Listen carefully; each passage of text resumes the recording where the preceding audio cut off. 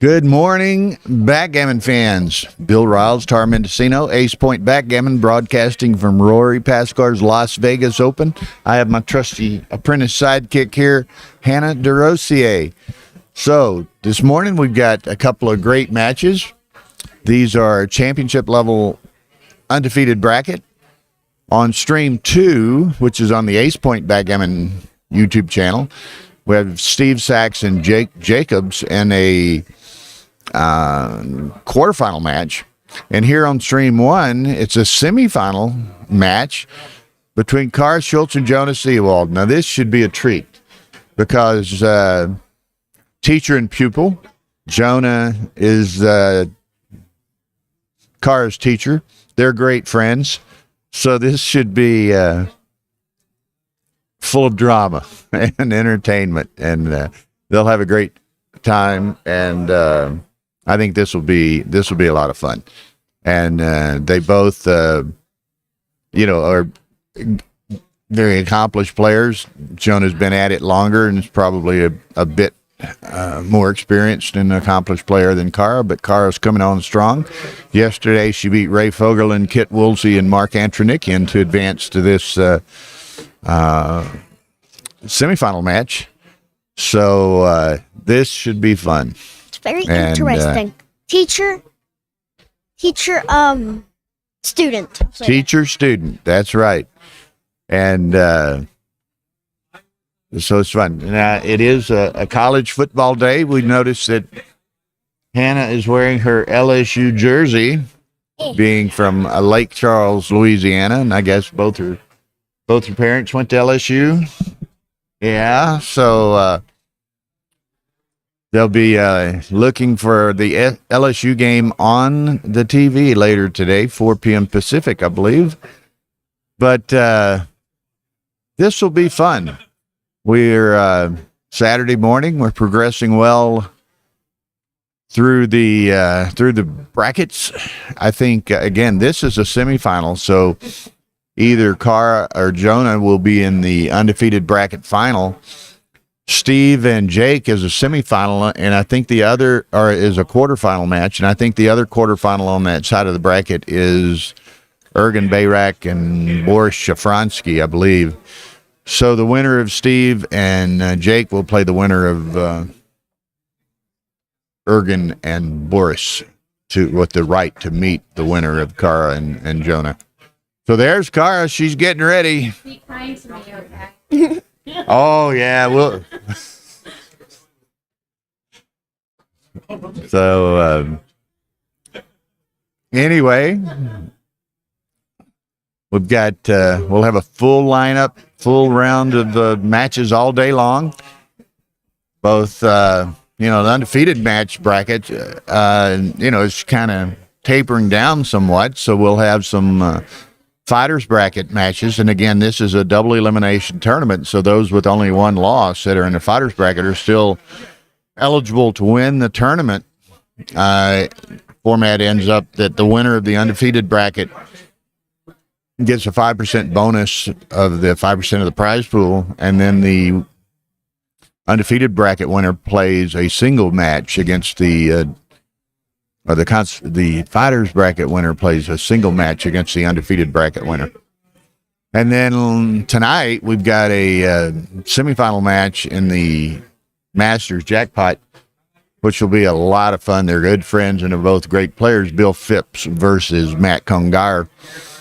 And mixed in with that tonight, we'll probably have additional fighters bracket matches from the main event.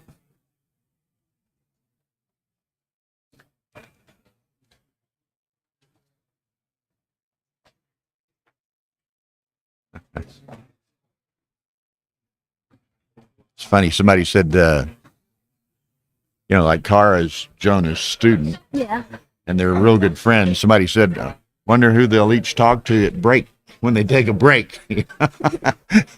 So, let's see.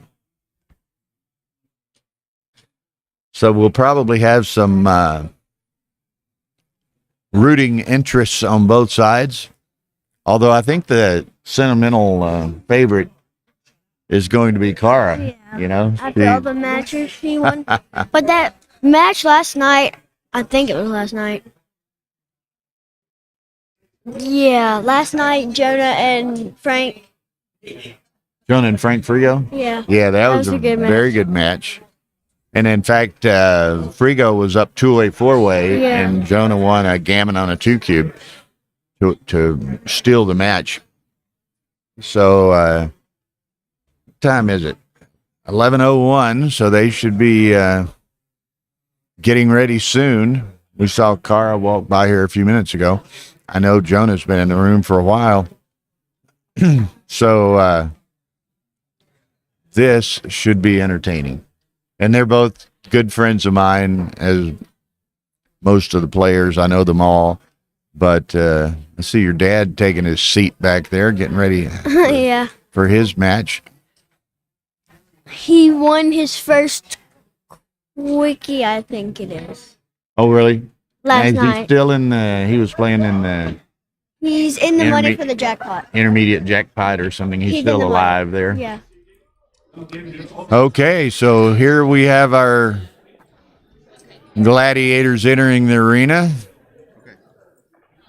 Jonah, they're pretty distinguishable. I probably don't need to just say who's who.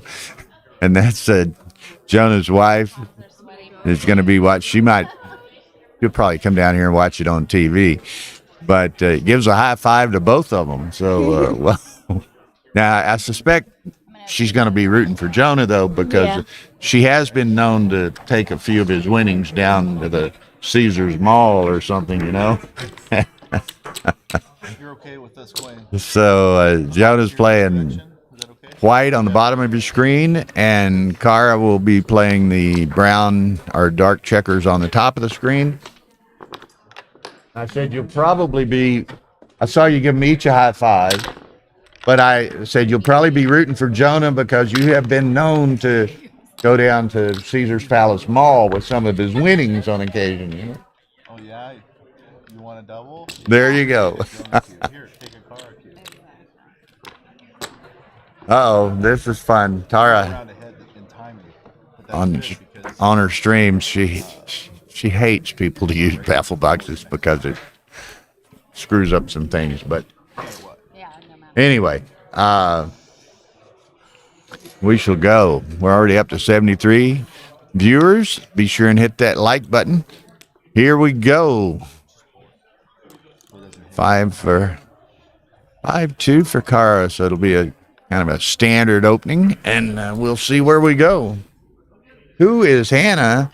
What? Hannah DeRosier is from Lake Charles, Louisiana. Good young player. She played first played in a tournament, in our tournament in San Antonio in February. Then her and her dad and mom, her dad's a player as well. They played in Chicago and Memorial Day, and now they're out here playing. So a very precocious little, now 11-year-old. She actually, she beat Frank Frigo in a 1-point match the other day. Have you played a Kiko yet? No, sir. No, sir. Okay. And I was remarking the other day, I love this girl's Southern manners. I'm a Southern boy myself, but we have a good time, don't we? I think they're supposed to be a 12-year-old girl my age in the novice division. Oh, really? Someone your age, huh? Okay, so let's see what happens. Now, we'll see how this match goes. Jonah may end up ruining the all the things he's taught Cara. So, it's kind of funny, and I laugh, and they're both good friends. And Jonah's almost in a no-win situation here, right? I mean, if he wins, he's supposed to win. If he loses, everybody's going to give him grief.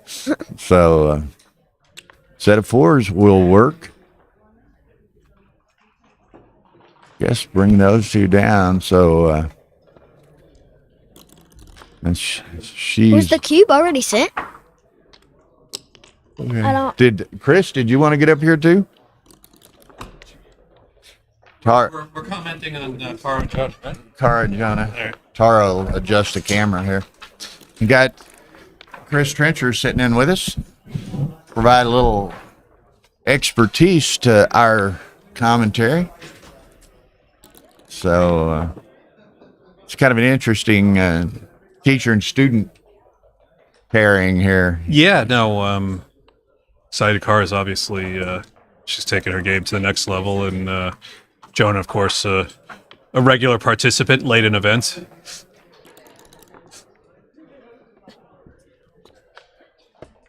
So she got the cube in.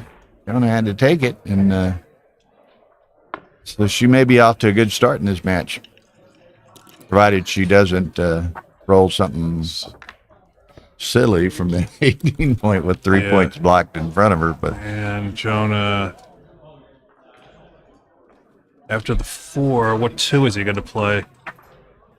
He might as well play 13. I think he has to hit. And then no other 2 makes sense other than just playing 13-11, so he doesn't leave 5-6 in addition to the 7. he doesn't. Wow, it doesn't hit. All right. And that's going to be a problem because Carr is a mile ahead in the race. Yeah, I guess he just didn't want a chance that. Yeah, but I think 7 numbers, he's just got to take a chance rather than give her any 5 to win, plus some good 3s as well. Well, for whatever reason, it seemed as though he just chose to more or less concede this. Well, she game. doesn't get by. He's has, there's a 3-point prime in front. There's numbers like 3-1, 2-1, 2-2, even 5-1. She's I think when you add it all up, she's not a favorite to completely disengage, but certainly she's a favorite at least to get to the midpoint. So he's reducing himself to nothing more than an ace shot at that point. So Yeah. I think he's just got to leave the 6 numbers. Even accepting the fact that with the second blush, he's going to win, a large number of gammons, which he rolls at 7. Even so, I think he's got to make the play. So we're going to be 2-0 Kara after the first game. Now, are you rooting for Kara or what? I don't know. I know Jonah more than I do Kara, but I want a girl to win. There you go. I didn't know if it might be one of those girl power things, you know? I don't know. I had something obviously very different, but somewhat vaguely similar to this. I had when I got back into the circuit. I was fine with my checker play, but really needed to work on my cube stuff. So I worked with John O'Hagan in the spring of 17, and then we wound up meeting in Monte Carlo in the semifinals of the Super Jackpot. I remember you interviewed us both there. Yeah. And I recall making that comment. And you won that match. I did win. I was very lucky. And then you turn around and Alfredo Unis. Lost to Alfredo Unis, which is... Yeah. Okay, so 2-0 Kara. Now I wonder, did they move things around? Where's my yeah. When they use a baffle box, it kind of screws up my telestrator. So we'll have to wait till the next game.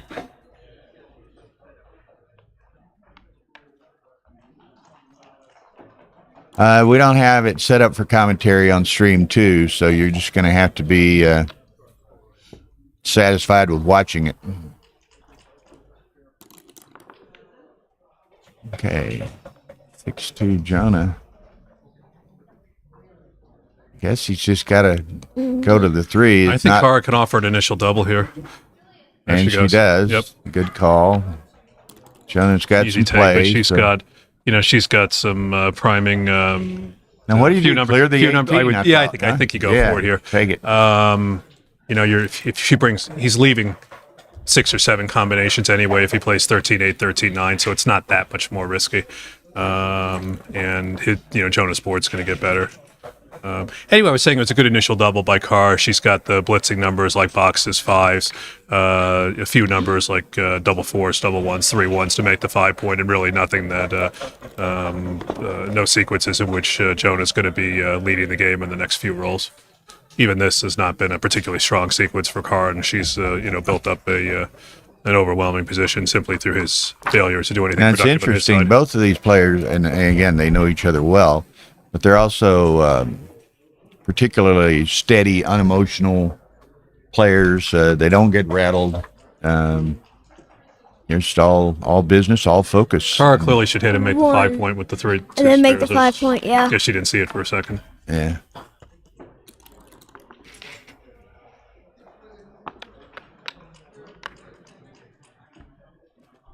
It's an interesting play by Jonah. I'm not sure it's right to come in on the 3 point here rather than take the ace point because his board is so weak and she can certainly go after him and win some gammons. Right.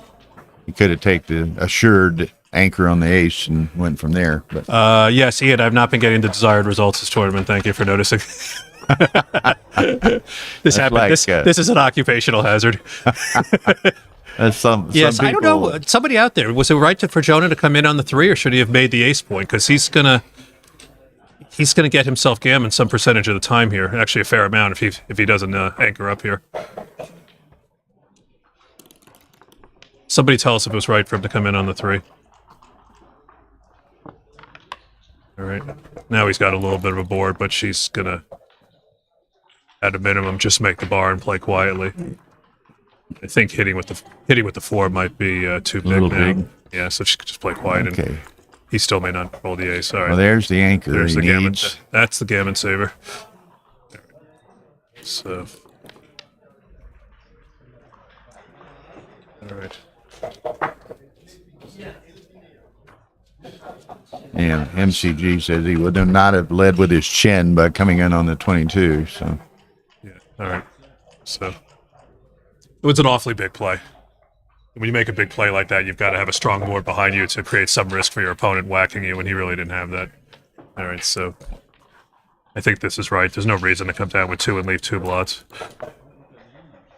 It also let Jonah escape with a 6 and hit with an escape. this is interesting, and we streamed them both. I think yesterday morning, and we all noted that were they each to win 2 more, they would draw each other, and here it came to pass. And Rory called me this morning. Rory's upstairs in quarantine, but he called me this morning and he said, "You're not going to blunder." Oh, Vinny, okay. All right, Vinny, thank you. So, yeah, as I suspected, that coming in on 3 point for Jonah was too ambitious, and he should have just settled for an ace point game and waited and built up his board while Kara came home. And he had 3 or 4 rolls to do that. Well, and it's kind of interesting. I guess they each come in, and maybe Jonah, I don't know. I was going to say kind of a game plan. What kind of mindset do you come in with? And it seems like, I don't know. Jonah knows Carr's game very well. He more or less conceded that first game 2 cube, and then he, played a little, perhaps aggressively with that early 3-1 coming in. But anyway. Yeah, so far, I mean, if we're being honest, so far he has made 2 plays that I think were fairly significant errors, and she's been very sharp. So whatever secret hope at any conscious or subconscious level that he might have had that she would be a little bit starstruck, that's not at all what's happening. Now, Rory called me this morning. He says, and I didn't understand what he was talking about at first. He says, "You're not going to blunder this morning, are you?" And I said, "I'm sorry." He says, "You're not going to make a blunder." And I said, "What are you talking about?" He says, "Well, I hope you have Kara and Jonah on stream 1." And I said, "Yeah, we have. All right. We've already posted and announced it. This will be a fun match, an entertaining match, fun match, and some good play that people can perhaps learn some things from as well."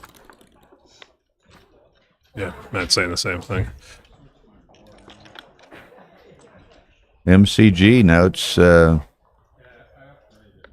Carr's been playing quite So if solidly. he clears, so he's far. got 6 shot levers, 6-4, 6-5, 5-4. And if she makes this play, it's 6-3 and 5-3. So Jonah's not staying more than 1 more roll. So this is perfectly reasonable. Clearly going to win a few more lucky gammons by taking another checker off. Okay. Well, you get into that and we were talking about it last night, one version of Art Benjamin's rule of 8. That he doesn't stay after the opponent has 8 checkers left, because you could lose 2 2 sets, and a small number in between, lose a BG. Yeah. All right, and Kara's going to have a 4-0 lead. Off to a great start for her.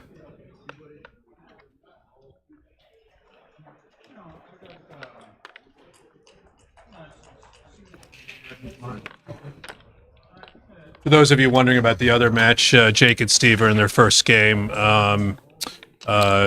Jake has a 6-point prime, and Steve has a busted board and a checker behind. So, barring some very unlikely accident, Jake's going to take a 2-0 lead there.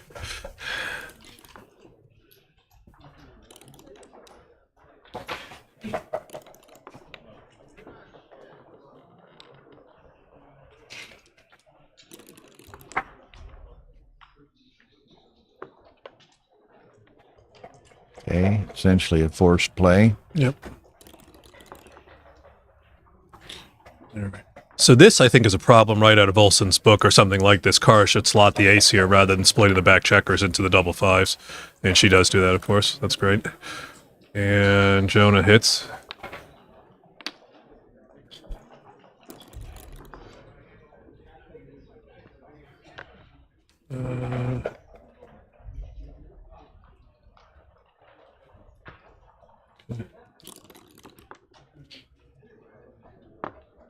You know, it's interesting, different styles. I've noticed her a little bit here today. She'll typically seemingly move very quickly and then kind of sit back and analyze the consequent position.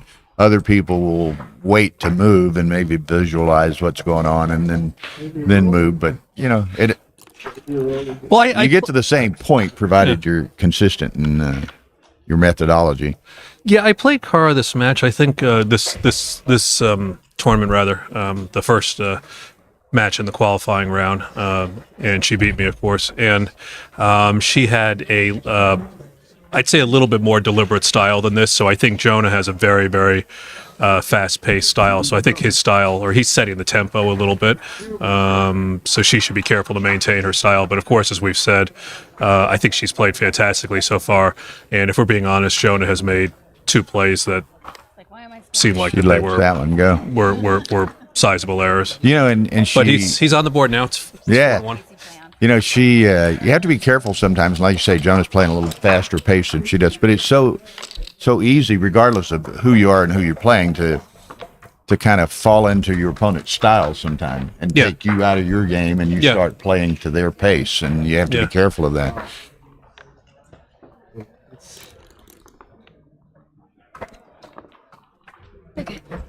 Okay, and you got Hannah's playing in the novice starting here at noon, so she's got some backgammon ahead of her today.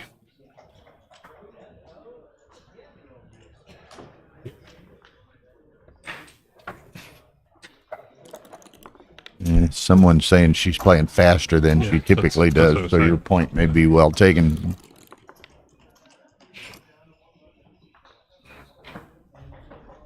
Jonah might double this. All right. Would have been a little bit aggressive, but it was...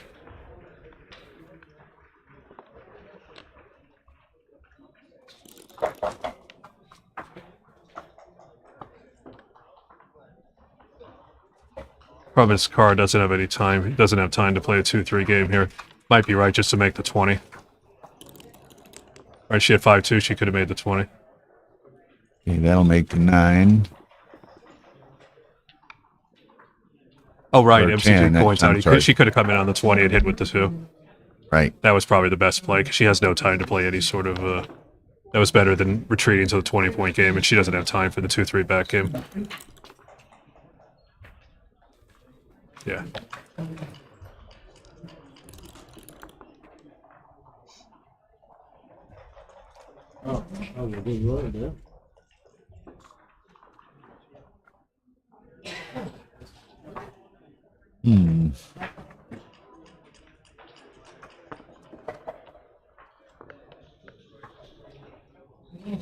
I think Jonah has a double. She's just got. I think Jonah has a double. She doesn't remotely have the time here, and if he makes the bar or the 5, it's just going to be way too good, or not way too good, but a market loser. She's way out ahead of herself here. Yeah, I'm not. I think Jonah's missed a double there. So just make the 9 point. Yeah.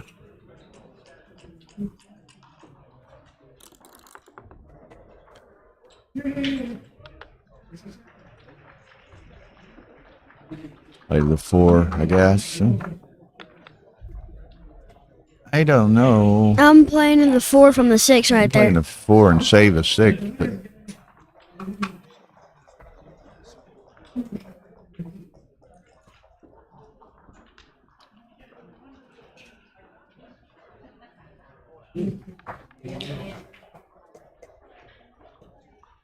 So what are her bad numbers?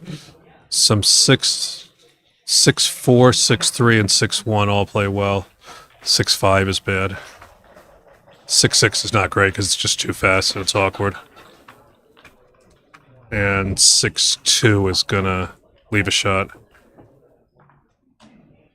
Combinations of 5s, 4s, and 3s are all fine because then he just brings it down. well, he's obviously well ahead What do here. the 2s look like? And your 2s, 5, 2, 4, 2, 3, 2, 2, 2 are all fine. And some of the 1s, 6, 1, 5, 1, 1, 1. This is easily a double. I was wondering if he was kind of playing around with her and just selling it by taking so much time with it. But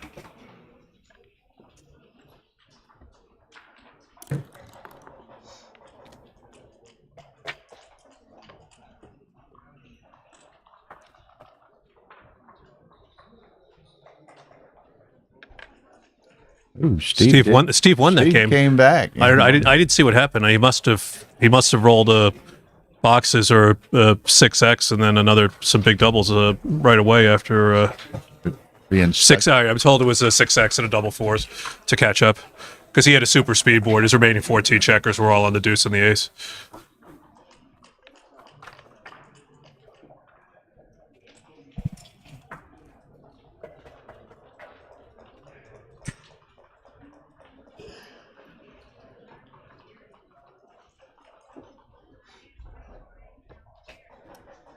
Matt suggested making the 18 with that, which might have been interesting. I don't know if I would have the courage to do that, but maybe running 20 14. 3 to 14 I wouldn't have had a problem with.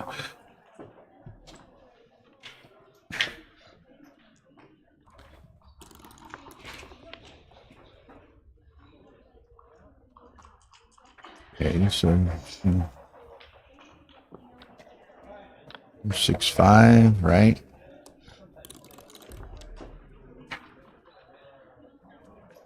Ouch, not good at all.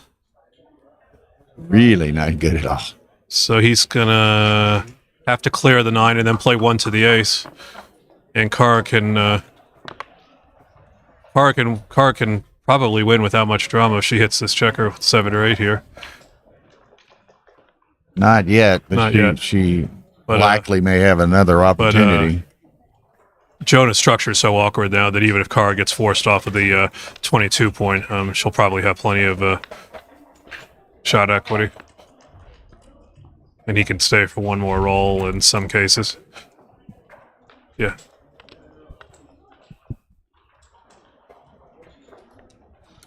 So Joni's Achilles heel here is aces, I think. 6s are killed, 5s play, 4s play, 3s and 2 plays. Aces are his problem.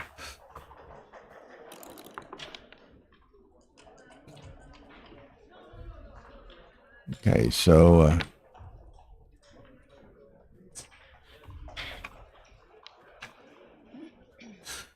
yeah, I was sitting here thinking, might you come out with the second one to the 18?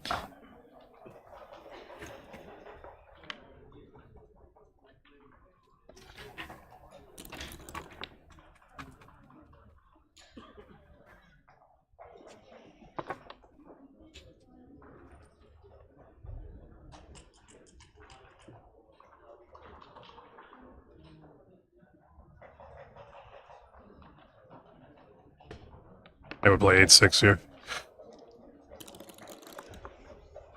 Okay, so So we're hearing next that rolls. we're hearing that Carr's take was an error, was a .079 pass.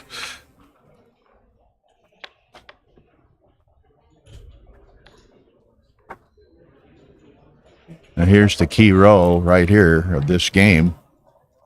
There's the shot. She's now got 15 hitters. She does not find one of them. He's not out of the woodwork yet with Not that by a long shot. with that structure. Well, 3-6 and 5-6 and 6-6 leave a shot off the bat. I see that.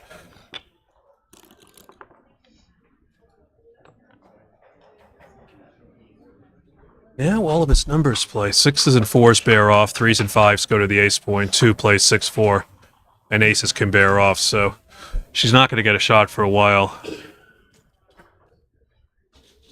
She's thinking of maybe she was thinking of splitting them, Chris, but I don't think that accomplished much. Like you said, everything plays anyway. Yeah, ideally, So Jonah would strip at least one of those points before she splits. And now he makes a 3-point great shot, obviously.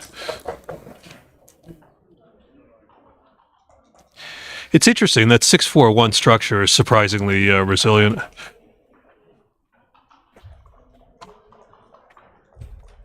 Okay, so again, it's not this roll. But of threes, that will work. And now she's got to run. Yeah, 6 out, 1 in. And she could probably stay for a shot against the 4-point and then run after that. No choice. Okay.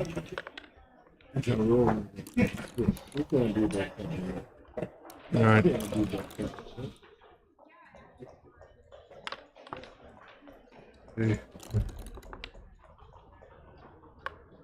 Okay, so it's going to be a single game in all likelihood.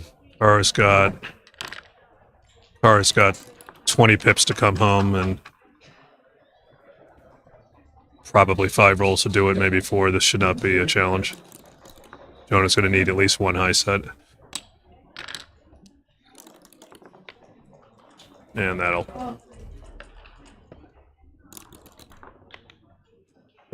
kill all the science fiction horror show variations for Cara. Okay, All right. so that's that. Okay. 4-3. Cara.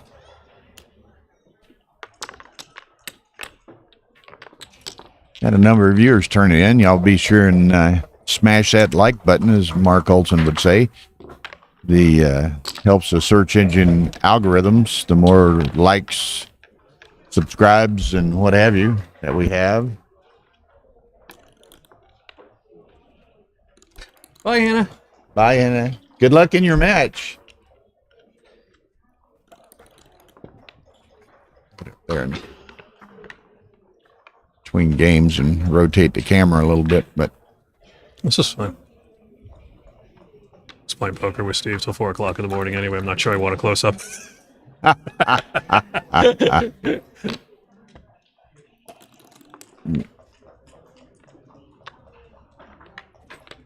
All right, all standard stuff so far. Come in and hit. And make the bar. make the bar. Excellent shot by Jonah. Should take both 5 points.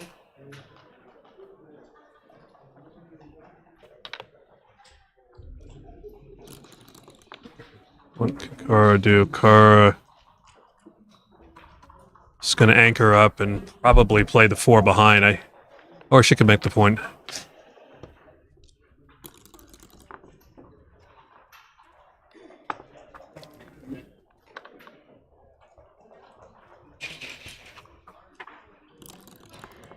Okay, she'd probably like to anchor because he's got quite a bit of ammunition working on the home board now, but he takes the 8 point instead. Now,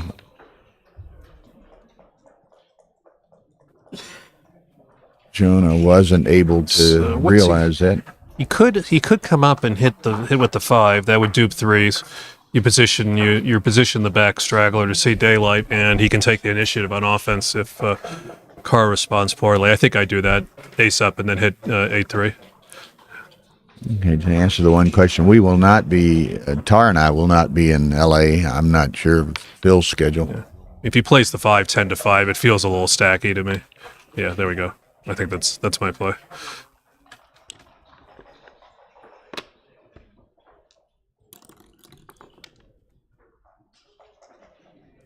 And Carr did not respond. And again, she's faced with a similar problem to what Jonah had 2 or 3 games ago. Does she step up like this, or were she to anchor? It's quite an awkward number. She does not want to anchor on the ace point and bury a checker, but she's stepping into the fire if she comes in on the 4, and that blot is actually an asset because Jonah's got many numbers to point or hit and cover the 3 and put her on the roof against a 3.5 point board, and he'll have a good cube and some variations where she doesn't hit back. So I think she has to do this. But yeah, it's Matt like this. 21, 23. Yep. So it begins, and she needs to. All right. Jonah cubes here, obviously, if she fans, and she does. Jonah should cube this. And he does. Now, if I'm Carr, what am I doing here? She got 8-10 in the zone. That sounds. She's going to let it go. Yeah. Yeah, Jonah had 10 in the zone, and he was anchored on the 20 points. So her upside, even if she survives the attack, is probably a 50-50 game. And so those, heads it's a 50-50. Tails I get killed type positions aren't very attractive takes. And hello to Stefan, and it will be a great match. Great storylines involved beyond just the backgammon with the student teacher. And the friendship and so forth, so it'll be interesting. Oh, Vinny's transcribing, so neither of them are playing spectacularly early on.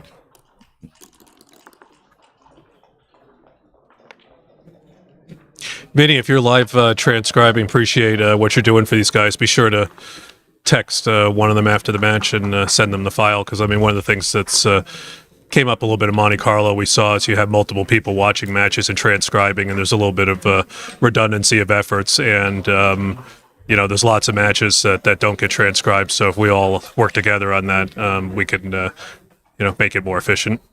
So appreciate the hard work you're doing and giving us these updates. 5-7 is all a matter of perspective, Gigi. I suspect that Carr would like to think she'd be playing lower than that, and Jonah would certainly think he should be playing considerably lower than what he's playing. But yeah.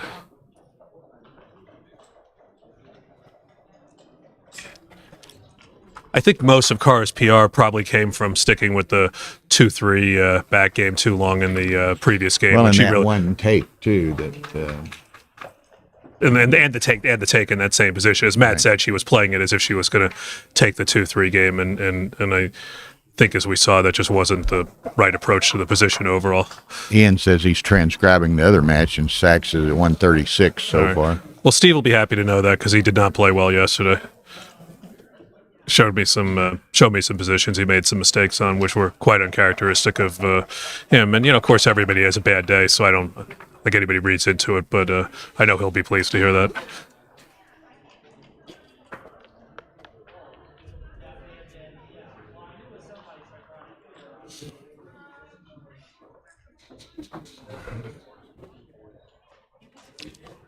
She's an ace to play?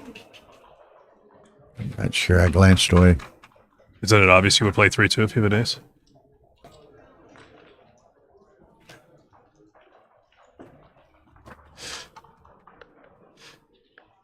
Vinny and Ian deserve a raise, absolutely correct. But sometimes we just do this for the love of the game, and shout out to everybody who shout out to everybody who develops the skills to live transcribe and the charitable nature to share their work with the players. That's great and part of how we make the game more fun for everybody. And Jonah hits this, and he should. The reskip. I think he did her a favor there. This is probably too good. I mean, her board is in shambles, and he could easily make the 4-pointer, slot the back of the prime. Somebody put this in. I suspect this is too good for Jonah. Certainly don't know what she's thinking about. Yeah, and I like that. He's the only downside to live transcriptions. You can't do it at 3 times speed. You know, when he's doing one from a recording. Matt says it's not too good. Okay. Plays it fast.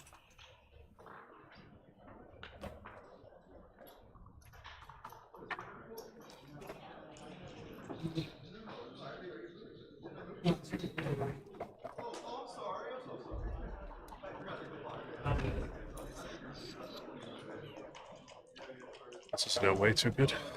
Yeah, come on, Car, use your...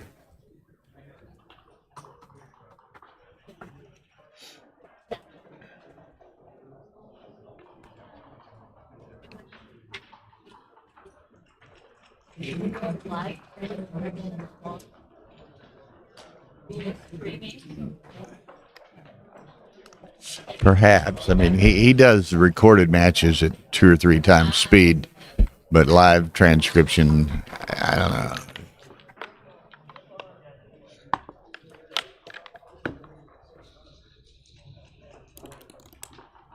know. Okay. Jonas Wardell says I take. All right.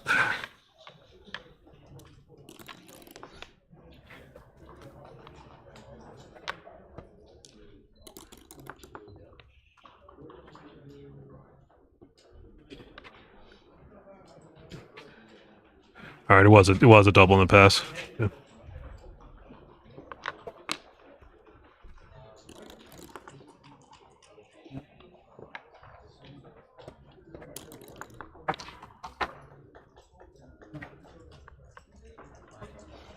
So what does Jonah do here? Obviously 2 plays. He could hit 2, or he can make his 5-point and slot the 20. And I would have made this play. Yeah, Steve picked up another 2 over there. He's up 4-0. For those of you wondering about the other match, Steve's now leading Jake 4-0.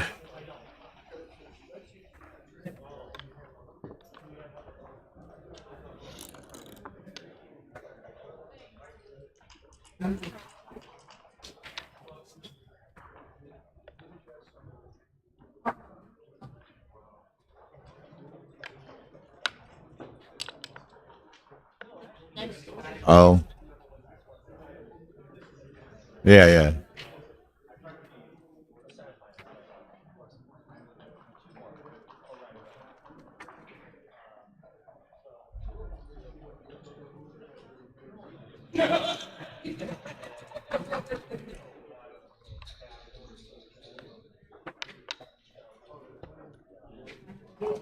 John would like to see 2 small numbers. Not quite small enough, but he'll take the hit and his 5-point, or her 5-point, I'm sorry.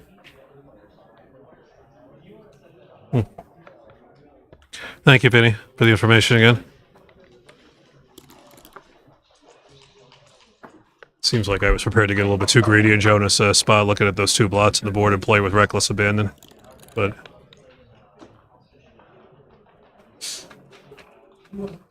so what's that? That's a 4-point?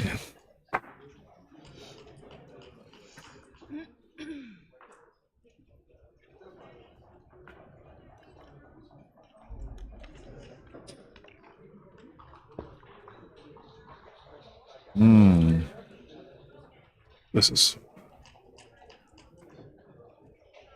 I think this is gonna. That seems if a she little just big if she to just me. plays 21-13, what's the race? I mean, it's got 15. Or just do that. Yeah, I like this. Then you've only got the 1 blot to worry about.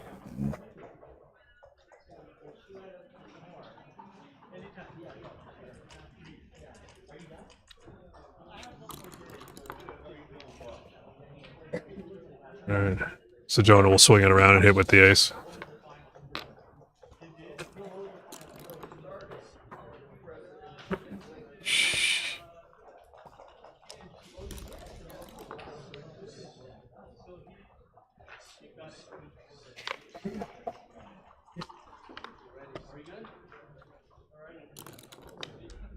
Later, Casper. All right. 16-11, 8-2.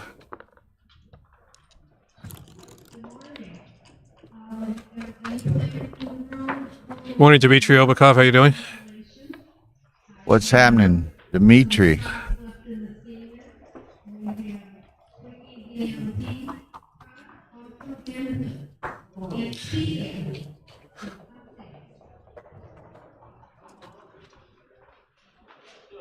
So, cars market losers would be double fours, double fives, probably maybe double twos and double threes, probably. Not a whole lot yet. This thing is struggling.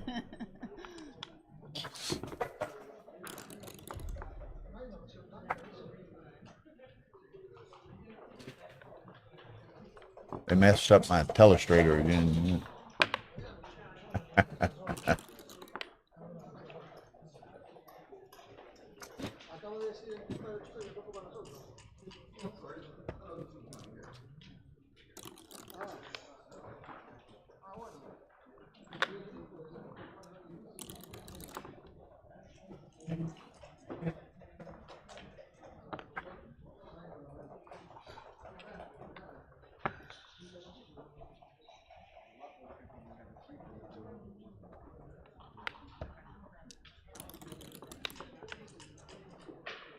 Look out.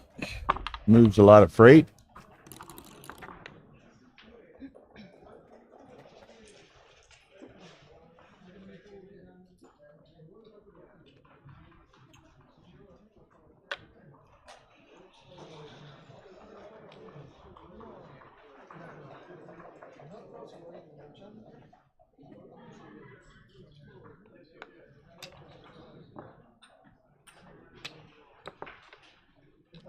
I guess she buries them, gives her a little bit more flexibility to try to clear those points. But Yeah, she can't leave a shot now. This is the worst time to do it when Jonah has a close board. Now he's either going to break the board or run. I guess just dupes the aces in a sense.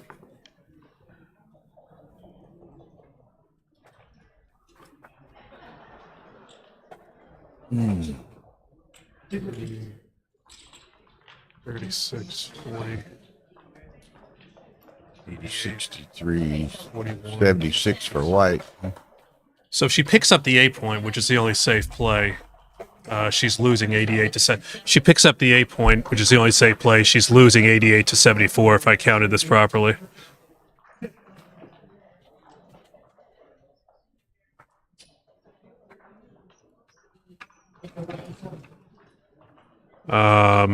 If she makes a play that leaves a blot, which is any other play, Jonah may double with the shots.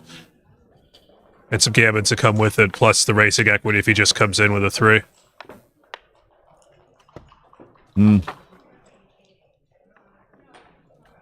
Guess she gauged the other just Jonah too ugly. Jonah should double this, I would think. He's up in the race.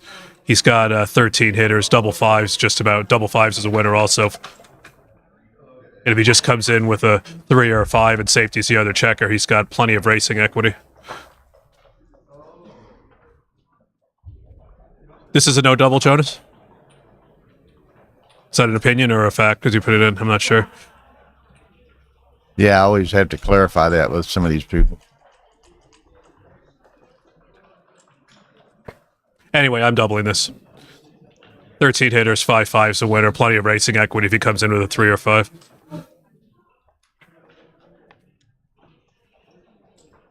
And it's not that easy for her to clear, even if he does come in with 3 or 5. Yeah. I think he has to do this.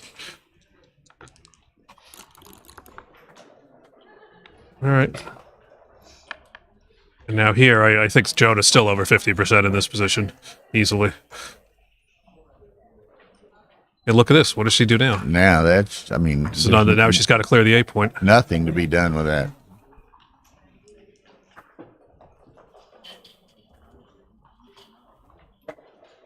Now Jonah's going to get an 8 shot. And if he comes into the outfield with the last checker, and she hits, she may not. Some of the hitters will not cover as well.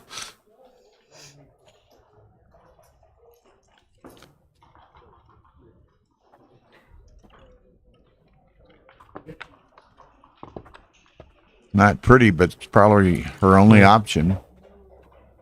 Right. He's the ace, but then that's fraught with difficulty too. 6-5.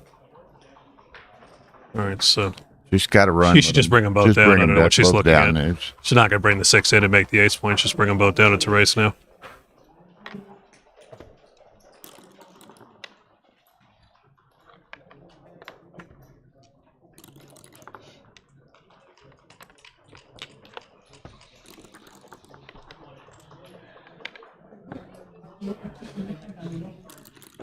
Okay, just pretty much a dice rolling contest.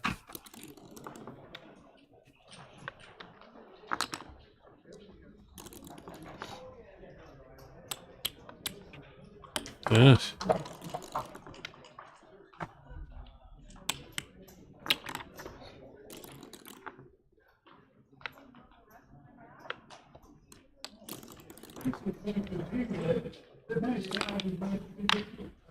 A lot of numbers, but not many checkers. So what's she got? 7? Well, Jonah's going to be off in 9. 5 now. So the question is, can she get off in 4 rolls here? We'll see.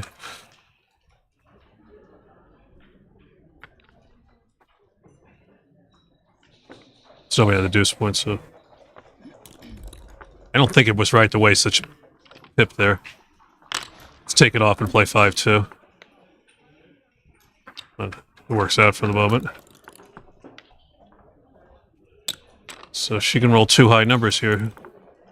In great shape. Oh, she's going to need the set if he doesn't get it. And she's only has 3 sets that work. Okay. So Jonah holds on. 8-4 Jonah. What do we got over here? 5-0 Sachs against Jake.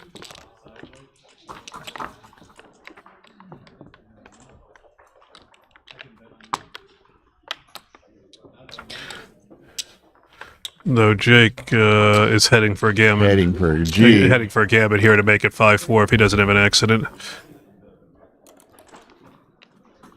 And there's not many accidents to be had. No. Okay, and over here on the covered match, Jonah now with an 8-4 lead over Carr.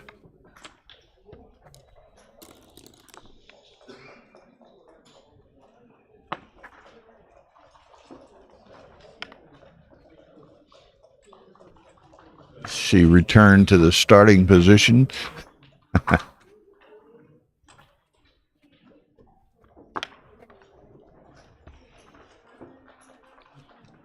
think I would have left the 5 there and played 13-8 because you want to keep that point slotted to make it next time and force the action because she's now behind in the game because, or rather, Jonah's behind in the game. His car has escaped one of the checkers and put it in a useful spot. And now she'll run with the last one. There, Mishi Poo is in the house. Hey, Mishi Poo. Big Sachs fan, so I'm sure she's enjoying this one.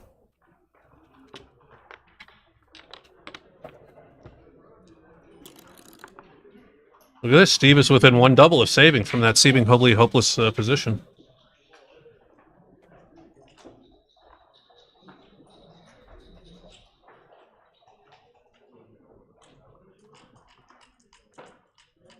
Okay. Jonah danced with boxes. Car's contemplating should she do something here. Yeah, this is a double.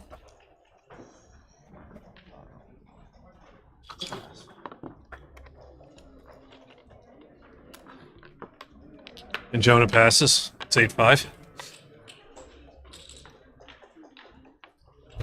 But Steve saved that. Steve's save would look like an impossible situation to save with at least 3 doubles that I saw.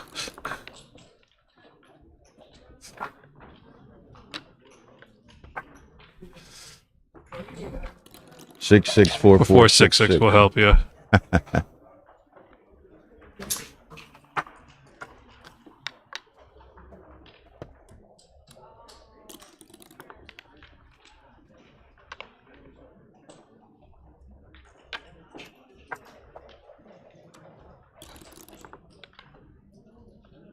Five two. Let's hit and bring a 5 down. I think I don't know. She may come out something else reasonable. 15. I try to avoid getting hit at my opponent's you know, outer board early in the game right. when there's no returns. Don't further stack those Yeah. 6 and 8. Mr. Justin Knoll is in the house. Justin did all of our live transcription work in Dubai last week, so we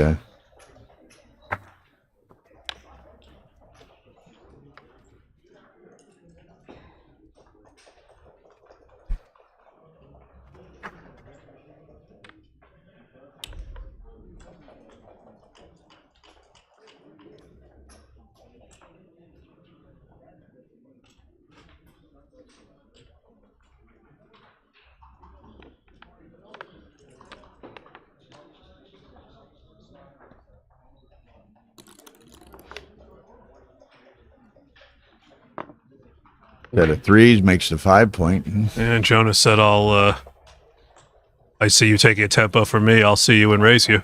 And he'll make the 5 point. And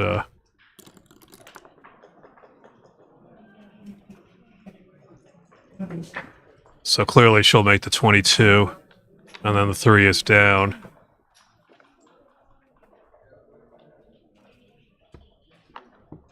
And Jonah's going to double this. He's got 7s, 9s, aces, a variety of numbers to make the 9 or the bar point. Makara can take.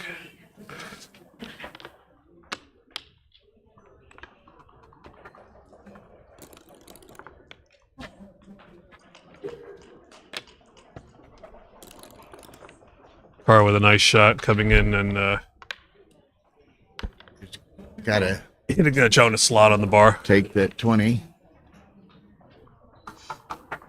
She's got double 5s. Just looks pretty 2 straightforward. 2 points, huh? Well, she can make the second point, or she could just play 18-8. I think I would do this. Some more coffee? Keep the structure. Yeah. Hey, Tara? Tara. I'm not sure about that 2-1. I don't really like creating a second anchor and letting Cara leave with a 6. Obviously, double 6 as she was leaving anyway. I think I would have come in on the ace and come up with the deuce.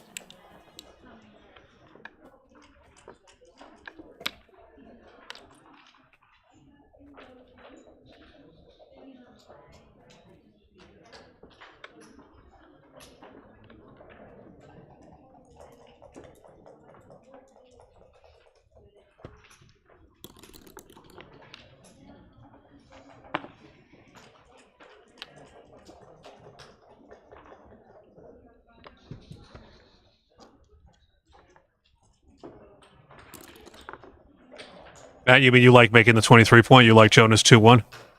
Okay.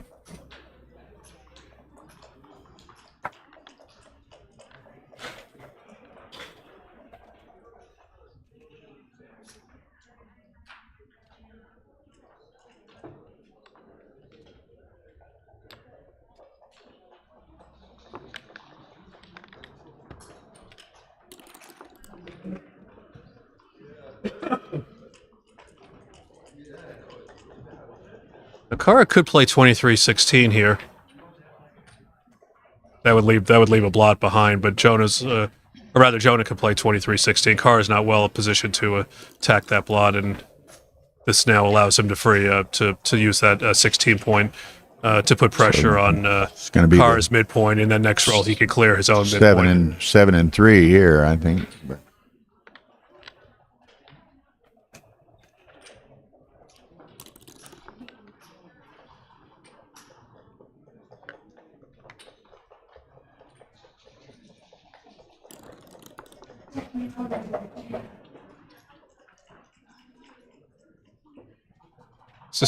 It's not a shot. He can play 7-3. I don't see any other safe play. Yeah, 7-3 is the only safe play, which I think she has to do.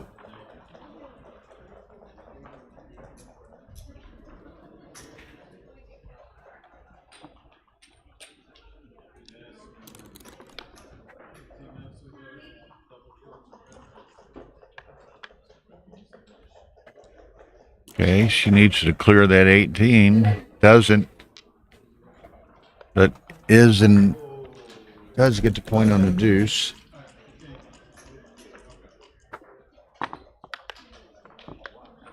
That's what I would do with 1-5. Looking to clear the 18.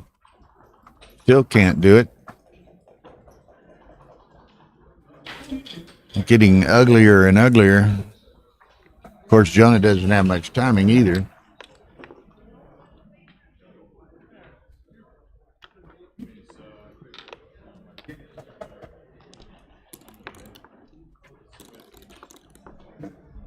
All right, Cara got the break she needed. She made the ace point. Jonah fan. This should allow her to make the most variations she can make the bar, clearing either the 10 or the 7 in the process. Well, when does she redouble? redouble? The answer is perhaps now. She does have some numbers to make the 4 point, and when she makes the 4 point, she's going to win. She's going to win a few gammons, not many, but people have stayed out for a while. I think this is a redouble. Yeah, and Jonah can't be too excited about taking it either. No, I would not. Yeah.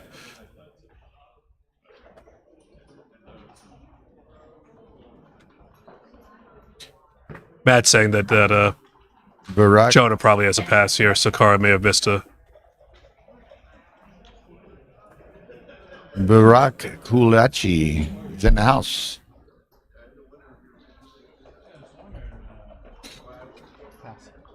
There it comes. Gonna let you go. And Jonah insta passes. She didn't even get that cube halfway across the board before he told her to put it back on the side. Just stop it. Stop it on its way over. Just Stop it.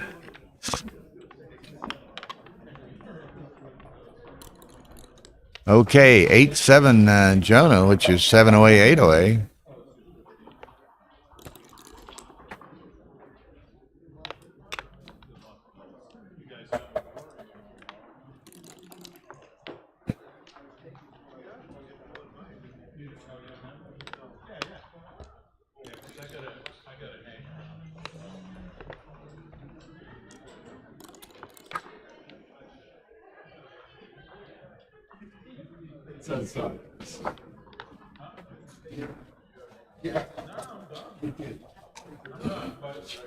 She makes the 5, leaves a block. She could have made the 3 there. Not sure what's right. 3 would have been reasonable.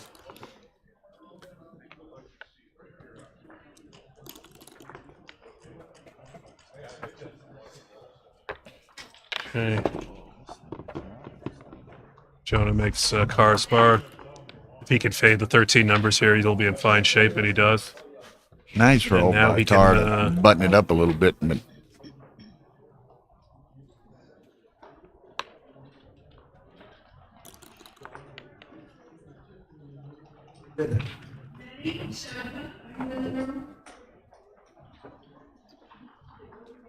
not opposed to running.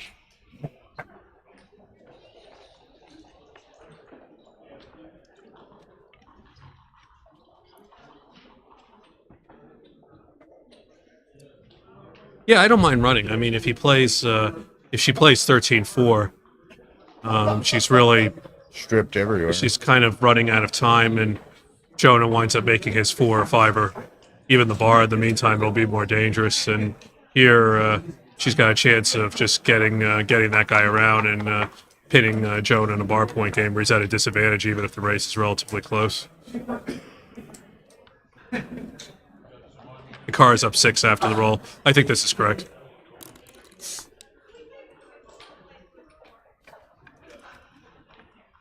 Okay.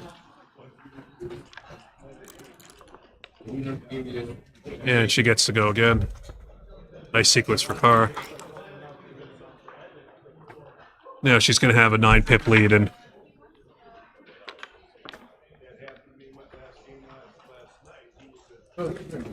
Jonah's on a bar. Doesn't have it. Nothing worth looking at for a No, double yet. no. She's only up by 1 pip here. No reason at all to look at this.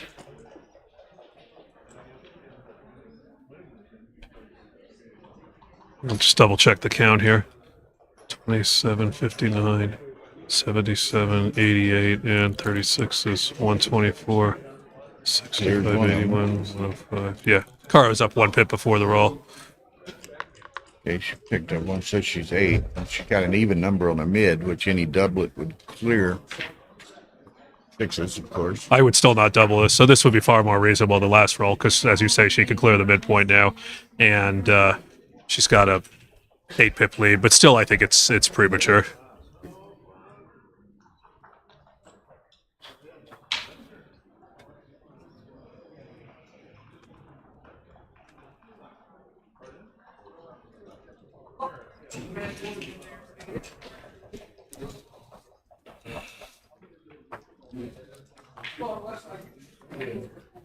Yeah, Oh, I don't like that.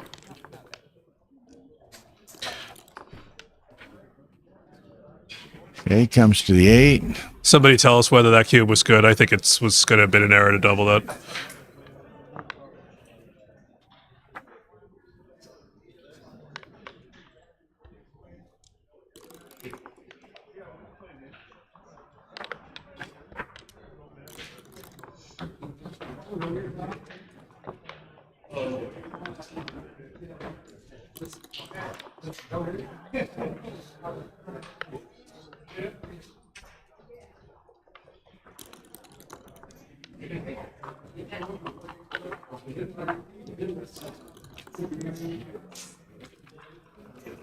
Come on down. Matt said the same thing. Now, any doublet clears.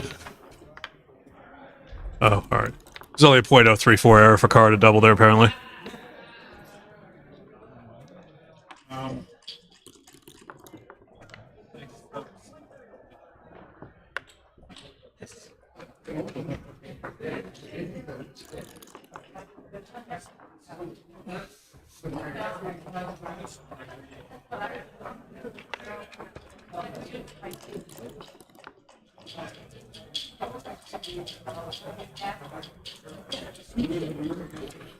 It was thin either way. This was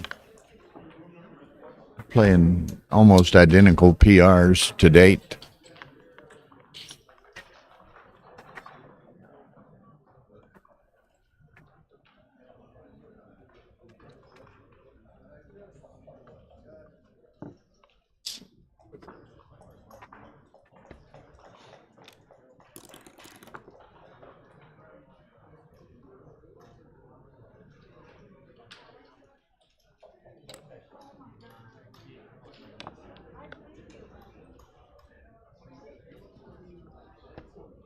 Now, Jonah can likely sustain this roll, and then Tara's perhaps subject to leaving them light.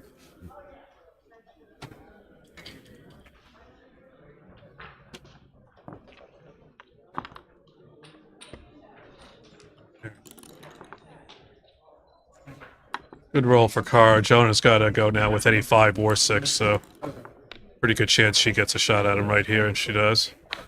Or yeah, she So does. it's Yeah. 17 numbers. 17 numbers. Double 5s and double 4s are likely winners as well. Oh, but she rolls a bad number. She rolls a bad number, so now he has the 17 numbers. She should play that to the 5 point. She played 5. She took a pip. Should we point that out? She misses as well. She He played, misses she as played well. 9 pips instead of 8.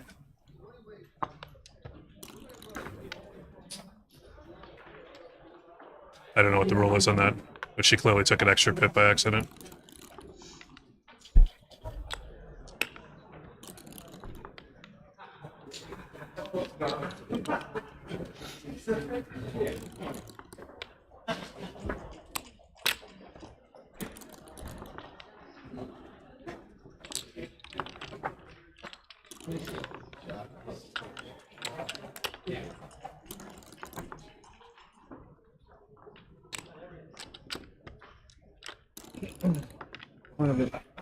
Yes, Ryan, she has.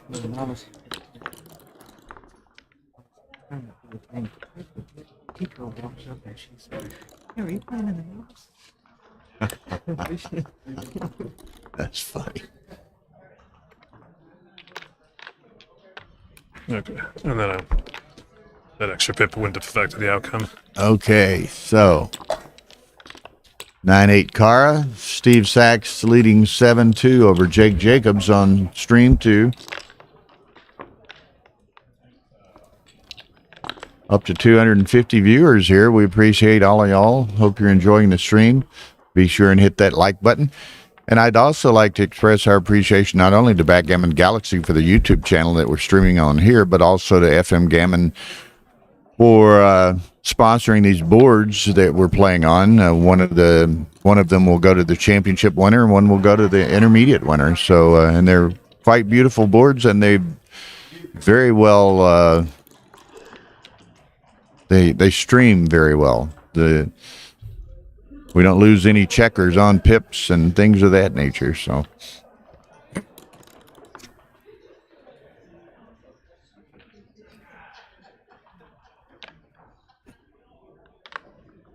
Dimitri, go easy on Ryan. We want the kids. We want more kids in the game.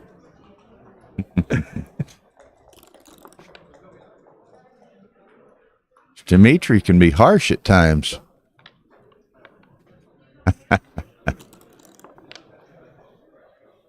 All in good nature. All in good nature. So what does he do? So he'll play the 4 in. Any other play is too big. She makes her 4 point, and she's going to be able to cube next sending this unless he makes the bar. This is a good shot for. Makes the 3. I think she's still got it. She's still got a double here. She can play off the mid, and she can run either of the back. She'll run either of the back. Matt says, can it even be too good? I doubt it, but there's a few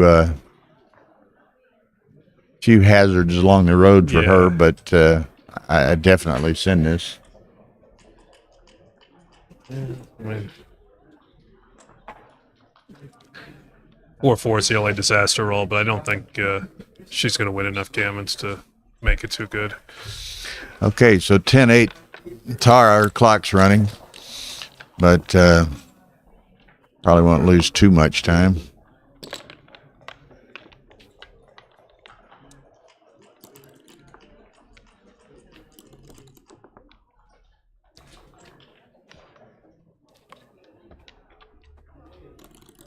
Oh, she did have a 20-second runoff. Yeah, it's about 20 seconds.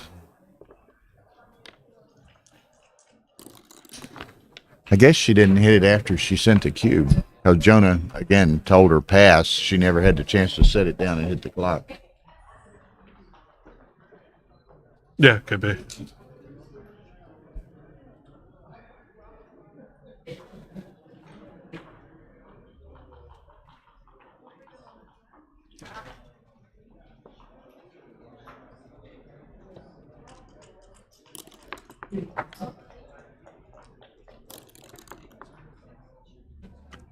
Double fives. Okay, set of 5s.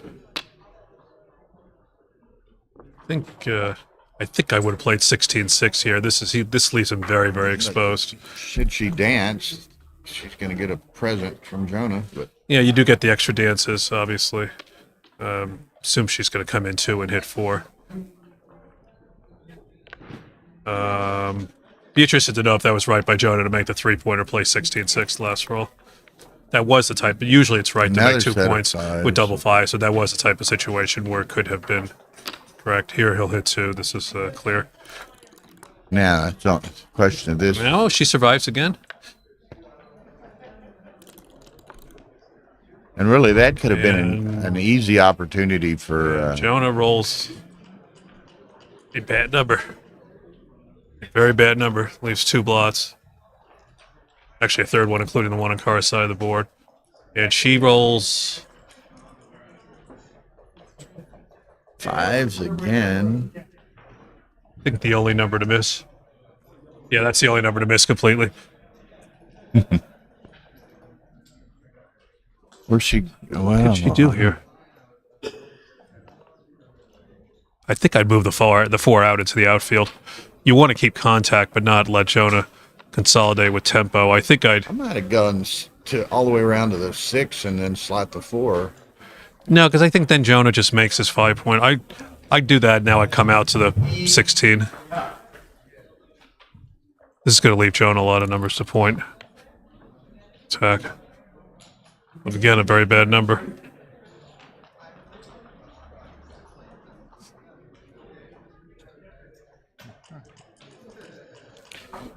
$18-13 and hit. Seems like it's forced. Thank you, Alex.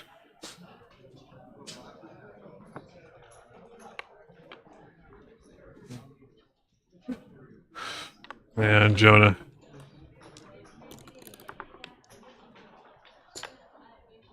Now Kara picks up the blots, and if she can, particularly if she rolls a 2, she's got a very strong game. She finds a 2. And what 6 are we playing here? I'm not sure. I like that. There's 1s and 2s and 3s and 5s to hit, and that makes heavy use of duplication there. So any 4 or 6 by Jonah missed in the last roll. So now I assume she'll play. Bring them both out. But bring them both out and Right. tie 2 of them up on the 17 point.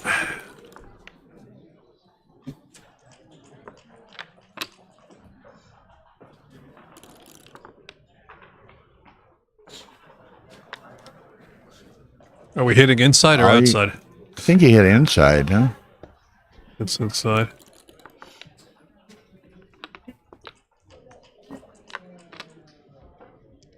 And they're just bashing each other back and forth. And Kara responds. Makes it the hard way. You'd cover the 5, but then she still got a 6 hit, so. And that's a bit. Dance now. All right, this is easily a pass. Right. I don't think it's too good. Just got 1s and 3s and 8s and 12s. Okay, Jonah passes. Okay, 11-8, 4-way, 7 away.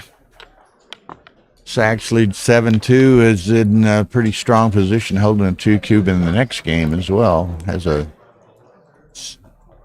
Jake trapped behind 2 checkers behind at 6 prime.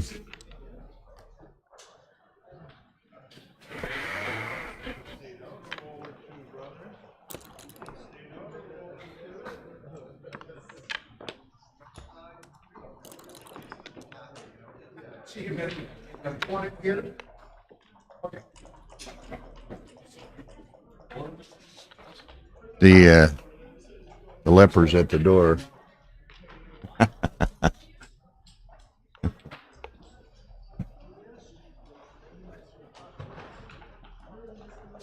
Well, everything's going smoothly, even though he isn't in here. So.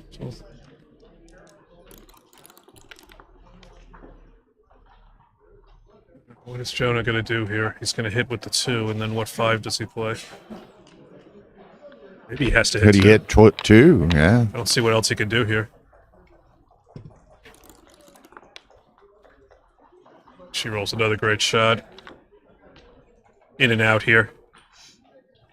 She could make the 3-point next Could roll. make the 3. And you could do that next roll. Even if Jonah rolled an 8, it wouldn't matter because he's got the 3 blots. She should just bring him out here. Bring him out. And she's going to be, despite the fact that she has to double somewhat conservatively. I don't like this because if Jonah rolls like a 6-2 or a 6-4 or a double 2s, it just allows him to build a little bit of structure and keep her back there. I would have just gone last roll. Well, he can't hit that, so let's do that.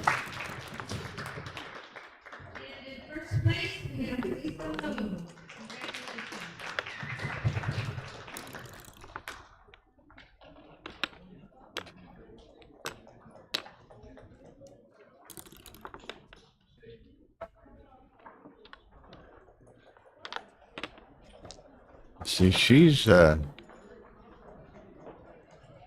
playing quite well, but she's sliding into his speed game a little bit too. It's just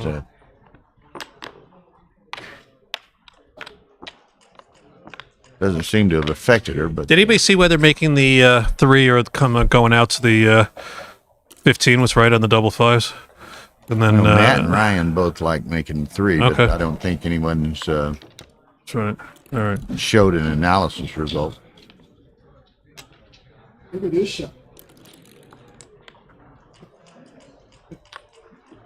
Man, 5-1. Look at this. Aces.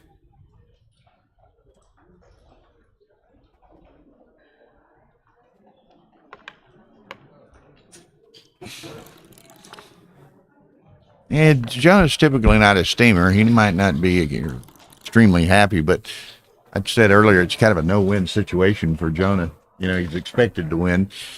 Oh, well, he's competitive. He wants to win this match. I mean, he's Certainly wants He's to going to win. be a gentleman and say it's Oh. a win-win for me, but he wants to win.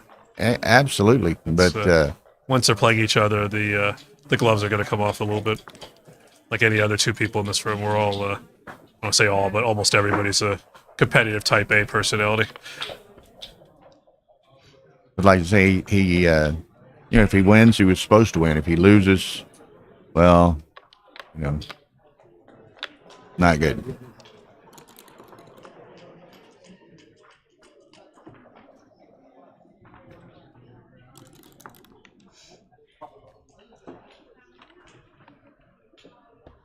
Well, Yehuda Yekiel said she played it correct. Any other 5-5 is a big blunder.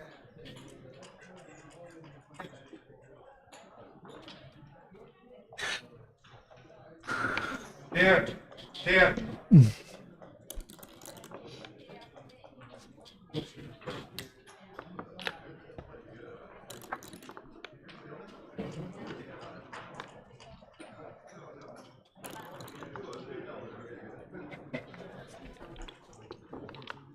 And Jonah made that 10-point just in time.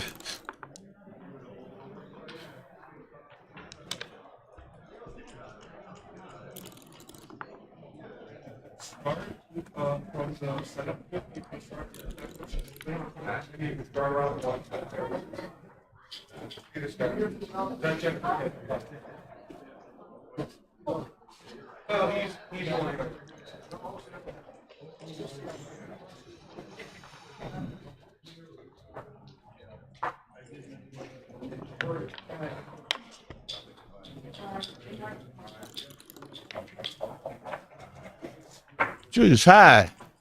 Julius High joining us here. I don't have it. He got it back from me a couple of days ago.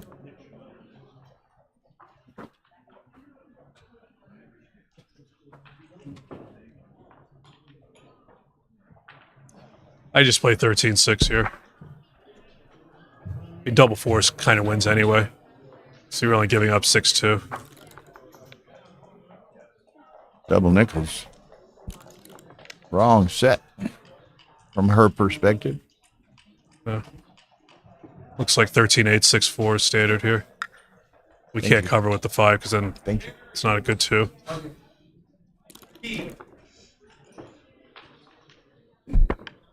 And now Cara can come out with both of them. Got it. I never got it after I gave it back to you.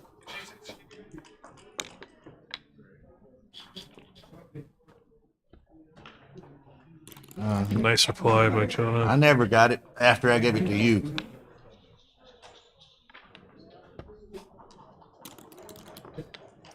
No. When did I give it to you, Barry? No, you didn't get a key last. I didn't get a key last night. Guaranteed. Jonah's Guaranteed. 45, 65, 68, You never 40. get to the first. I got the key the first night, and Roy got it back from me the next day. Jonah's still losing by 5 here, if I counted correctly. No, I didn't catch something in a row. No, I didn't get a key last night. That's positive. Yeah, still losing by 5, not a double for Jonah. Now he's up 6.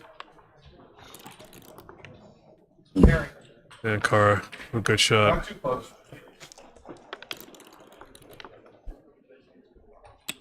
When? Is Roy feeling better? I don't know that he's feeling better. He's got he's got a lot of head congestion, but he's feeling maybe marginally better.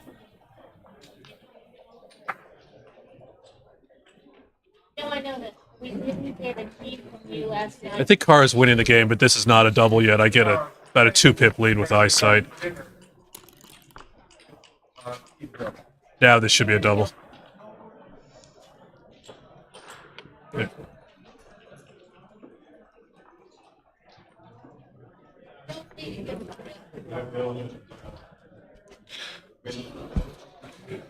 So it's,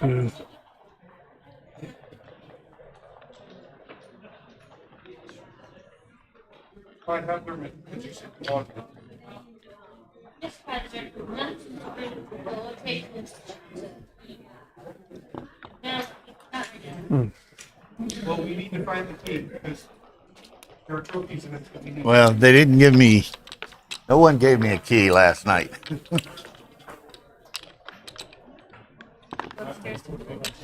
I didn't take anything out of my pockets. I just take my pants, lay them to the side. I've never seen the key since I gave it back to Rory.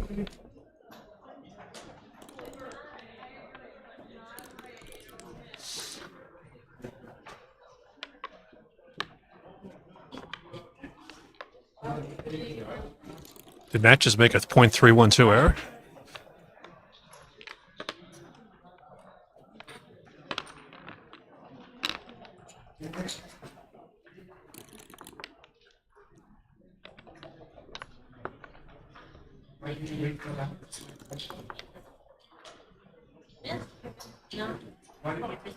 Jake, they're on break. Steve's leading, or rather, Ed, they're on break, and Steve's leading Jake 7-4 to 15.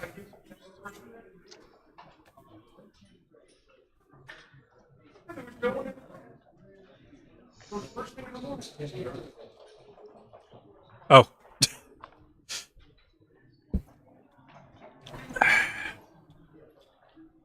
All right, tiny take. Matt was right.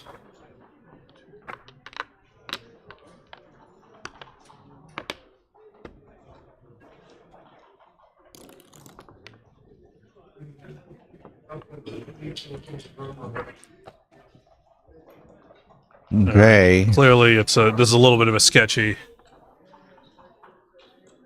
disheveled blitz, but he does have 10 in the zone, and clearly Jonah will win some gammons when things go well. I mean, he's 2 away, 7 away, 2 away. So It's almost a free play for the match for makes- Jonah. She's going to drop it, though. She drops I'm it. a little bit surprised.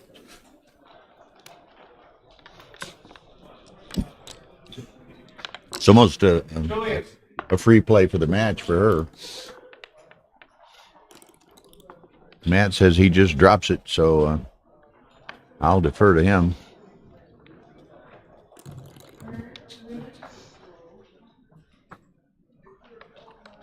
Mary, count the kid, count the kid. 2 away, 6 away.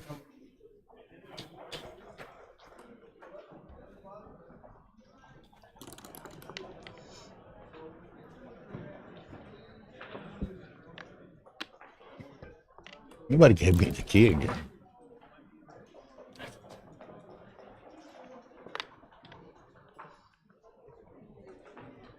It's not. I gave it to Rory the next day.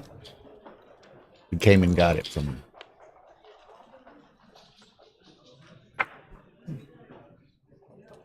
what does Carr do here? Just make the 9 point, I guess. I think she ought to just consolidate her racing. Yeah, it clears up all the blots. Nice shot by Jonah. Takes both 5s. Yeah, makes both 5s. Right. Okay, now do you make the 4, I guess, huh? Yeah.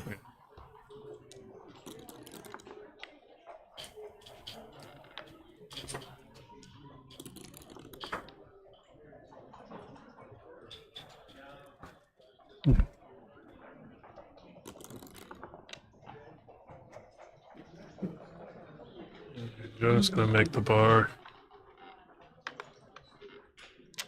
Gigi, they're on break on stream too. If you're seeing something, you need Jonah's going to to double next roll. Unless refresh Carr your rolls 2 6. browser or hit the live button on your YouTube screen.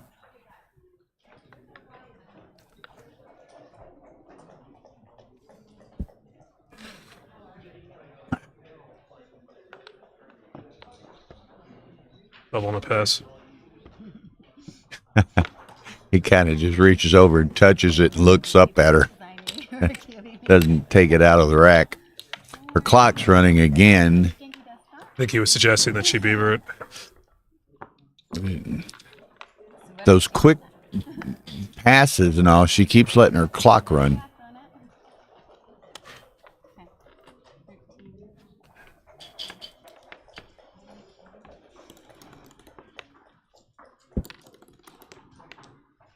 Did somebody tell her that? Should somebody tell her that? That's her I response. think Tara. Yeah, Tara's. But she's probably lost Well, 40 seconds. whatever Tara said, it didn't get through. Well, Tara was here and she was walking that way. So she's not back there yet.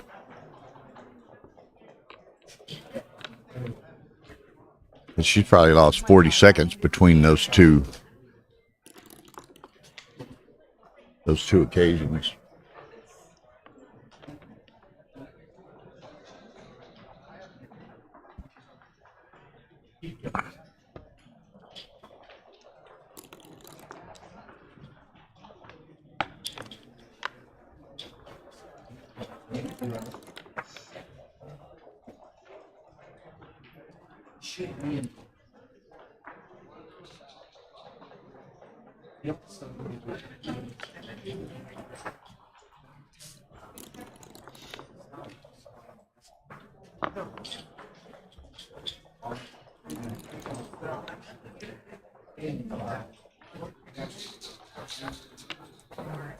I think she's got to bring the 3 down, even though it's risky.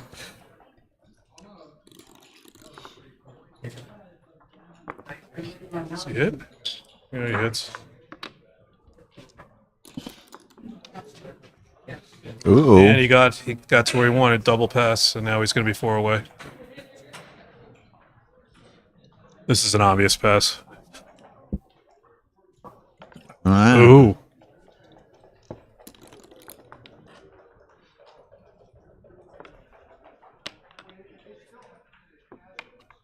I think she was seduced by a little bit by the fact that he had 4 back. But All right, it's not. Well,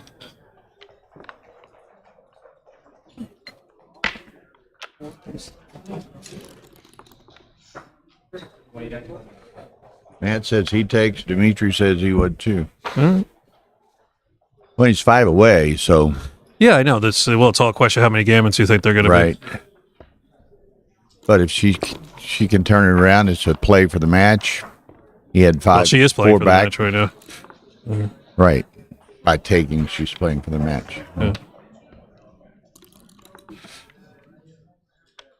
Anchor.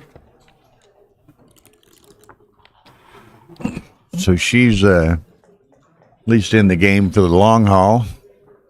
And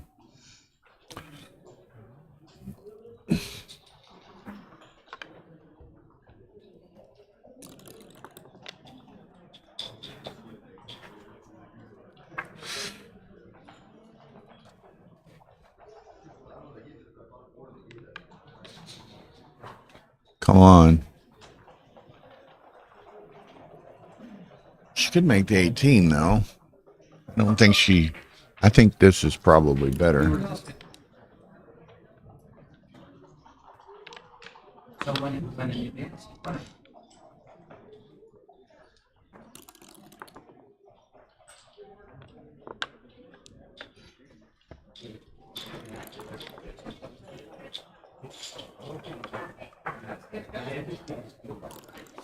Car needs to get something going.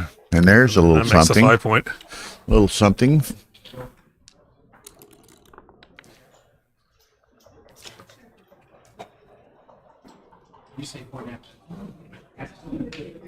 To the 8.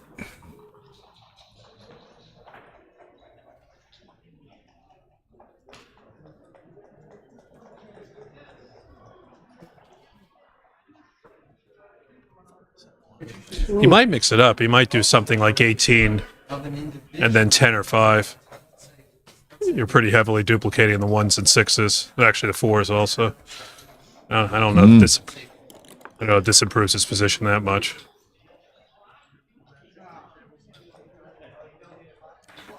So she could make the 9 You point. can make the Or she 9. could come up, and if she comes up with the 2, then she has to hit on the deuce. This looks pretty strong to me. Okay, he gets another checker. And go to the 5. Now he's going to...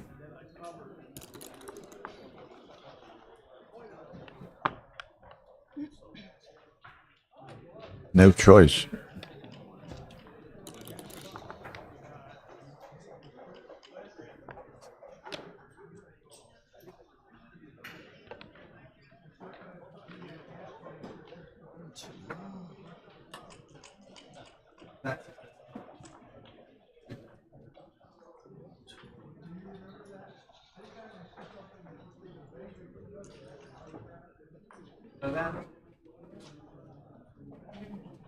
Let's get 2 more.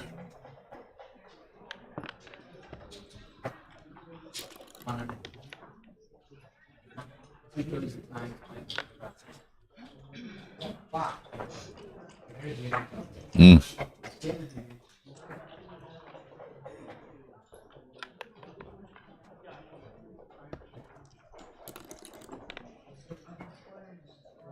And he should just get out and go for daylight like this. Not even look at making the deuce point, which doesn't help us. This is my play.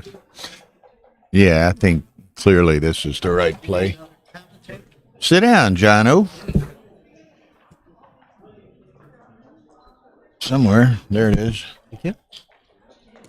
You're not on the picture for the moment, but Tara will probably come adjust the camera in a moment. Okay. John O'Hagan, you'll hear his voice for a while Yes. until Yes. Tara comes So by. let's see. I just walked over here. 13 to 10, Kara. And cube is where? Oh, it's been turned. Okay. So 3-2.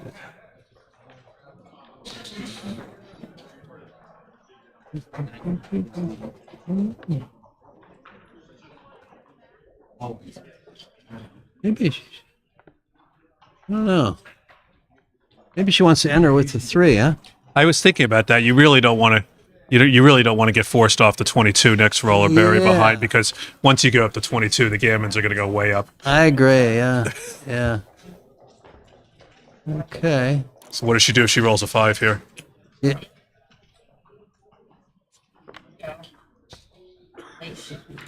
No, Soon? we played last night. Yeah.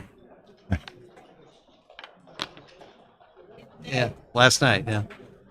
Yeah. So, okay. Okay. 3-1 makes Sticky. All right. She really wants to enter with a 3. Uh-oh. Uh-oh. That's a disaster roll. There's the Yeah. bad. Now he's got those pointing numbers. Wow. He's got to hit it. Probably just single hit, right? I don't think Brings 2 in, right? Yeah, I think just single hit, right?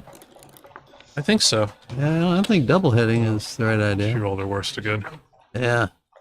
All right, he just needs to get out, Yeah. not roll stupid double 3s, and he's in great Right. shape. Right. And he got out, so let's Yeah. go. 4.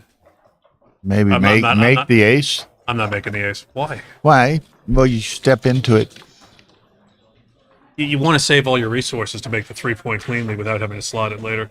And you don't care if that guy gets hit at some point anyway. He's got 5 guys off the edge of a 6-5 prime. Yeah, I agree. At some point, putting another checker out of play. Yeah. Yeah. I mean, I understand he didn't want to leave the direct shot, but how much does it matter if she hits that checker? Yeah. Right. True. Right. So, And this is another man that's not available to hit on the 22 now. yeah, right. Now you can hit with 4s or 5s, and 5s break the 8 point. I think that 3 was actually a pretty big error. Yeah. Okay. But 2 blots over there, so he's going to hit. For 4 hits. Yeah, definitely hit on the 3. This is yeah. Just come So out. then you only have this the 1-3. Okay. Lots of gammons here. Even some backgammons. Look at this. Look at this. Backgammon would be a brutal way to end it, wouldn't it? Yeah. Yeah. Yeah, maybe 7-5 at the 2. You don't Yeah. really need the blocking 7-point at the moment. Horse is running, John. Yeah. Yeah. I've seen that one over the years. You want to get off when your opponent's on your deuce point. You want to get off of the bar as quickly as possible. Yeah. Because Yeah. Right. And you don't really want to. you don't want to get into a situation later where you have to play a 5-6-1. Yeah. Yeah. Right. Okay. So. One off. 6-2. Okay. Okay. 2-1. Or is it double twos? Oh, it's double twos. Double I'm two. sorry. Maybe one there and on to the ace, right? To stay even on the back. No, I think this you is don't- right. Don't worry about it. Once you only- clear the 5-point, if you have no spares on the 3, you're going to wind up in trouble with deuces later. Yeah. I'd rather. And you only paying off to 6-5, so Yeah, I'd rather. yeah. Okay, it's probably off the BG, but all right. You keep clearing, or do you take one off? I don't know. Maybe take one off there. Probably pretty close.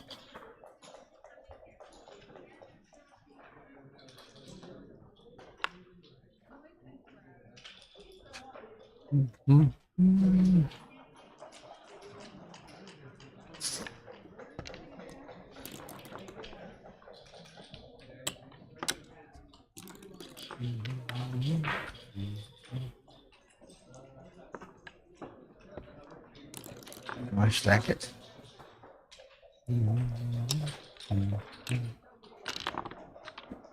Okay. Still some jeopardy for Jonah here, but yeah, especially now. Lots of Gotta blotting go. numbers. Gotta leave with one. I think about 20 numbers. Leave a shot here. No? Not that one. She's Ooh, off the barely. bench. Yeah. Yeah, Jonah Okay. gets the Crawford 2 away. Yeah.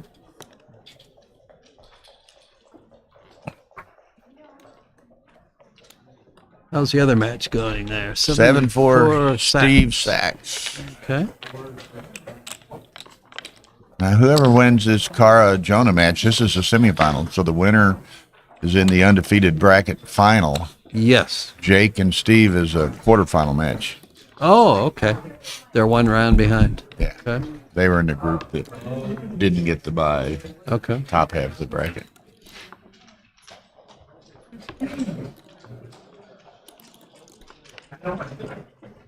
Ah, look at all these doubles on the opening roll. 3-2 for Two down. Kara. Yeah, Go two for down. it. Right. 3-1. She needs a point Yeah. to work. 7. Yeah, she's in Gammon Go, but an opening 3-1 is an excellent Gammon save response. Yeah. Right. All right. It's 2 and the 4. Looks pretty clear. Yeah.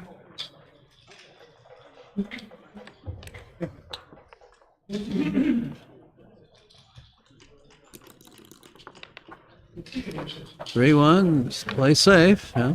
The other quarterfinal opposite Jacobs and Sachs is Ergen Bayrak and Boris Schafronsky. Uh-huh. I wanted to ask. All right. Yeah, I think that's probably right. Safety's everybody up there. 61 just run out, I think. Yeah. 4-1. Good shot. Great job. Jonah. In and hit for sure. Not really much of a choice. Right. Right. And it could pay off, right? Quarter of the time, Jonah will dance, and then he's got some gammon chances. So, and if you don't hit, then what? Yeah. Ooh, dance. Oh, Jonah dance. Yeah. All right. Now what? Do you make the 5 or do you? I'm making the 5, playing 8 to 6 and anchoring. Yeah. I got sippy pads again. I got 6s to hit and 5s to cover. 5s and 7s to cover. Yeah. Good. Yeah, I agree. Oh, no. Why this? No. Why that? Yeah. 6. I don't understand that last one. Yeah. Now we No. get. Couldn't have covered We couldn't- anyway, we but couldn't cover it anyway. nonetheless. So, Go to the 5 and down, yeah. it's reasonable. Yeah. Uh-oh. All right. 6s, 4s, and 1s. She definitely needs to hit something here. And 5 is the number she did not want to see. Right. Okay.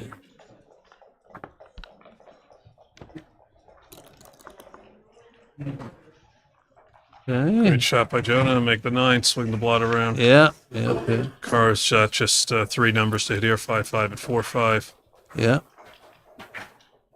So switch anchors up to the 22. I mean the 21.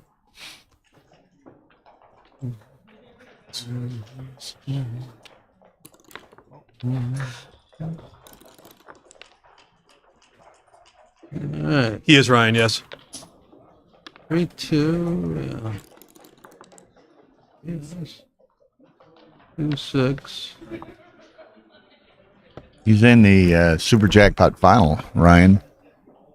Okay, so you gotta leave a blot in the mid there. Phipps and Matt play him. Yeah, 12 to 6 and 13-9 looks. That's nothing else. Yeah, of course. I guess he was just double checking, make sure he wasn't overlooking something. It's a good thing He's to got do. 5 numbers here. And that's one of them. Yes. Wow, the game goes on. Yes. Oh. So Well, if Jonah never came in, he's got those 7 checkers in the Out with the outfield. last one. He's yeah.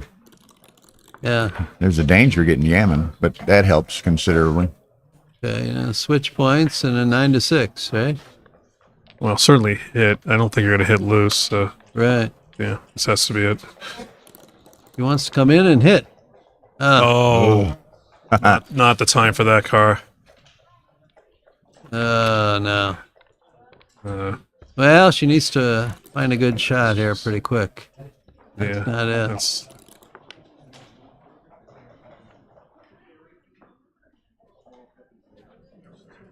All right. So does he leave the 5-5 joker?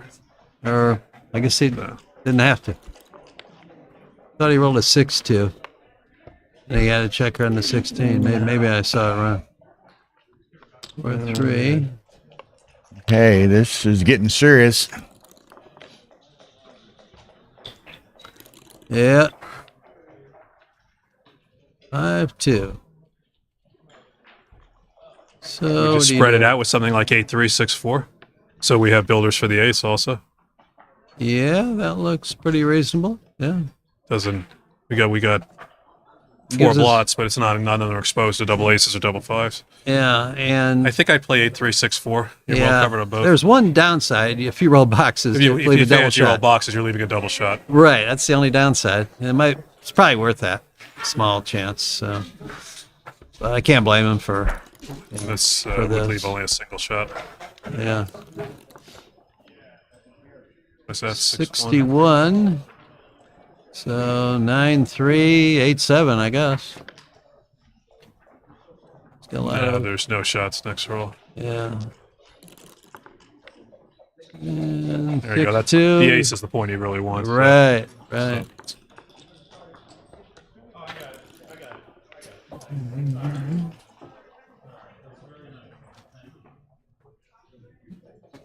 So do we bring them both in, or do we do something to worry about double 6s? Yeah, I do this.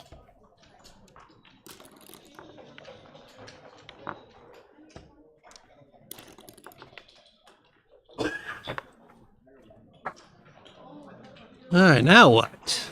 7-3-6-4 or That's what I would do. There's no 7, reason, 3, 6, 4. there's no reason to hit that guy. yeah. And I think since Kara's basically going to be either on the 20 or on the roof forever, I think you need to just get this 6 points stripped right away, and then hope you don't roll 6-1 or 5-1.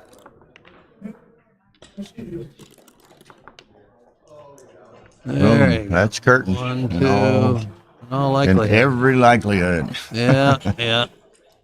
Hard to lose from here. He's in. 5, 3. He's toast. Yeah. Good match. Good Excellent comeback match. from Jonah. He was down Excellent match. This was 13-9. exciting. Thank you for having me, Bill. Well, thank you for joining Yeah, in. thanks, Anytime, sir. All right, I may be back. Same, Jono. Thank you. I've been waiting We on gotta my match. go, Waiting on my match for a while. At some point, we'll get it played. I hope. What are you in? Consolation? I'm in the one-loss bracket. The fighters. Oh, you're still in the one loss. Okay, I'm in great. the concept. You're in the console. Yes. Okay, well, I'm going to go. Y'all bear with us a minute. I'm going to go glance at the brackets and see what we can put up next here. Steve's leading 9-4 on Jake. Which is about to be 11-4. About to Actually, be- maybe about to be 13-4. Oh no, there's no cube. Okay. It's going to be 10-4 or 11-4. Jake needs. Okay. Well, let me Jake go should be look at the bracket Steve real needs quick. one more double to gammon him. I'll be. There it is. You can talk on that. She switched it to 1 if you want Oh, to visit on that check. for a while. John, you want to drive for a little while? This one's Sure. up now. You drive on the Jake Steve match. Sure. Okay, Okay, I'm going to go look at the brackets. I'll be right back. I'm going to go check it. Okay, so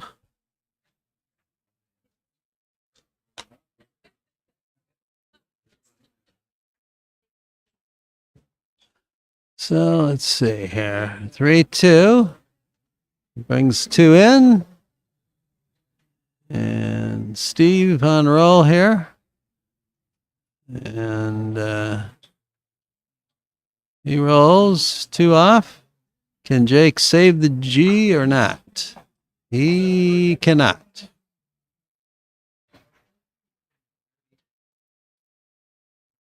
So 11-4, 4 away, 11 away. So that makes between 2 even players, according to XG, using Neil's numbers, about 85-15 favorite, the leader at this score.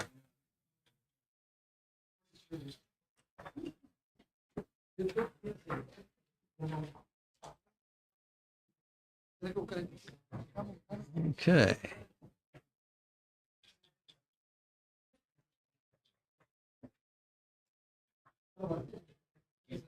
Yeah, 6-6.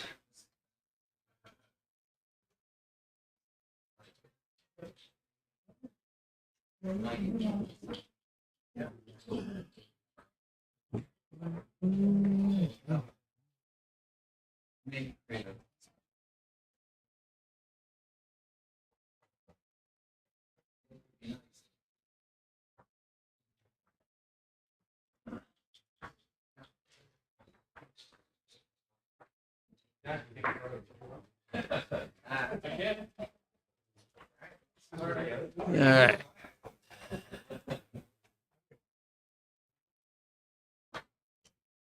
Five, 4 for Jake. Double hit looks clear.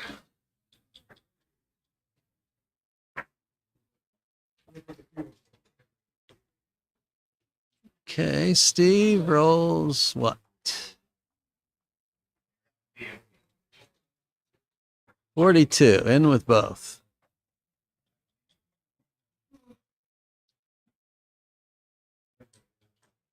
$41, might as well hit and cover the ace, I think. 4 numbers dance, and there's a few others that don't play so well. So that looks right.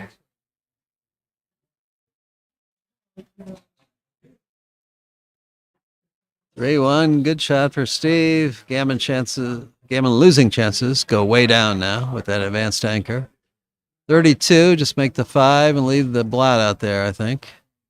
I don't think that's right.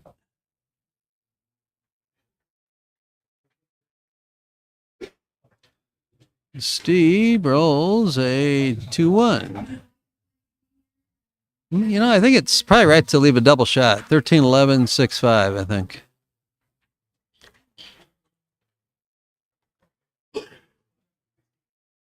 Three, 1 makes the 5 point.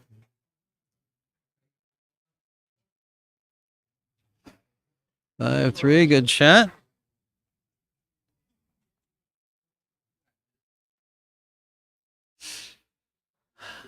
6-1, in and out to the 18.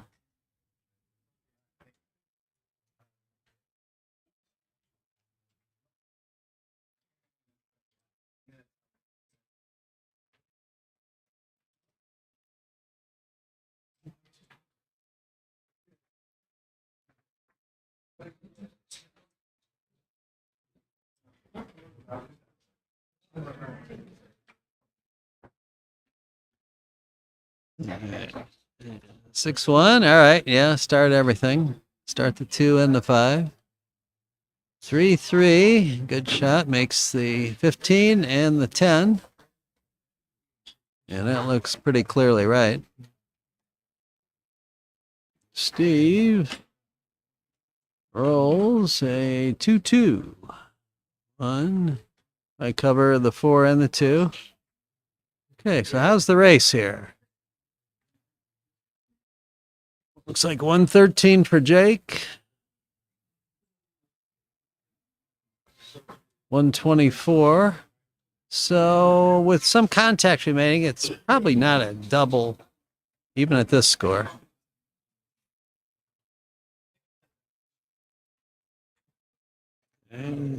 Yeah, I would do that.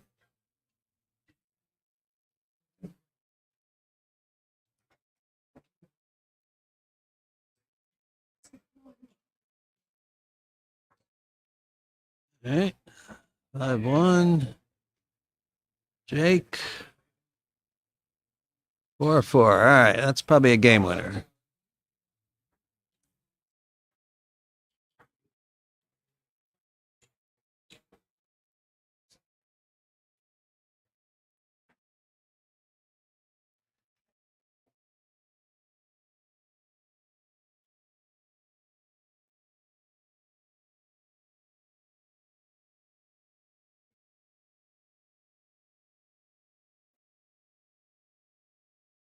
Okay, double pass, 11-5.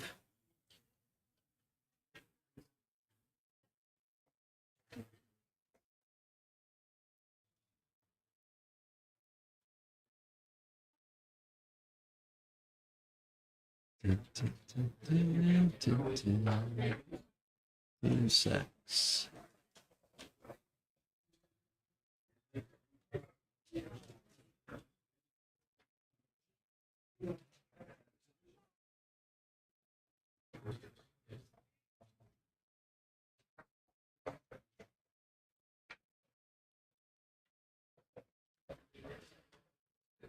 All right. Steve on roll. And 5-3 hit and 13-8.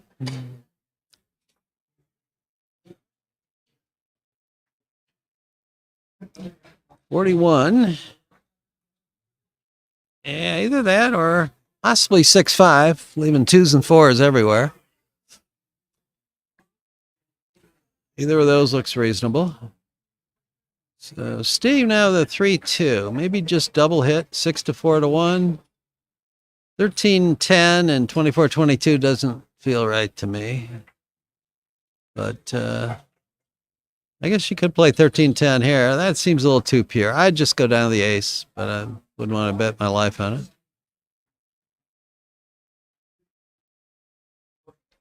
Okay. 4-6. I think just keep that checker going out to the 15, yeah.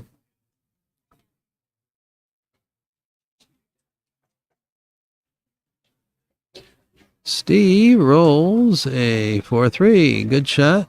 In and hit. Makes the anchor and hits.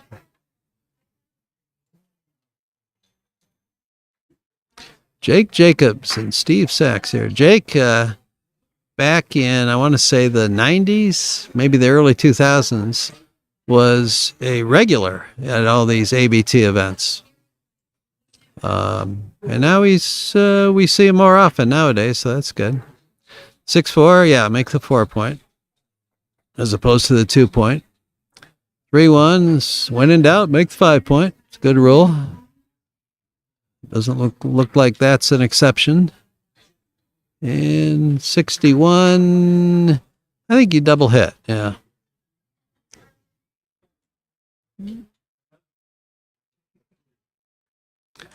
For 2.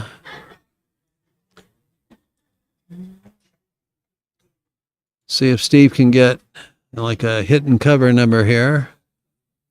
Well, that's a good shot. Probably just 8-6 or 8-6 would be my choice for the last 2. Yep. That's what he does. And dance. Okay. Now you can think about doubling. And let's see here.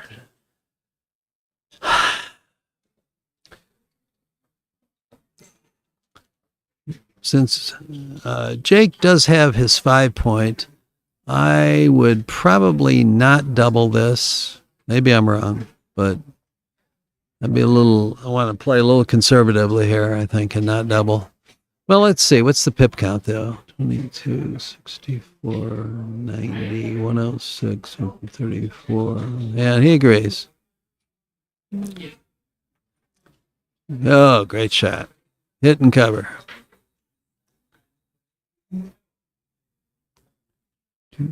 Okay, now it's either double pass or it's too good, I think.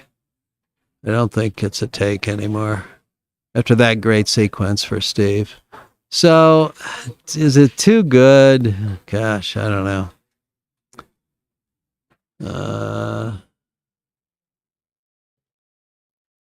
Yeah, I would double.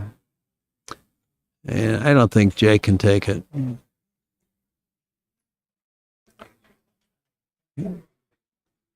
Let's see here. Drums. He is 10 away, down to 7.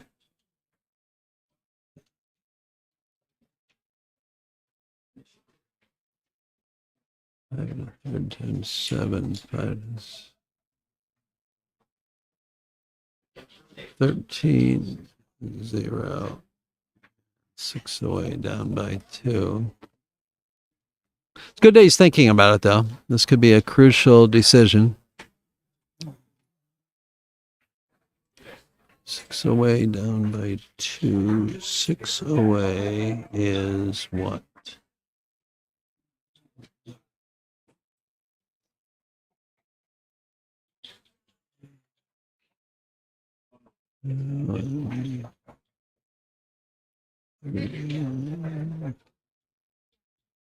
Yeah, I vote for pass.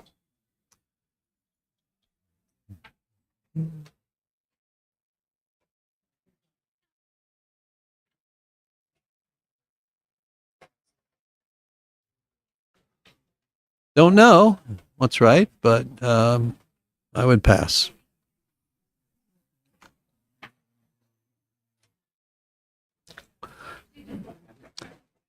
One thing that might swing it into a small take, I don't think it does, is that Steve does have 3 checkers back. So it takes a while to get those 3 out and moving around the board. So might be a take. I don't think it is, but I've been wrong before. Also, there's going to be a lot of sequences where he will hit loose with a 6. And if Jake hits back, that's a 4th checker back. So I would be inclined to let it go.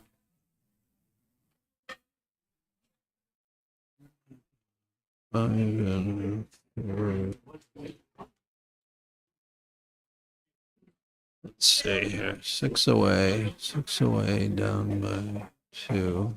That's 10. 36. 15 over 36. 0 to 36. And on a real lucky sequence, if Jake rolls really well, he could conceivably even get some gammon chances of his own. But he takes. All right. What do the commentators think? Take or pass? Yeah.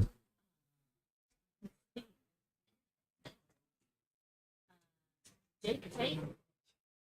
Yeah. And Terry, so John Higgins says probably pass. Jake, what? Took.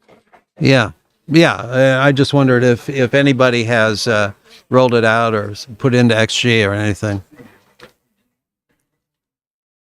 Well, okay. So I guess you just cover the 2 point and play 13-8.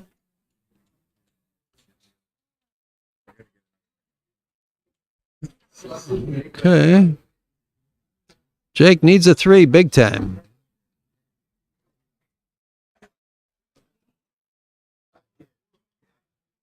Oh, he gets the anchor. Key. Huge for Jake. One of them's already done. I think it's good play by Steve. When the opponent's on the roof against 5 point board, that's when you can afford to get your back checkers moving. And Jake was lucky enough to roll another quick 3. Now he's got a very playable game here. And Steve could have some problems. So what's he supposed to do here? Swing 18 and around to 11? Or 18, 13, 9, 7? Or maybe 18, 16, 9, 4? Tough one. I don't know. Don't know what's right here. I'd have to think about this one a long time. All right, so you have to get them out sometime. So 1811 leaves any 6, 5-1 plus 5-3, and 6-2 will hit 2 checkers. It's reasonable there. I'm not sure. Does safety 1 checker? And he rolls 6-5. Don't think he can afford to hit loose here. So probably just 22 to 11. Yeah. Okay. Steve rolls a 6-1, 13-7, and now a 1. Either 22-21 or 7-6. Looks like 7-6. It looks a little awkward to have 4 checkers on the 7 point there.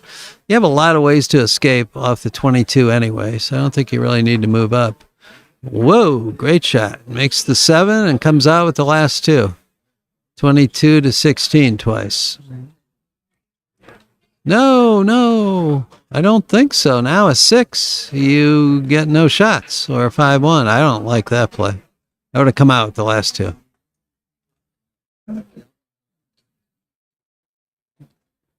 Okay, and then 7-6. Or do you play 22-21?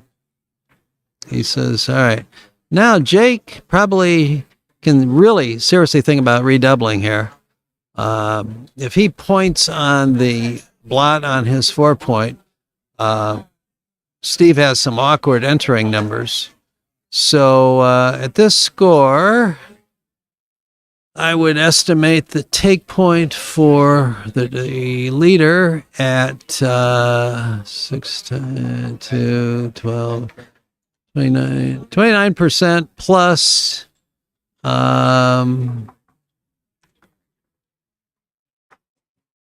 close to 100% of Jake's gammons. Let's see here. Single game swing will be 0 to 0 to yeah, good redouble, I think. Steve is thinking. So can he take this? He probably can, yes, and he does. 6-2, you got a hit. And just come out, I think. Yeah, I hope Steve doesn't hit. And what does he roll? 6-3, the best non-hitter. Okay. Jake. Okay, now what? 3 for sure. Yeah, probably keep your back checkers spread out like this. Gives you the best coverage. So that looks right. Steve wants a 7 or a number that or that closes the 3-point. Doesn't get either one. All right, so you just got to run it around and leave a direct 5 shot.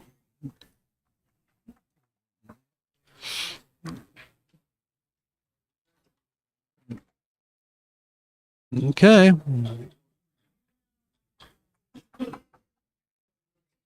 Jake rolls 3-2. All right, so Steve survived that. And 3-1, bring them both in. There you go.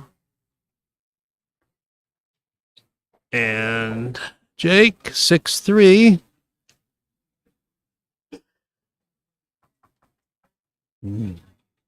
Phantom 3-point game now for Jake.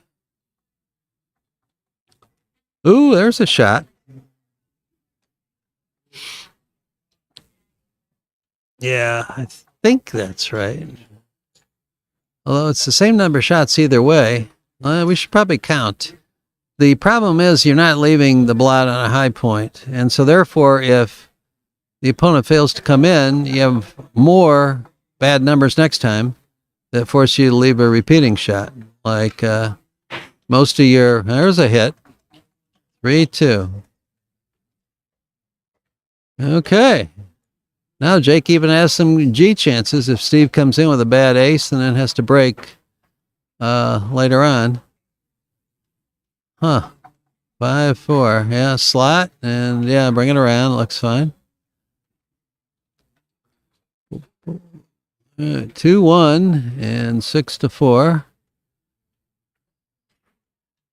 Okay, Jake rolls 3-3. Ooh, a bad shot. Wow. Well, you got a hit. And then 9-6. Yeah.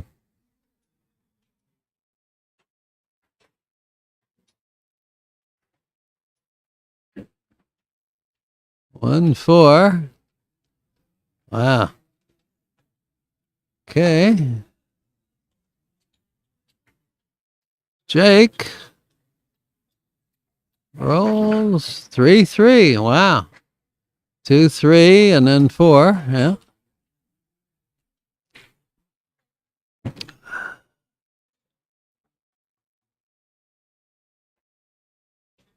Uh-oh. Good news is the ace. The bad news is the 4. Jake really wants to hit, get a second checker back, give him some gammon chances. And he gets it. Wow. What a sequence. That's backgammon.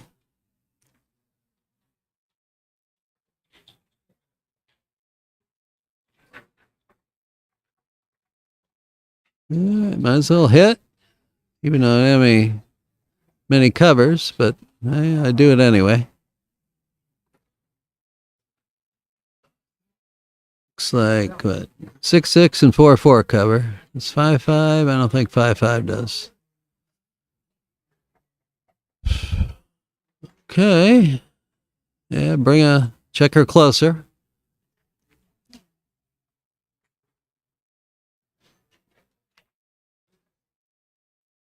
One, 2.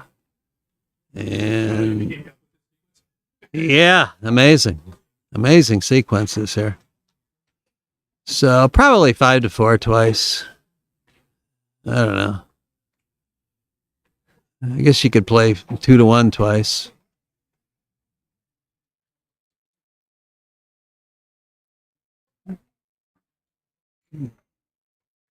I would go 5-4 twice.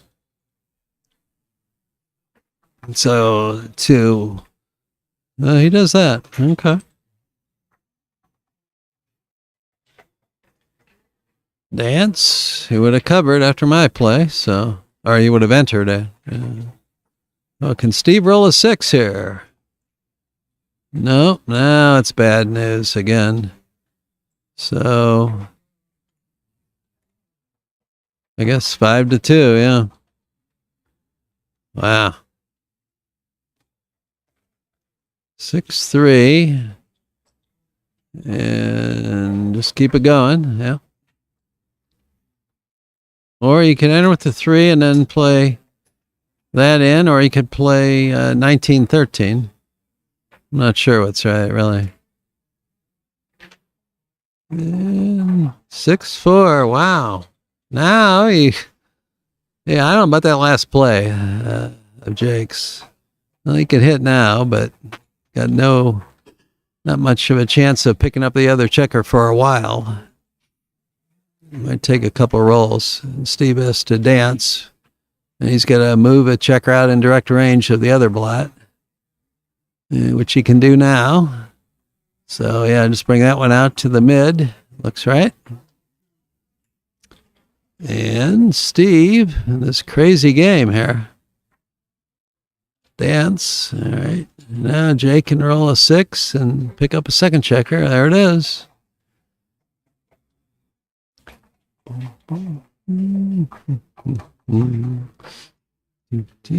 So, not yet. Okay. Bring that one around. Looks fine.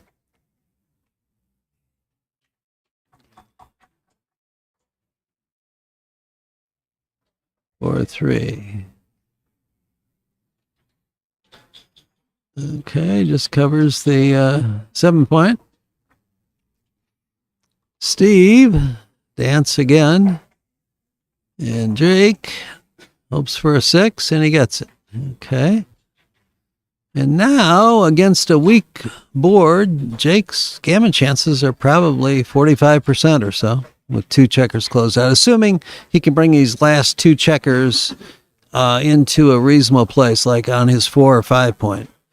Sometimes, though, the dice force you to enter him deeper, so that would hurt his gammon chances a bit. But this is ideal here now. If he can bring this one into the 6, 5, or 4 point, he'll have a really good bear-off position to start with.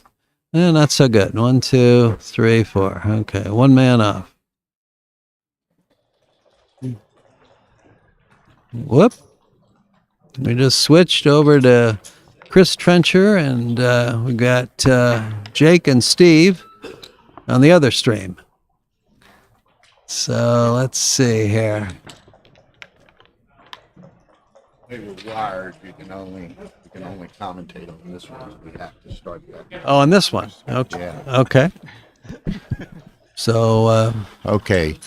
I apologize to those who might have been watching on the Sachs Jacobs match, but the way the wiring and everything is set up here, we can only commentate on stream 1. okay. So we're back to Bayrack and Trencher. I'll type a note to anybody over here. Okay. So, all right. So, 5-2. I think hit and split is actually a little better than most scores with the 5-2. After the opponent splits with a 6-3, like Aragon did, because that makes all of his 6s from the roof bad, except for 6-1. Whereas if you don't hit them, all 6s are good. So I think you should take away half his roll. Did the viewers freak out? Yeah, I'm telling them to. Okay.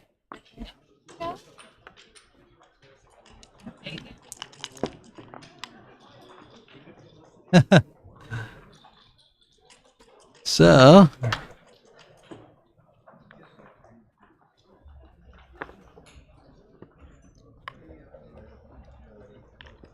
they saved the G?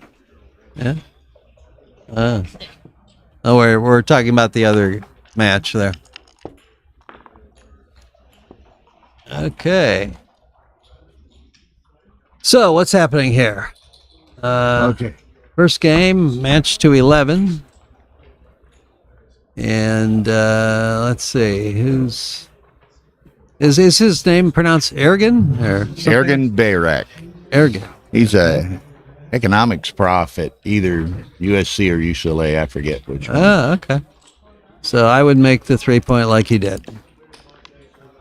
And 4-3. 3, and then you got a 4. Yeah, Chris doesn't want to come under the gun of all those builders by going 24-20. That looks right to me. All right, hit and run is my vote here. So, what? Oh, he doesn't have a checker. I thought he had a checker back in Chris's board. Never mind. 5-1 makes the 3-point. Okay. 4-3, 2 down from the mid looks pretty clear. 10-3 looks a little weak. Okay, and just for a little bit of a segue to information, Bayrak had just lost a match to Boris Schafronsky. Okay. So Schafronsky and the winner of the Jacob Sachs match will play in a semifinal a little later. Okay. And probably will start it on 2 because just the timing of the tables there keep them going. But So he does play safe. I don't think that's quite as good a play, but anyway.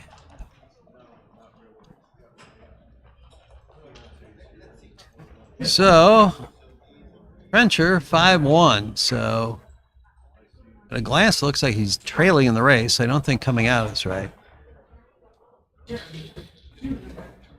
Yeah, so I would do this. Yeah.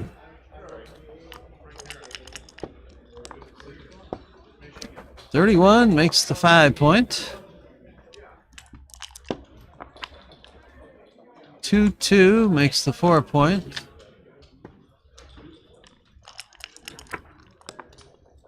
And 2-1, 8-5 looks fine.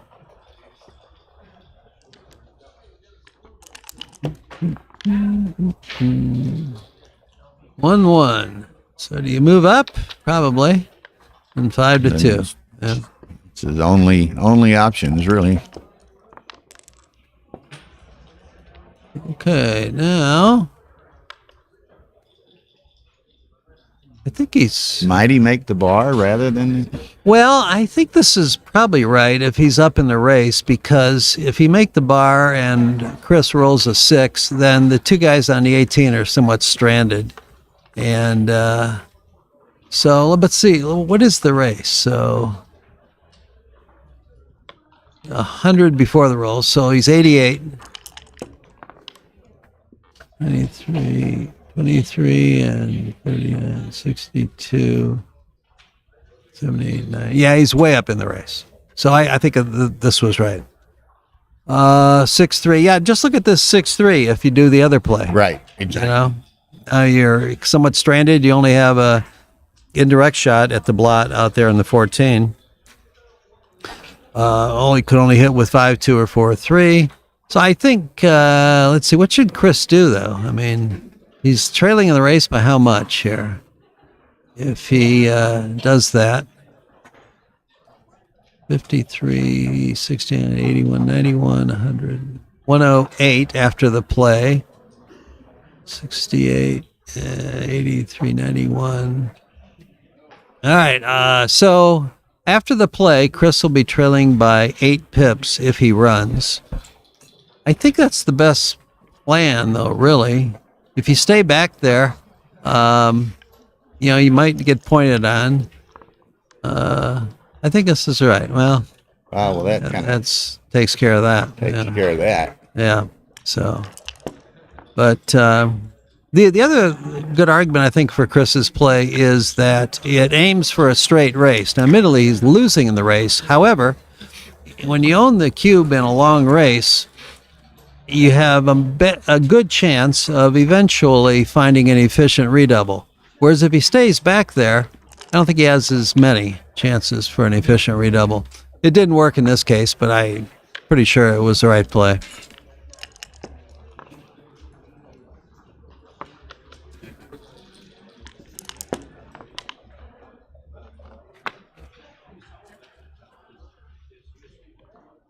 Okay.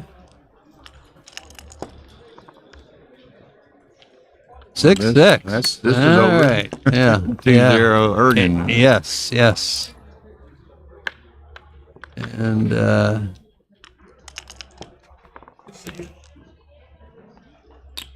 6-3. Takes 2 more off.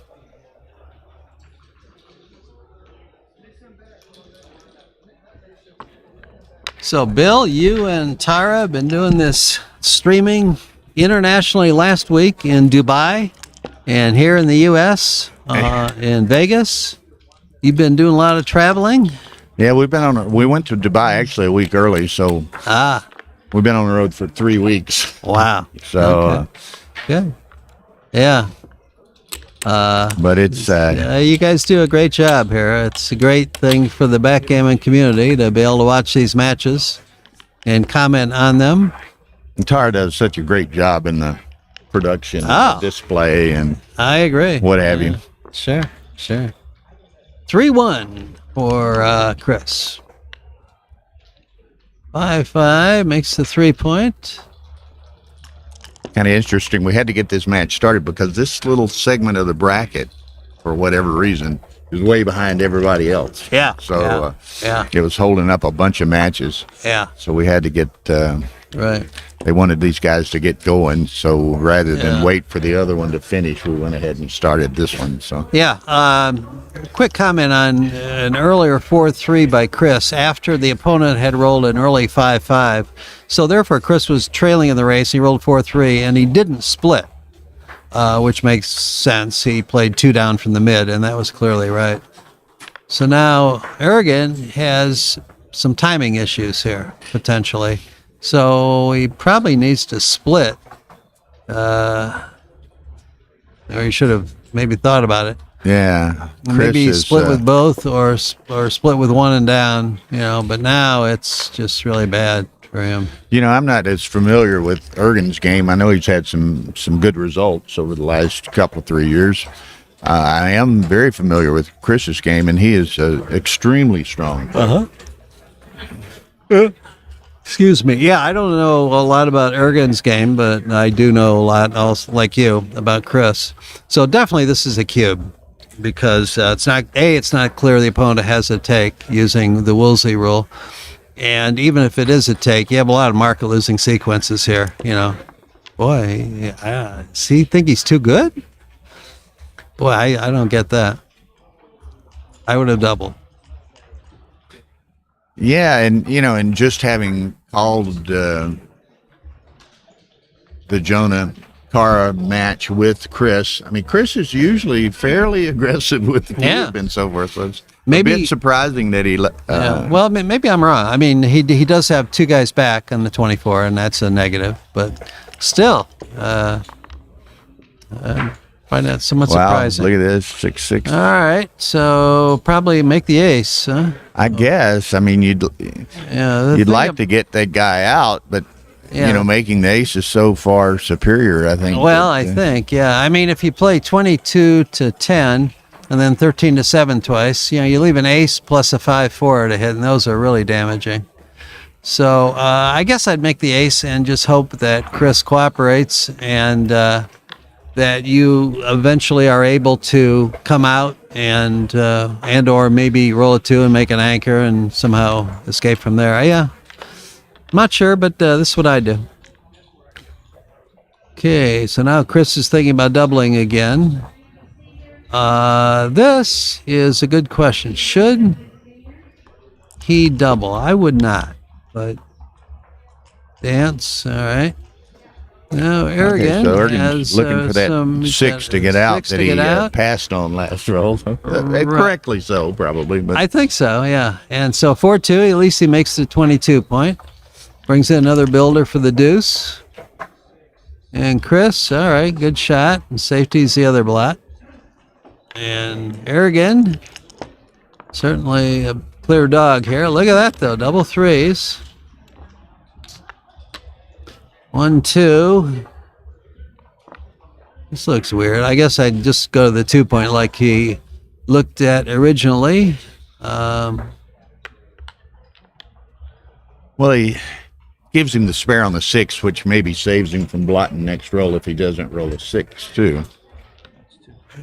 Yeah, I think I think you're right. He'd rather not have to play the other two, right?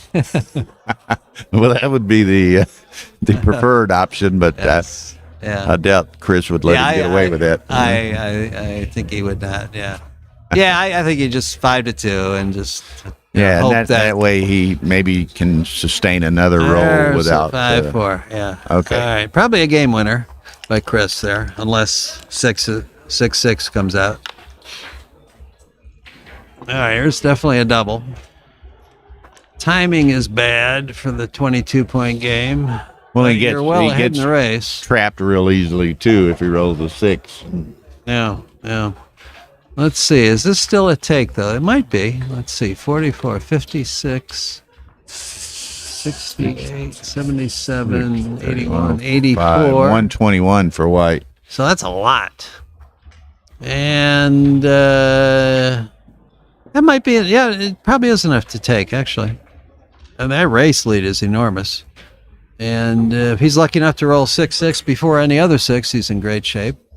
And Yeah, but he's still what? What'd you get on black count? 84 or something. So like he's that. So he's way ahead. 36, 37. Yeah. I mean, even if he rolled 6s, he's still fairly good amount behind, you know. No. Aragon is way ahead in the race. Yeah, you're right. I'm sorry. I'm thinking wrong when the 6-6. Okay. So, does the score make a difference? I doubt it makes much of a difference. This is a pretty non-gammonish position, although there are sequences where Aragon runs out with 6 and eventually gets 2 checkers hit and closed out, but that's kind of a long shot. So 13-5 right here. Okay. Yeah, puts the builder in and retains some outfield control should he roll a 6. Yeah. Okay. 5-2.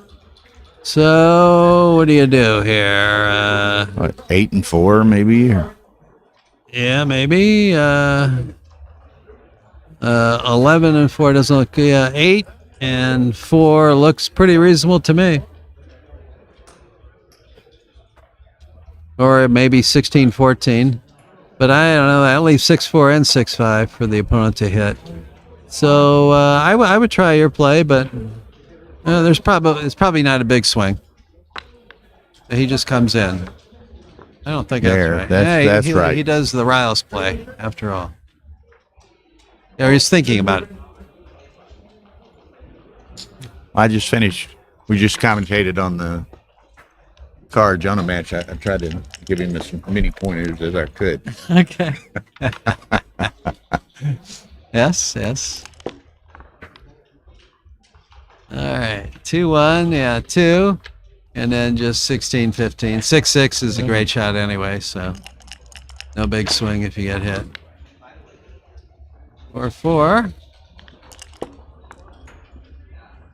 5-4. So these are To the 8 and 11 or 8 and 2 maybe. 8 and 2 maybe. Yeah, I think so. This way, if he rolls a 6 other than 6-6, you can have a chance to hit both blots. There you go. Right. Now you got 2s Still kind of outside. a trap-ish situation. Yeah. Oh, baby. Good shot. 1. So you're going to hit twice, and a couple ways to do it. 1, you can make the 3-point on his head, or you can cover the 2 and then hit loose on the 5. Hit loose on the 3, Not make it on his head. Make them in order. But then you have you have 2 blots too, huh? Yeah, you do have a blot on your 7, and on a really bad day, the opponent rolls a 2, you dance forever, they pick up the other blot in your 7-point. Okay. So I imagine I'll this go is with that. safer. Yeah, this is probably about equally good in most sequences. You're gonna get a lot of closeouts here. Okay, 5-1 cover, and bring another builder to the 7 there. And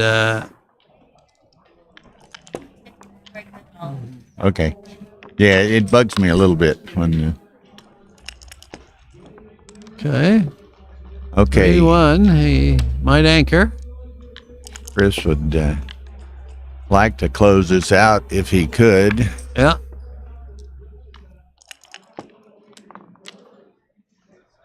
Four two, So Dan. now he'll be hitting. Yes. 5-2. We hit 300 on the other one. The Jonah Cara.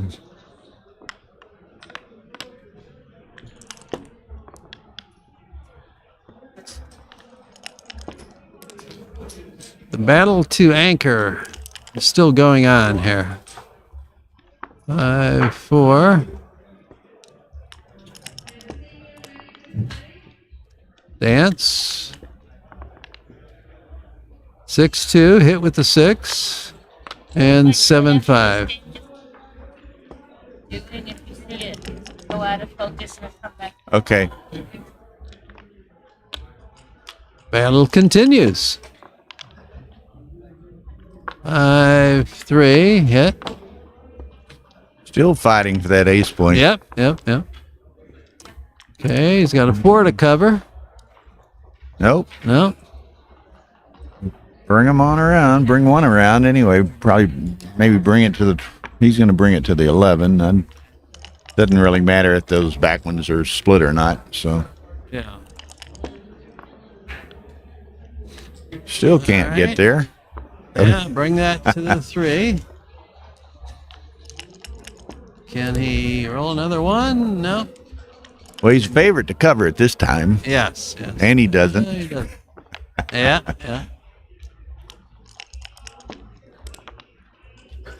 Dance. Second set of 4s in a row. Yeah, covers. Finally. Okay. Now, can he get the G here?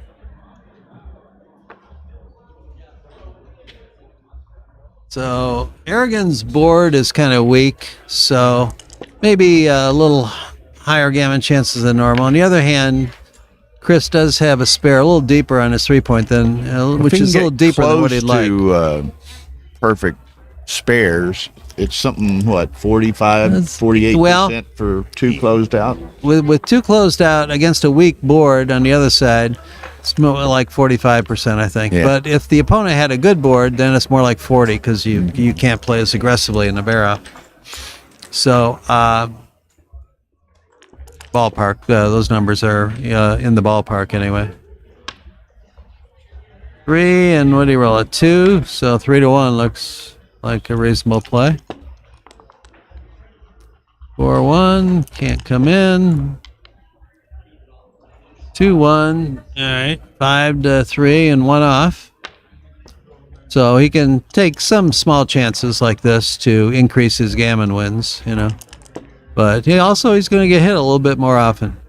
But he's willing to take that with that weak board over there. So Particularly while there's 2 in the air, too, makes it a. yeah. All right. 5-3, 2 off. Big roll coming up here. Can he enter or not? He's in. Now the gammon's seriously basically gone. entered. Yeah.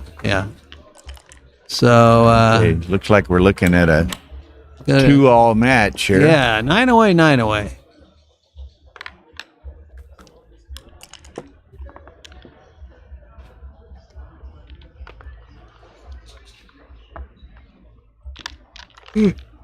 Okay.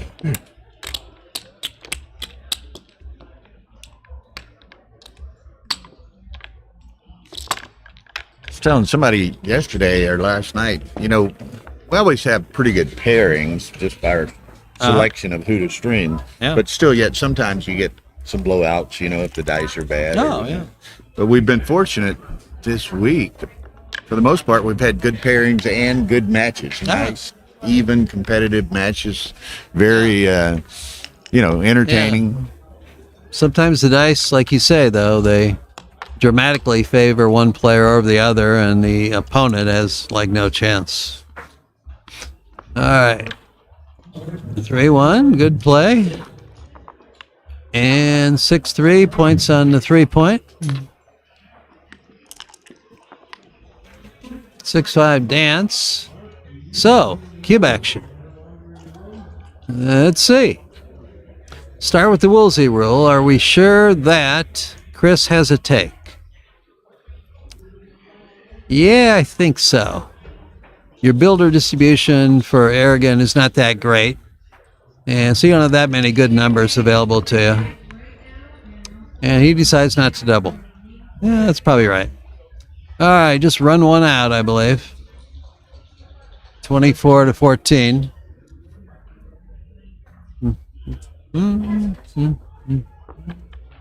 Good play.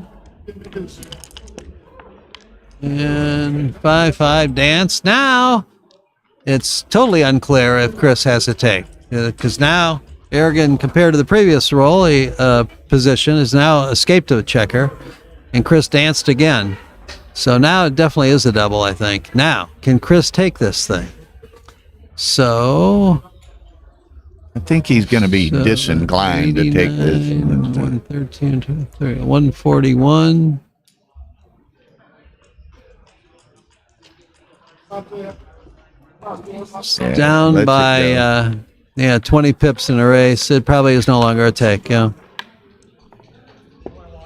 Now, just as an aside, real quick, bring everybody, remind everyone, we've got 5 more ABT tournaments this year. In 2 weeks, we've got Dan Minardi's Wild West Shootout in Denver. A couple of weeks after that is David Todd's tournament in St. Louis.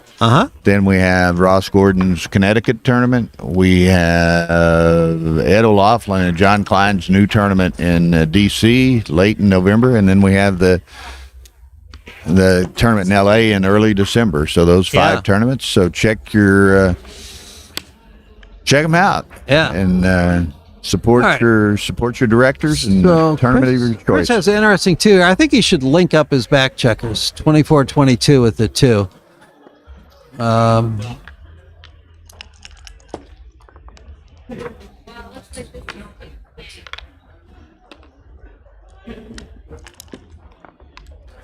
right, 3, 4, just 13-9 looks like the right play.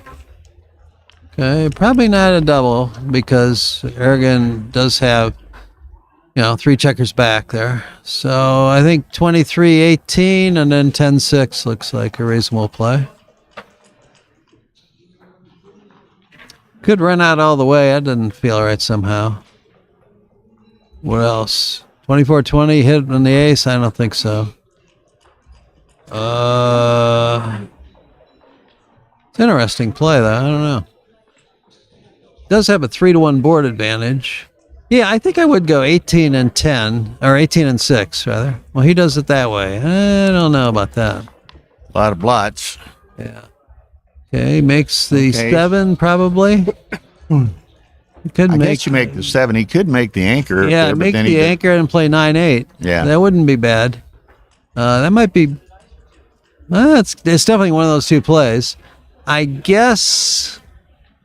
I'm not sure. I guess I'd make the 7, but... And Chris agrees. At least he's thinking about it.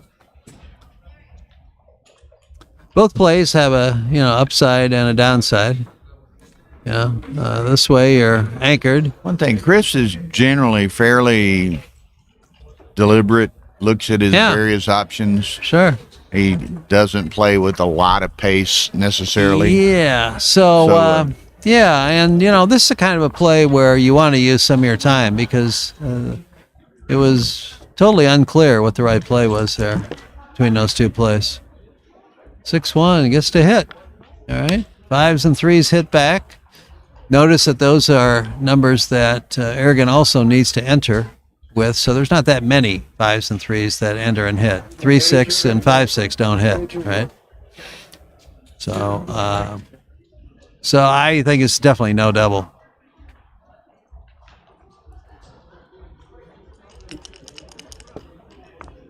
And he agrees. All right, 4-4. And he gets to hit loose on his 3-point. Or he can make the 9. I would not do that. Yeah, I would hit. Take advantage of your stronger board. Yep. Hit loose. And Chris, 6-2. Safety's that one. Good shot. Now, absent pretty good roll from Ergen, Chris may be contemplating, and that is a pretty good roll bargain, but he's going to be 6 away with a blot. Yeah. Chris probably won't send it, but he could be. Yeah, I definitely think it's not a double. Yeah. That's nice shake. Yeah, makes another point there, another landing spot if he ever gets his last checker out. 5-5. So cover. And then probably what? I'm not sure what to do with the last 3. Yeah, probably come out, and then you got one more. Yeah, this looks reasonable. Or you could play 15-10. Either way, you're leaving a direct shot. 3s are sort of duped in that's one of the numbers that points on the blot on the that you leave behind on white's 4-point. I don't know. Tough play. Okay, as an aside update, Sachs won 15-9 over Jake Jacobs. Okay. Sachs played 2.6 and Jake played 6.2. Okay. So Sachs will play Boris Schafronsky in the other semifinal. Okay.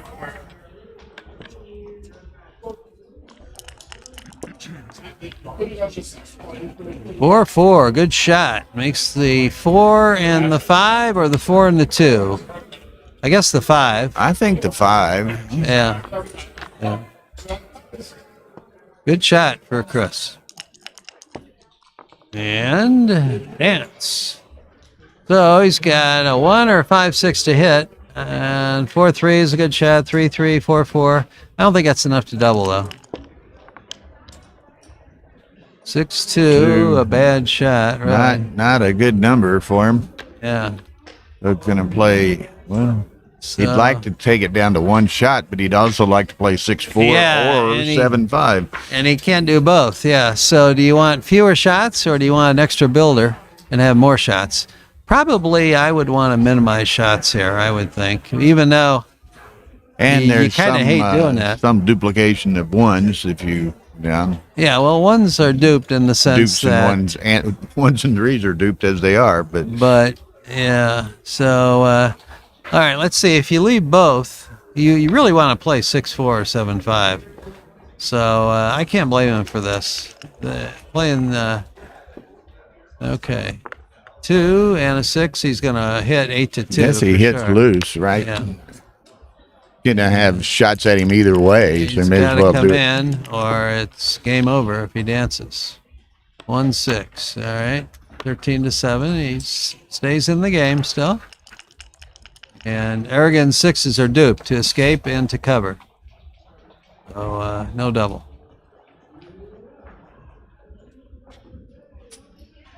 My opinion. Pardon me.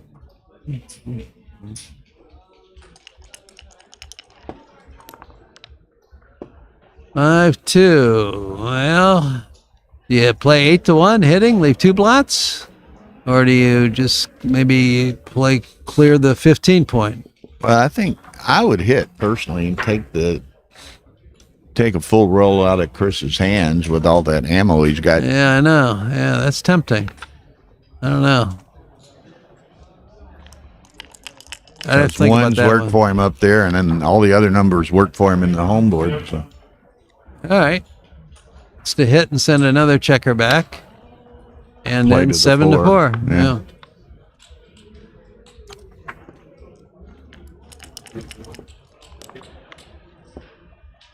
Yeah. Good Nice shot. number. 1, and then 3-2 twice.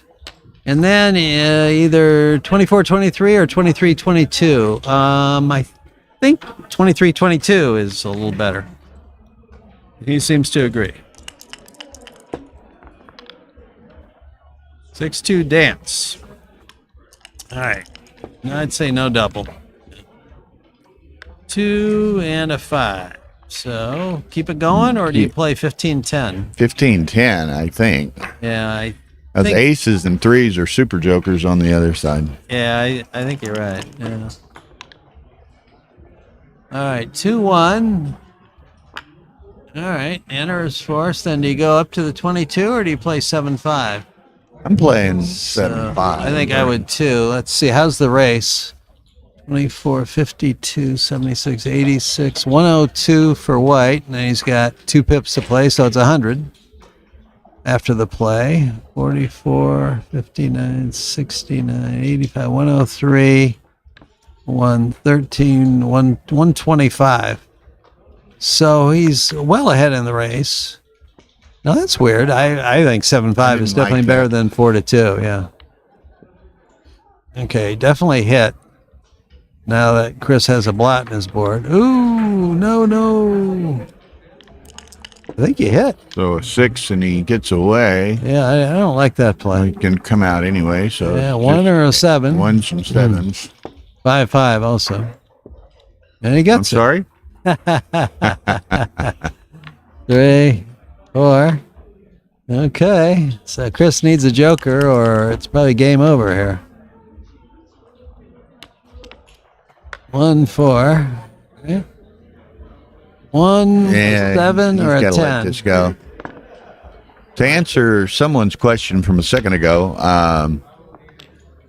asking about if we're going to Denver, if we're going to LA, Tara and I will not be attending either of those. This is our last tournament of the year. We're taking a little break after all the travel. Okay. So we'll be in New York, and then, of course, our tournament in Texas is early in February. Yep. All right. Tara said she was going to make a little camera adjustment and thought we might see something odd for a second, but she didn't. Between Yeah, the I haven't games. noticed anything, but 6-4. There you go, Tim. Yeah, we'll have been on the road 3 weeks continuous when we get home Tuesday from here, so I'm going to take a little break. Yeah. 4-3 makes it 10 point.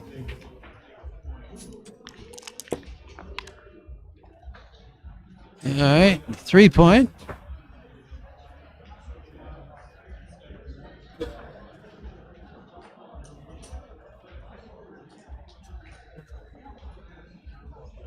I think Chris 3. Oh, he does this. Huh. Yeah, I would have just done the obvious play, making a 3 point there. 6-6, make the 7 and the 4 point.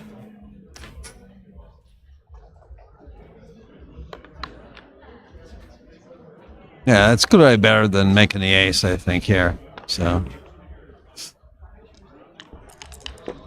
can Chris anchor up?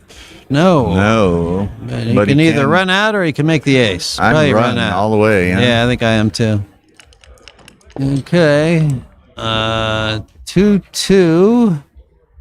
So, what are you supposed to do here? Make this do? 5 point or the 2 I point? like the 2 point. I don't want to give up the. I'd like the 5, but I don't want to give up the bar. Yeah, I think you're right. Yeah. I don't know about coming up, though. I don't think you need to come up. I think I just make the 2 point. Well, and that activates the checkers on the 8 and 9 as Yeah, far as builders go. yeah. On the other hand, if Chris makes the 4 or the 5 this play and moving up to 22, it will look good. So, I don't know. I only saw him playing Bayrak a while ago. I've never met him. Older. They're all old. Yeah. This is true. Yes. So Chris is looking at 6-1, coming out with the 6, and I'm not sure what he did with the 1. I guess 9-8. Yeah, I don't think he hits loose here. Outboarded 3-1. So the only other play is the safe play, 9-2, not hitting. Well, I guess he could hit, but it surely doesn't look right to me. So, he's looking at it.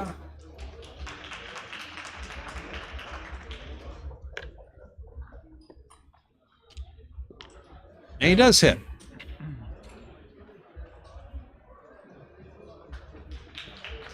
As long as you can keep As long as you can keep Sachs in your eyebrow, it doesn't matter, does it? If this match plays loser, can then down. Okay, well, let me hold it for a minute. I'll see if I can find Schafronsky. All right. Okay, 4-5 from the roof, and definitely. Well, I was going to say hit with the 5, but he decides just to come out. Maybe he's far enough up in the race that that's the right play. I don't know. Okay. 112 for Aragon.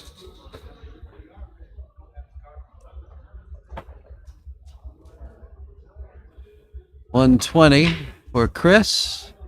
So if it were a pure race, this would be no double, but it's not a pure race since Aragon is fully escaped except for the guy in the 16, and Chris is not. So he just brings it around. He doesn't double. May have been a double. I'm not sure. 5-2. Now it's double and pass, I think. Or maybe it's still a small take. Definitely a double, though. No matter how Chris plays it. So probably Chris will play that, and then with the 2, either come up in the back or 6-4 or 7-5. But it definitely looks like a pass, so yeah. Yeah. Okay. You guys ready? No, not even close. Not even close. I'm sort of very proud. But I want to run out. It's 3.5 hours from the game. So instead of getting 6 more. It's all right. 37, 61, 85. All right, 107 for Aragon. 78. And he passes. Yeah. All right, 5-2.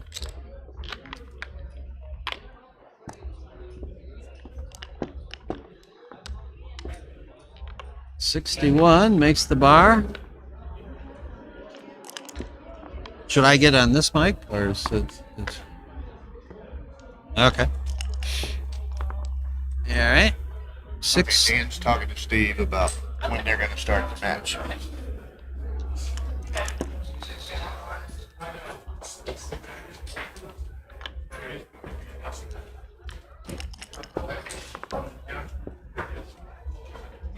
Six one. Less than a half hour. 6-4 from the roof. Enter and hit in the outfield there. Double 2s. Great shot. It's the 4-point. Then you have one more 2. Probably just 17-15. Looks fine. I don't think you have to worry about safetying that guy. So the 4-point just helps your position so much. I think you have to make it. Even if that does force you to leave a blot in the outfield there. At least that's my thinking. Do you agree? Yeah, definitely make the 4-point, and then Look around for the last one. no sense giving him more shots than you have to. I think 17-15 is Yeah, fine, yeah. But he's thinking about it. So maybe he's thinking about just safetying that guy. But, boy, that doesn't look right to me. I'd take the 4. I mean, it allows you to unstack the 6, get the extra point. Yeah. Yeah. Wow, I don't like that. No, that's one of his few bad plays he's made so far. And I guess pointed And then on. you get pointed on. And now he can't use, well, Can't heavy forward. builders anyway.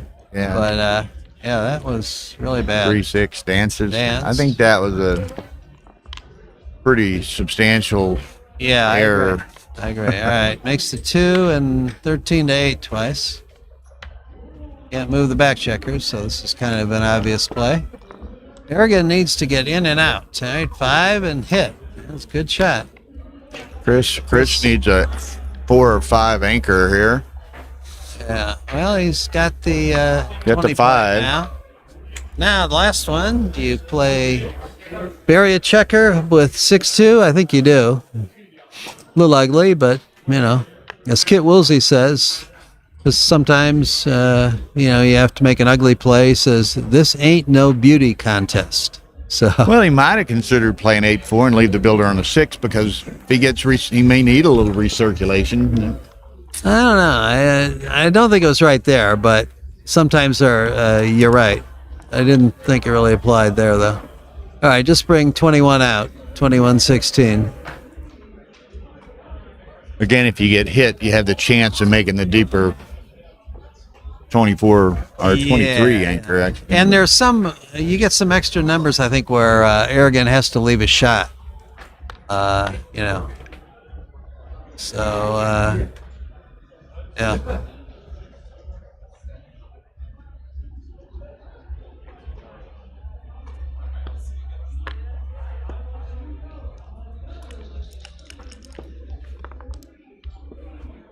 All right, 3-1. So, Hits. yeah. Now, Chris does have a 4-point board, so were he to get lucky here, and he does to an extent, hits, and now, 50-50 to come in. He doesn't. So Chris still got a bit of work to do. He doesn't have enough cover to contemplate cube. Now he's going to make the 20. Step up, and split. Okay, that's really almost a forced play. Okay, the ace 3 is going to play behind him. Yeah, for sure. 6-3, yeah. All right. 2-1. That's a hitter, isn't it? Yeah, I think so. 8-6 and 2-1. Or you can make the 1 point. That way you leave 6s It and leaves 4s. 2 builders for the 3. Yeah, for the 2, yeah. Versus if you play 8-6, you only have 5s to cover. So is that... Can you afford... Or he Yeah. does it that way. 2 builders. Oh, for I the think 3. I said the 2. I meant the 3. Double Dance twos, now. dance. Now. Probably a cube here. Well, that's Trailing my initial as he guess. is. Yeah. Let's see. What's happening in the race here? 61, 75, 83, 101, 109, 112, 118, 63, 87. There it goes. That's interesting. This could. 17. What's the count? Well, Did you get that? 141, 144 now for Aragon. And Chris was, I said it, I forget what it was. I was going to say it looked as though it's Yeah, I think close to a take were the count not. so. lopsided, I think 20 out. Yeah, good play by Chris here. All right, so Aragon needs something good here to happen. I don't know about that take. It looked like a pass. So now do you make both the 16 and the 14, or does he... Or you could slot the 5, can't you? Yeah, I don't think you do, though.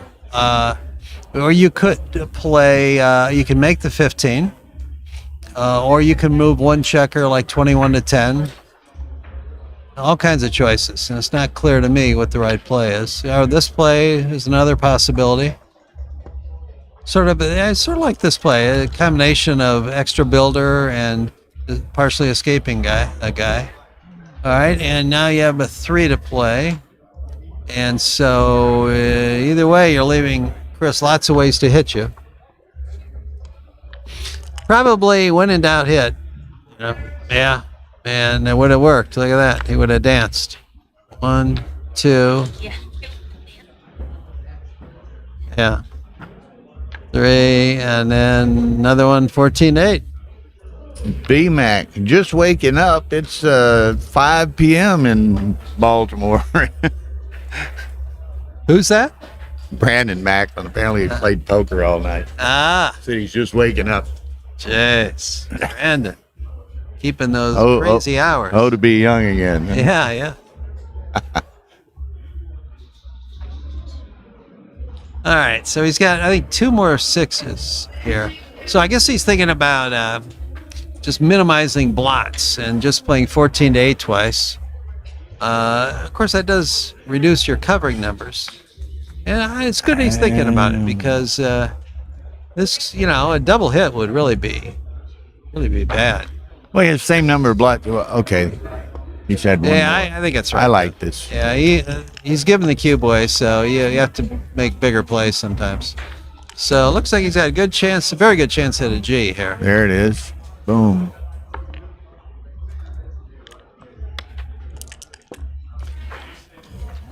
I thought it was 6-6, 6-4. He's got a couple bad numbers here. 6-6, 5-5, 6-5.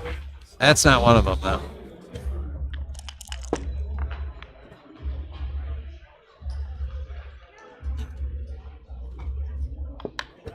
Goofy weightlifters are killing us. 39. Man. Chris, a big favorite to get the G here if he doesn't get hit.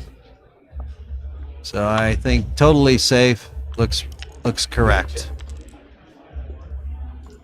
5-2.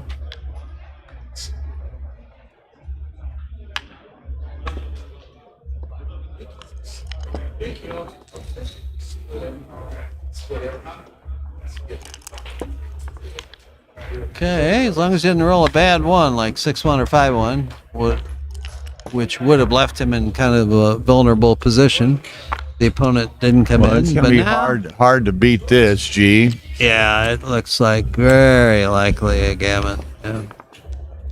He's got 6-11, 14 now. Yeah. What? 12, 13 crossovers against 7 or something. Yeah, it looks pretty hopeless. Yeah.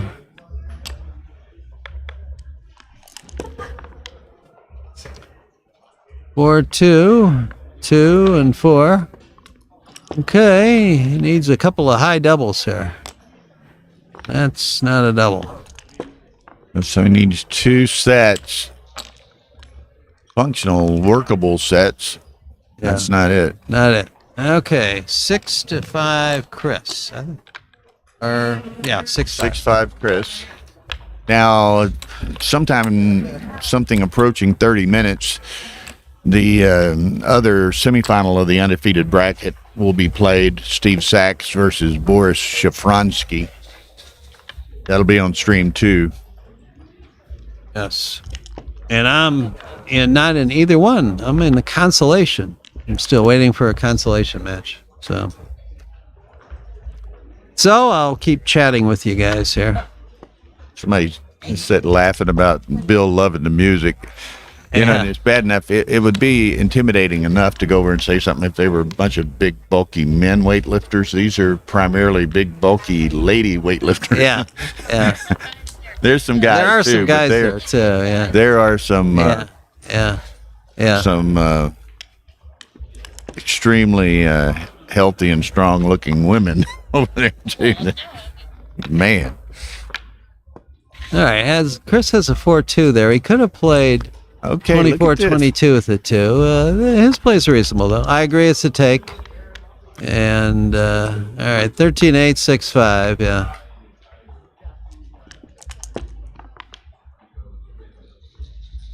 $6-5 for This is Chris. a little right? awkward. You come all the way around, I guess. Maybe, huh? Well, he could play 21-10, and I'm that thinking is, 21-10, I think, the right yeah. play. This way, he's got the Ace Point game in reserve, and he might get a prime going on his side. So, or in this case, Okay, an attack. Look here, 2 Yeah. points. 3 and the 1 point, obviously, and yeah, new game plan. 6-5 dance. All right. So Okay. he rolls Another roll and 4-2. another dance. Chris could start entertaining some ideas. I don't know. There's no other blots to shoot at. I think he's got a ways to go to get it before he can think about recubing. 4 and hit loose. That's my vote.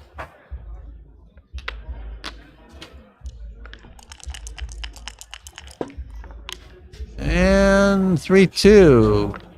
Probably double hit. You cover with 7s and 9s. That's quite a few numbers. That's roughly the equivalent of a single, direct shot, right? 6 7s and 6 3 5 4 and 3 3 is 5 more, so that's 11, and 6 6 covers from the back. But he got hit. Oh, in and out There's to the 18 anchor. is huge. Okay, 18 is right. Yeah. All right, 5-2, 13-8. Chris really wants a 6 here. He doesn't get it. All right, so do you split and play 18-13, or do you hit 11-4? Or do you play 18-11, hitting, covering the blot near 11? I don't know. 3-1, dance. The attacking game plan's working so far. Hit and split, 4-2 and 24-23. Man. 4. Yeah, Chris very likely to get that 18 point here. Now he can hit though, 13-4. So that's the 3. Then he's got a 6. Interesting. You can hit it, but you have no covers, although you have a 2 to clean it up. Yeah. You could go I suspect make the 18. The fact that you own the cube, you should play more of a quieter game and maybe just make the 18. But I could easily be way wrong here. Maybe. Huh? They're kind of a quiet group right now. They know we like to talk to them. I mean, the hitting loose on the 4-point leaves 5 blots around the board, which might be too many. If black hits and you dance and black hits enters again, you just end up in a horrible position. Now, there's some gains, obviously, too, when the opponent dances with both checkers. You've got a 2 to cover, 4-2. Tim Sullivan says he likes Hannah's general strategy. Hit. I like hitting. Yeah. What's that? Yeah, early. I just love to hit. Yeah, I mean, if Chris gets, all right, if he makes the big play and gets hit, say that Aragon rolls either a 2 or a 4, but not both. Okay, you'll be a 3-1 favorite to re-enter, and you'll probably be okay, but those quarter of the time where you don't is really bad. So I don't think the gain is worth it. I don't know. If anybody puts into XG, I could be way wrong, but I would do this. That's the 5 block play hitting, and that's Normally that's too many, but he goes for it. There's 2 up in the air and 6-3, it worked. Now you got a 2, a 9. 2 and a 9. 5-3, can't cover either one. Look at that. And he should not lift, I don't think. So Well, mighty. now you make the 18. He's got to go to the 18. Yeah. Yeah, the 18. Okay, so you can cover the deuce with a 2 or the 4 with a 6. I think this is right, yeah. Aragon really wants a 2 or a 4. Doesn't get it. So now Chris. Does he get to swallow his own cube coming back to him? No. The problem is Chris is 5 away, so if he recubes, the Gammon value goes way down. So therefore, Aragon doesn't have to worry anywhere near as much as normal about being G'd. And he's going to lose a lot of G's here. All right, so with the 1, yeah, I think Chris's pure play is correct. Okay. Only covers with what? 11. So 3, and then probably 24-20 or 23-22, so you can get out with 6s and 4s versus just 5s now. So, okay. All right, he wants an 8. And he Gets didn't a get it. 7. So he can come out with the 6. Then with the 1, he could play 10-9, I think is right. Yeah. Yeah, lifting the blot on the 2 points probably not a good idea. I think Chris's play is right. And now he needs a 7 to cover that. Yeah. Well, Doesn't get it. now he can cover with a 5 or a 4. So how does he decide between those two? Probably I would just play 9-7 and then play 15 to or 16 to 13. Is there some reason to do this? How about 16-14?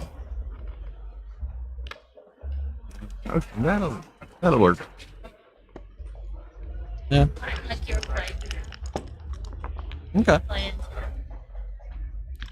Still looking to cover. He's only had about 3 or 4 rolls. There it is. There it is. For the 5, he can play. Now here you want to look at your potential anti-joker rolls here, like 3-3 and 4-4, 5-5, 6-6. Really, I don't see any, so this seems fine. So Chris made the aggressive play with that double slot, and it worked. So I don't know. What do they? Anybody put that into XG? No, they've been got What? a quiet group over there. Yeah, we don't have XG here, so we Yeah, I are just think- giving our opinions. I think Dimitri went to Yeah. sleep. Brandon's having trouble waking up. Yeah. Ian must have went to dinner. I don't know. It's a quiet group. Okay. Dimitri says 10-5 Crawford. Dimitri says he doesn't do XG. I think he thinks he's better than XG. Dimitri says that? No, You're he kidding. said he doesn't do XG. I said I think I Dimitri see. thinks he's better than XG. 3-2 clears the 5.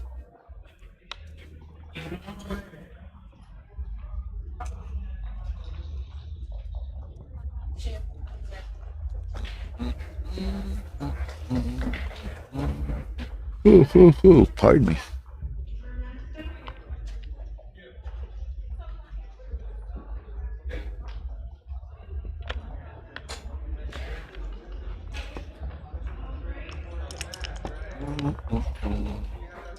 Well, is Once- Morgan going to get a miracle shot here? Yes. Oh, So, do you leave 13 shots or 11? See, he's got 5. take one off or not is the Yeah. And do you want an extra man off? corollary to that. Yeah, he's going for the fewest shots. Fewest shots doesn't take the Huge extra man off. He doesn't get it. And, okay, so it's Gammon City. 2. Likely, and that's going to make it Crawford 6 away. Yes. You know, if we get, not to wish anyone ill will, but if these guys finish up pretty quickly, we can start Schafronsky Sachs on stream 1.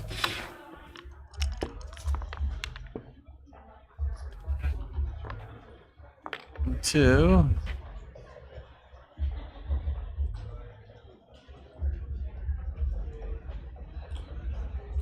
So, And with that, he's going to need 2 sets. yeah. I guess, I don't know, 13-7, I guess. Twice, I guess. I don't know.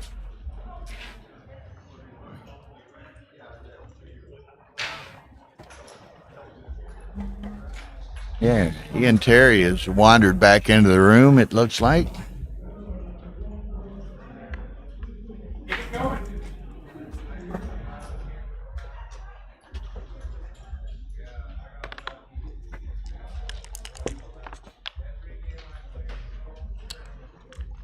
All right. No, Can't do it. can't do it. Impossible. It's 10-5 Crawford.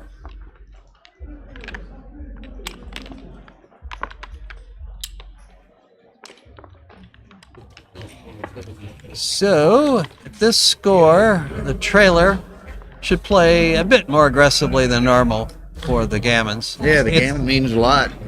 Well, You're even away. yeah, but it's not like Gammon Go for him. But it is worth a bit more than normal. I don't think so, Ian. We haven't had any reports of XG analyses on this one. Very soon we'll have the other semifinals starting. Steve Sachs and Boris Schafronsky. All right. Yeah.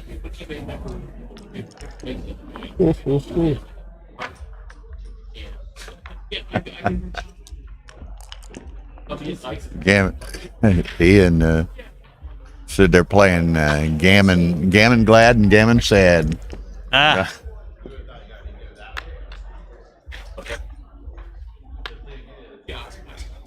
The less pronounced All right, words. so Chris is off to a good start this game.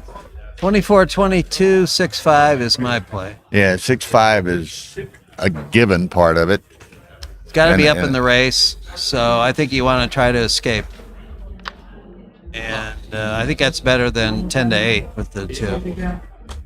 So, but he does that. All right. Okay. 3-3. What did get 3. pointed on with my play? Yeah. Shows what I know. One All game right. rollout was not very good. He would have danced. Maybe. Maybe Boris at least is he could've. Brandon's protege. He from your area, Brandon? I didn't know that. Hey, Chris makes the ace point here. Shy Ashraf is in the house. Hey, Shy, what's happening, man? I thought he lived in Vegas. Why is he not here? No, he's for the last few months been in Israel. Oh, I didn't know that. He's dual citizen. And when did he say in the next month or two he's moving to Miami? We saw him in Dubai. Ah.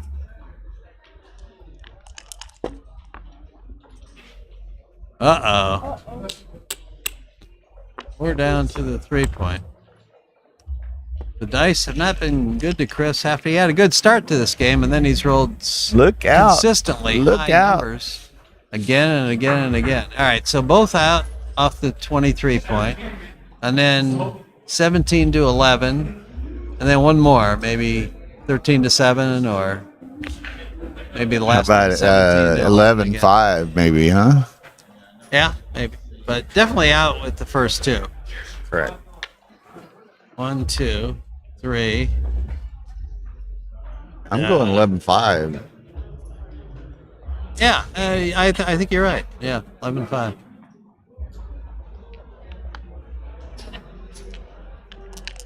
Three 6 hits. That's about it. Okay.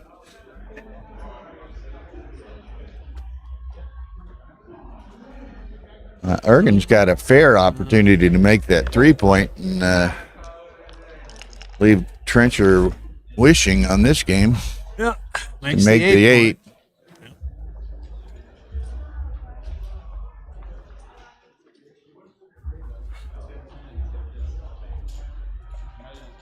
All right, so make the 8-point. It's pretty clear, I think.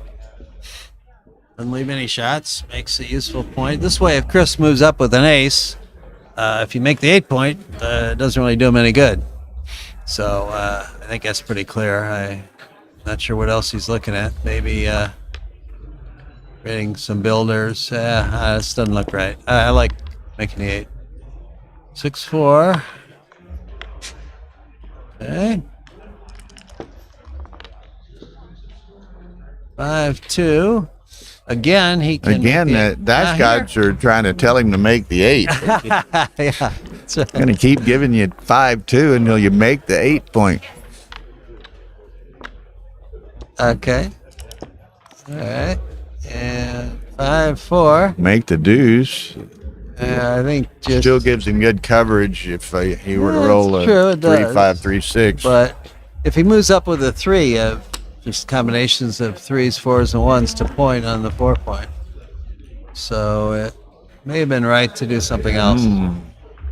Create some builders some way. All right, 13-10. 3 and 4. 6-3 is a joker. 5-3 is a great shot. That's about it.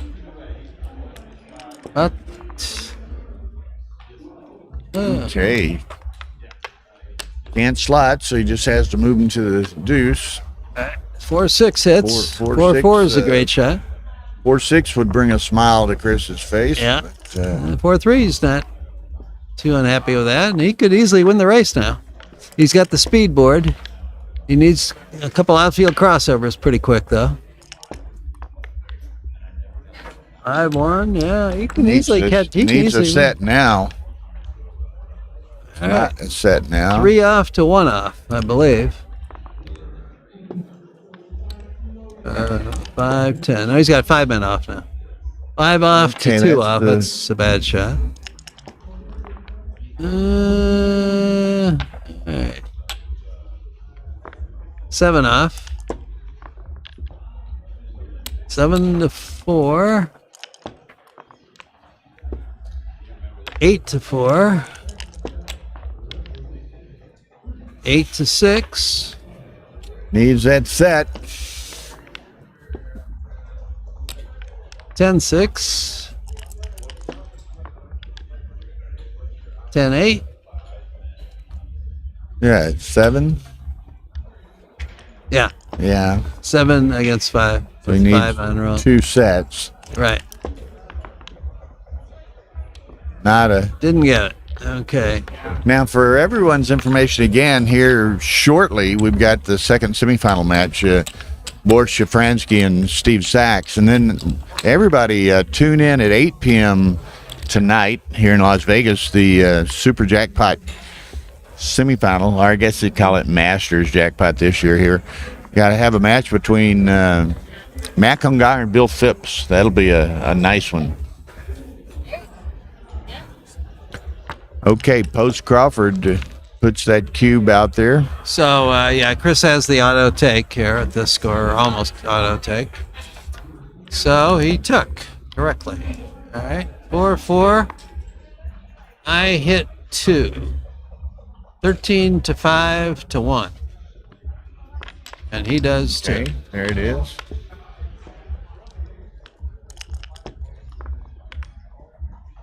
Ace deuce. Hits back. 4-2. And since the blot on the 7 point, I'd play 13-11. 10-8 is reasonable too, though. Or this.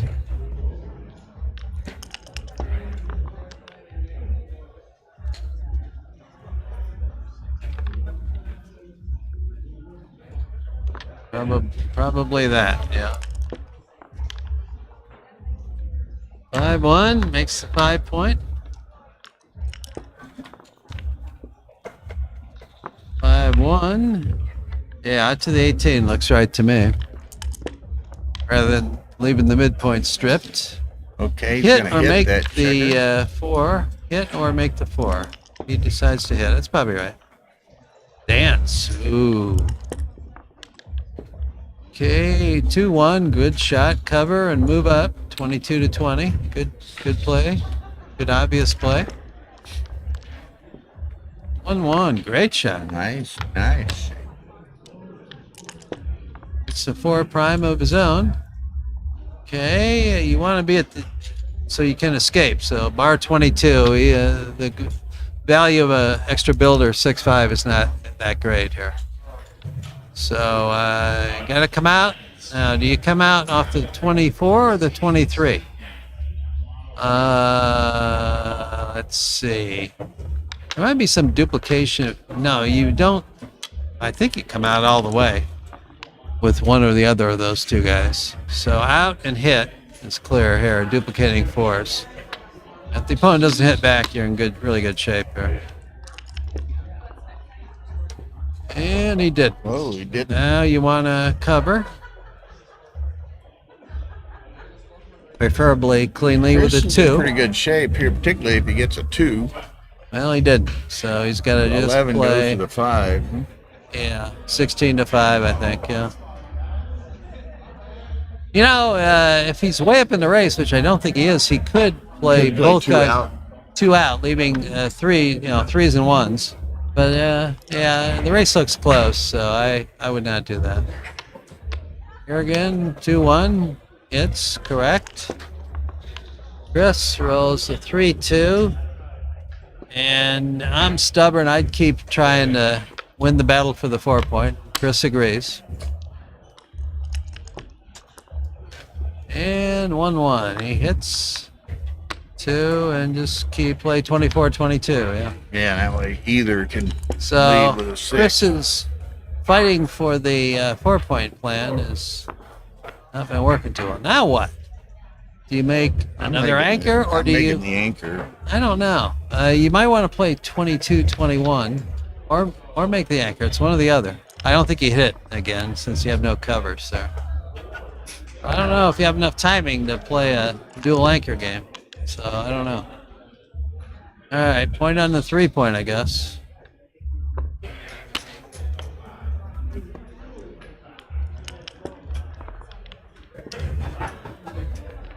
Two, 1. Yeah, and yes, I agree with both. And 42. Well, what do you do Get now? loose. 8-2, or you can play 13-7. That's reasonable, huh? What?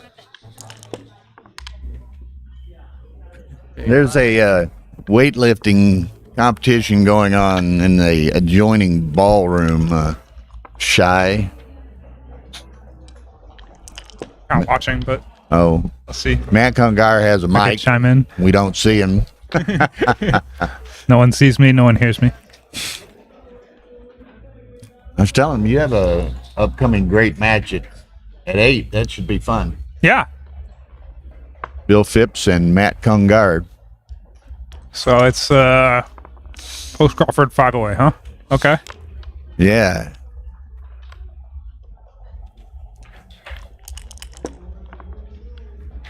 Hey. Yeah, MCG, he skipped the main event. He's playing in the Masters Jackpot and the weightlifting next door. Yeah. They heard about my weightlifting prowess, and they invited me to join. Oh, that's a pretty big 4. Kind of crucial time to roll a 4. 2-6 comes back and hits. Yeah. Kind of want another 4. And he gets 1. Hey. 7-6. Correct. All right. Well, Chris's game plan has not worked. Chris's game plan is to avoid getting gammoned, it looks like. Yeah. And to do that, you could try to duplicate a 4. Or is it fewer shots to go 16-13? I don't know, but Well, there's a 4. 4 and then 8-6. Just 2. Yep. Keep the guy out of a direct 6. Yeah. All right. ace 5 is pretty good. Comes in on the ace, makes an outfield point. You know? Right. That'll help something. Absolutely. Eric Peterson's telling your secrets down here, man. My secrets. I ain't got no secrets. So I'm an open kind of book. 16-9 is kind of forced here, right? Yeah. There's no other 4 that. Basically, you're out of 4s, so you have to do this and hope again. Uh-oh. Gammon. Look out. Yeah. That's You definitely don't want to get backgammoned. That would be bad. A large neon G light is flashing. There is one in the shot. sky here. Yeah, that's true. Large. Now, this neon is a light. situation. It was funny, and she beat the G, but Kara in that match at Jonah with Jonah at 6 away post Crawford, she had 6 back on her deuce. I guess I just deuce break the point. midpoint here. Yeah, 4-3, 3-3, and 4-4. You were only leaving 4 numbers, and it seems easier to. Oh, that's Bring a nice home. shake. Yeah, I agree. I think I would have Very as well. nice shape. Yeah. Now you got problems. And that's Yeah. going to be a trick to clear that midpoint. Yeah. Yeah.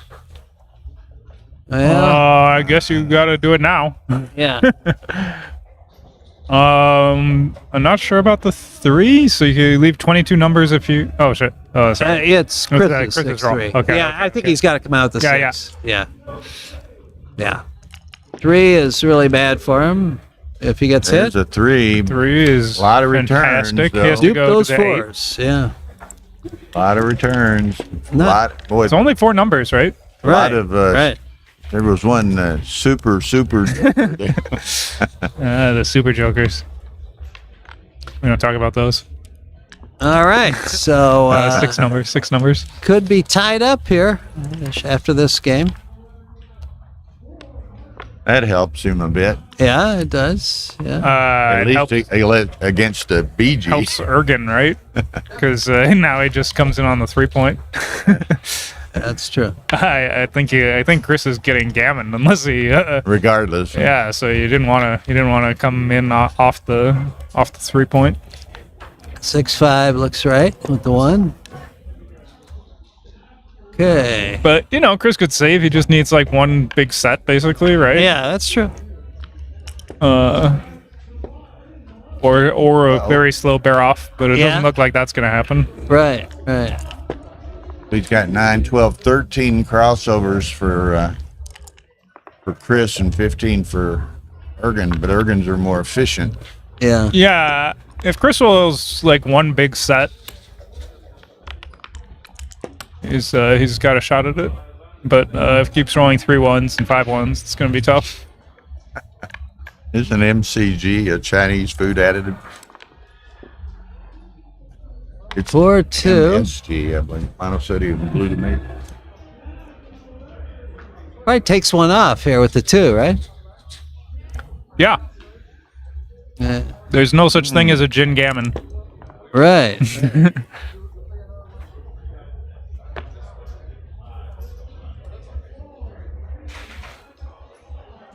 Okay, so he's 6, 8, 10, 11 crossovers for Trencher. And Ergen has 13, but more efficient. 6, 7, 13. Yeah, I mean it's gonna be close, especially if can he somehow waste a roll? Not really. Oh, he does with There, this. he Yeah, doesn't get yeah. anything off. He doesn't get anything off, so he wastes an entire roll. Yeah. Yeah. So the deuce, he would have like 2 more checkers off. He'd have like an extra roll or 2 rolls. Yeah. That's right. That's right. So yeah, I think you'd have like. Okay, 4 and a deuce. So 6, 7, 8 crossovers. Ergen has 11. It looks like Chris is a favorite to save, maybe. Well, not after double 1 for sure. 6 and 7. 5-2. He's got 7. So just Chris can't have any misses. Oh, double 4.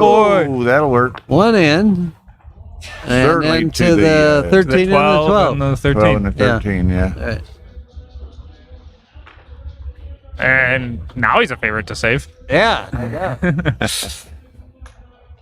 Ergen's saying Is this now, right? now where's my I don't where's think my this is set? right, because if you roll a 4 or a 5, you might have to.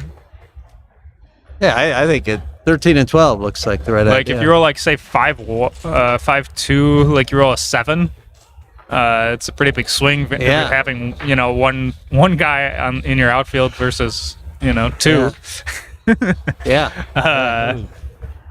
If you roll an 8, that's also So bad. he's got one more. Yeah, this he looks like finally the right, does this the play. looks like the that right idea. MCG and I both thought was right. Uh-oh.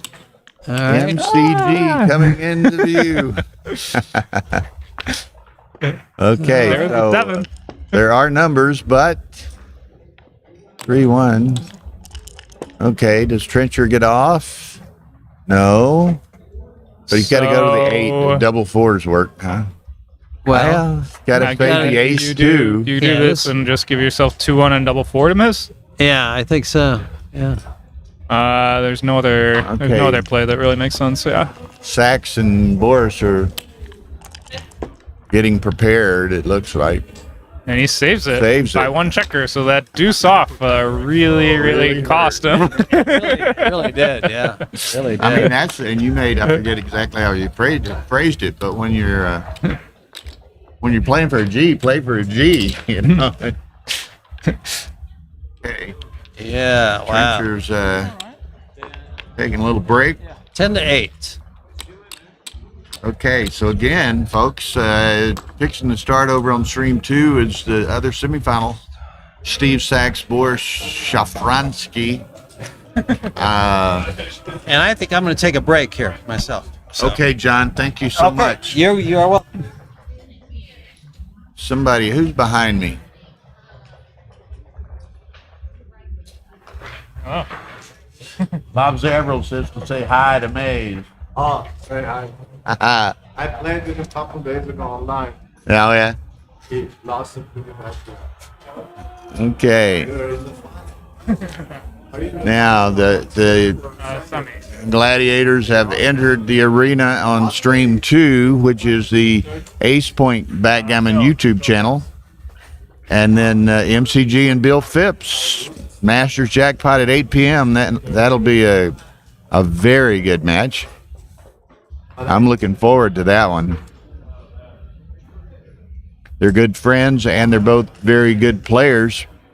So that should be fun.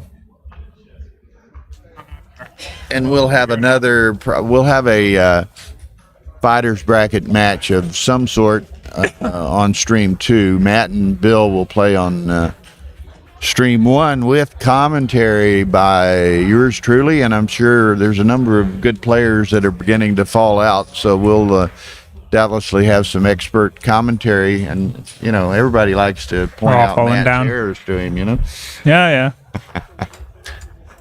I make a few, but sometimes it's the other way around, I forget. But I do make my share of blunders,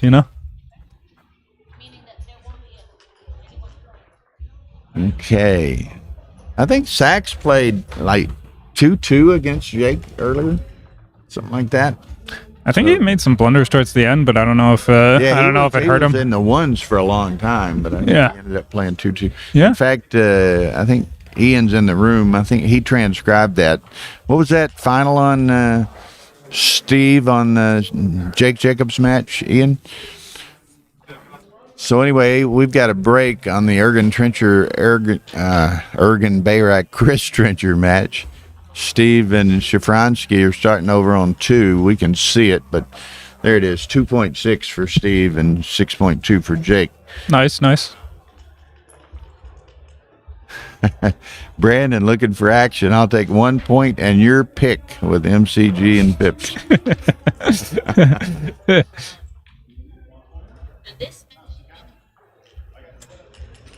Switch over. No, we're gonna Steve match at both 1 and 2. Okay. But do commentary on 1. Okay.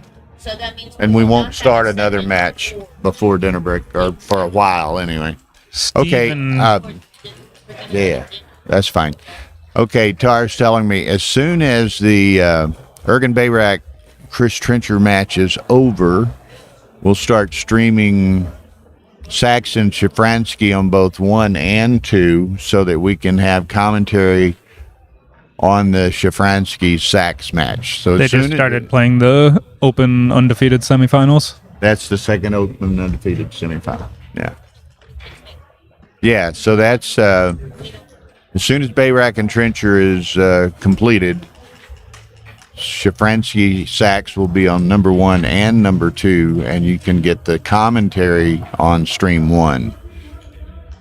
So we're trying to juggle these matches as best we can to give you the best matches and most exposure to the various players. Man, these weightlifters are killing me here, man. They're strong. Everybody want to be a bodybuilder, but nobody want to lift no heavy ass weights. Yeah. Okay. Well, Matt and I can see the Schafronsky Sachs match on the other TV here. Now, many of y'all can, if you open 2 tabs, you can kind of go back and forth between the 2 matches. But What's the other open semifinal? Besides the Jonah Steve. beat Tara. Oh, Jonah Jonah's beat in the Kara. finals. Okay, so Jonah's in the finals. Nice. So, And is it? This one's one match in the match. finals, right? Okay. yeah, the undefeated winner gets 5% bonus to Mm-hmm. offset. All right, we're back in action. Post Crawford 3 away. Yeah, Ergen and Chris, So Chris nice makes his 5-3. So 3-point. he'll And is obviously, Ergen gonna roll? He is gonna roll. Okay. Comes down and slots. I think that's correct. 4 or 5 hits 4 or 5, and comes down. 8. You want to stay on the 20 point to maybe make the 20 point, which would really, really improve your game at the score. And you don't want to leave a 3-shot in the outfield. 5-2 is terrible, but I guess I do something like this. Duplicating some Okay, like fours. say Chris, and there it is. Oh, that'll But he's hit, got make the options. 5. Hit, make the 5, and make the bar, and, you Make know. the 20 next roll, huh? Yeah, forget the 20. just make a prime. Primes win a lot of games. 8, Okay. 6. Maybe don't forget the 20. I don't know. I guess you come in and hit to stop him, Hopi fans. We'll double here. Okay. I don't know if he had any market loss, but that's fine. 4-1 comes in and makes the 5 point. I think he's got. You're coming on the 4 and go 6 to 5. Yeah, he can't hit that back checker. I don't think. So. Yeah. 6-2 is a pretty good shot, hitting and escaping a back man at the same time. And it kind of needs a 4 or 2 here. Gets both of them. So he hits twice and Hits makes an twice. anchor. Yeah, that superb roll. Yeah. Double Superb 3, not reply. too bad. He makes the 10 point, right? Yeah. I would think. Yeah, you don't have a really good alternative. So Blocks this at least, 6 is off of that 4 point.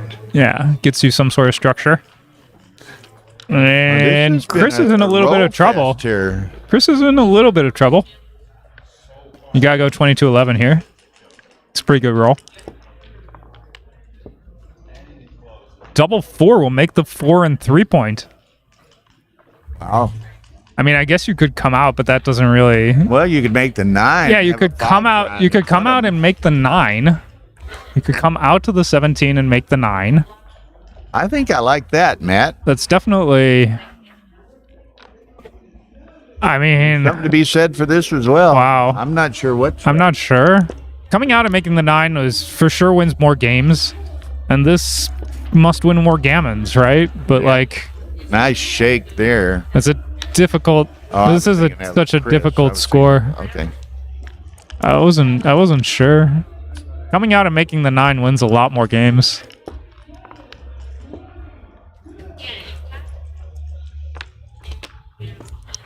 Chris is. This is Chris very needs very an good anchor in the situation for worst Ergen. way. Yeah. This worked out beautifully for him, and now you see how you win more gammons by making the board. Needs an anchor badly. Has to come out from the back with a 6. What? Really? Guess he's trying to set a prime or even, make a blitz. Just close him out? I guess you can. Well, you got to hit off the ace, I think. Yeah, you for sure want to close out. Where's this guy go? He goes. One comes out, one has to hit. Doesn't really do him any good to take that one to this. Well, he just takes it to the ace, right? Yeah, I think that's the play. You go 11-1 with the last 2. I mean, you could go 13-8 twice, but man, you win a lot of gammons from a closeout. Well, you want that? That's Yeah, the this play. looks like That's the play. You want to win a gammon. Chris keeps rolling big numbers. 4-2 That makes the covers ace. The ace. And Chris is in desperate shape Looking here. for deuces. He's gonna need Ergen to knock him out. Is what he really needs. But that's not gonna do much for his cause. I'd probably go 13-9. No, but I think 13-9. I don't know what. But I don't think that's a big deal. Oh, double here. deuces! Oh my God. Wow. 10. And he probably made the right play because had he left this one back here, he'd have got hit. I know he would have got hit, but I still would have done it. I would have too. I like the 1 to the 9. Oh, it's 6 hits. That puts the Gammon back on. Oh my God. These guys are so good. Just when you thought it was safe to go outside, you get. Yeah. I'd probably come down and leave him the 2-6, but They don't. I think you want to get off the midpoint as fast as possible. They Because don't. he may come in later. They don't trust each other to leave even the fly shot. Yeah. I mean, there is some downside to leaving a fly shot, but there's also upside in getting the mid cleared faster, right? Because if he just Right. rolls a different 2, then you have, this awkward structure. Okay, now he just hopes to doesn't clear that. 5-1. Okay, you do that in 6-5. Or do you go 6-5? Then you're odd on the back for double for sixes. So I think No. Look at your double 5s next. You don't. you either left the 5s or the 6s, one or the other. Yeah, but the 5s are way worse. Looky here, another set. Might be too little, too late. Yeah, I mean, Ergen, I think you just clear the 6 here because the Gammon looks What's he got? very. 12, It looks like it's hard to get off 16, this. 18, 19 crossovers for Trencher to get off. Yeah, I mean, They're not going to all be efficient. like I said, there's no such thing as a Gin Gammon he could get off, but it's very hard to get off this one without hitting. So, if you have a play that's safer, now it's going to be almost impossible unless he hits a shot. Unless he gets a shot Yeah, and hits it. yeah.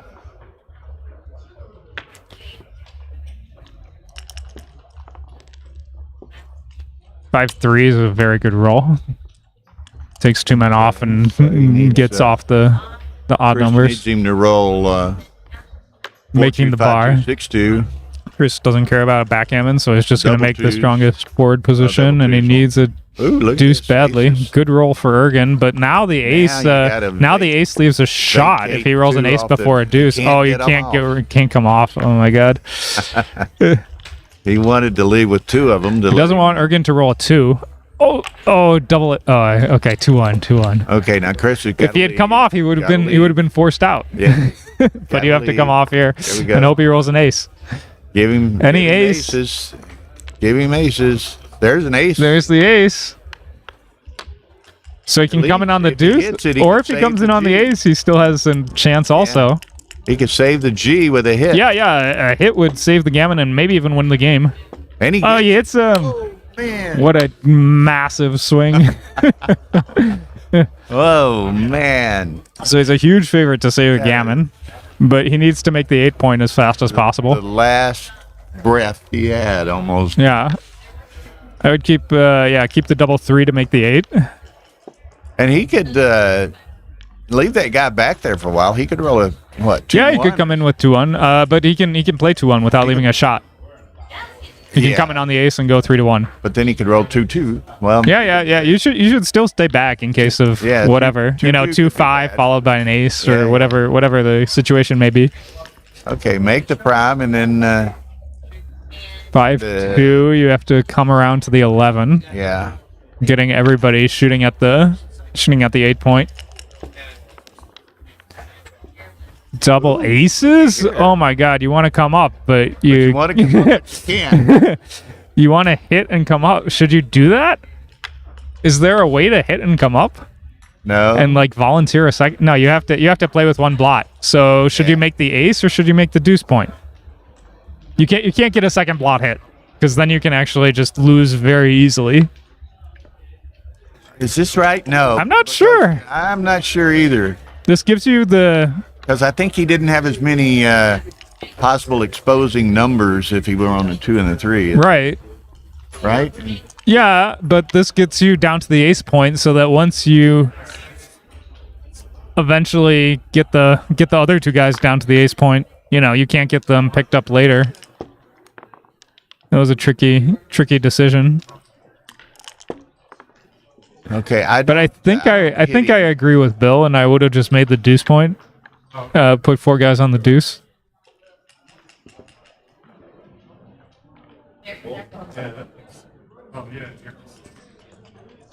Yeah, give him the chance to roll an ace or a deuce here. Yeah, You I don't would. come out. You stay. Yeah, I would go 9 to 6, but I don't think it's really. I don't think it really makes a difference that much what you play, as long as it's one of those non-hitting, non-leaving plays. There's a deuce. So, good pick So up now the second. aces are kind of duplicated, which is why I liked 9 to 6. Okay, so now Oh, the ace hitting! Oh my Yeah, God! now it's So the time 5 slashes on the deuce point. it's one saving the G to maybe winning here. Not maybe winning. Chris Probably is winning. yeah. Chris is like a favorite to win, right? 6-1 comes in and hits, and if Chris can somehow manage a closeout, which seems very likely, Win.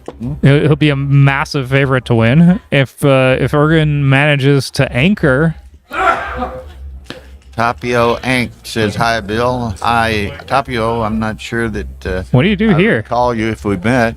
You can make the deuce point. You could hit on the ace, but you could also you could also like I like kind of lose a gammon too, so you have to like balance that. I like to make the deuce. I mean, the problem is if Ergen anchors, he has a tremendous game if he just then rolls a you- 1. Yeah. But You trap him off of that, though. you think you do, but you think you trap him off, but how often have we seen a guy just not jump a 5 prime for 7 rolls? It's pretty easy, right? Seems he is entrenched. Entrenched. We- Oh, he closed him out. Got a Oh my puncher God. in the room here. So Chris is like just a huge favorite to win the match right in this game. Uncanny, wasn't it? Yeah, he's probably like 85% or something to win this game. Yeah, and he was down to what? Yeah, he was down to Less than 5. less than 5% to save a gammon. So it's crazy how these Oh, things wow. turn around just like that. But Okay. Play to the 8 and play to the 7. Right. not okay. He's staying off of boxes, but all right. 4. Yes. I mean, if Chris opens up his 6, I think the way that Ergen wins is if Chris opens up his 6 and then Early. Ergen roll throws sixes. boxes. That's the main a way nice from here. Take them off. What do you think? Maybe, So maybe if you not. if 8, you 11, 12. go 6 to 2 twice and he rolls boxes, you're losing. Is that what's happening? But I think you take them off. yeah, I take him Rather off. than 6s plus You leave a have, 6-2 and your bear off's a little bit slower, but you get 2 more men off. It's pretty hard to lose from here. I don't know. 3, 7, 10, 11 crossovers for now 10 crossovers for Ergen. Oh, he wastes a roll again. Whole roll. Oh man. 10 crossovers apiece, but So these are much more efficient. yeah, Chris is still a big favorite. Ergen needs a pretty big set, but any big set Big will set. any big set will work. Oh my Ooh, God, I that was oof. This has been an incredible match. This last game just been amazing. Oh, he's even. Amazing. I thought it was odd.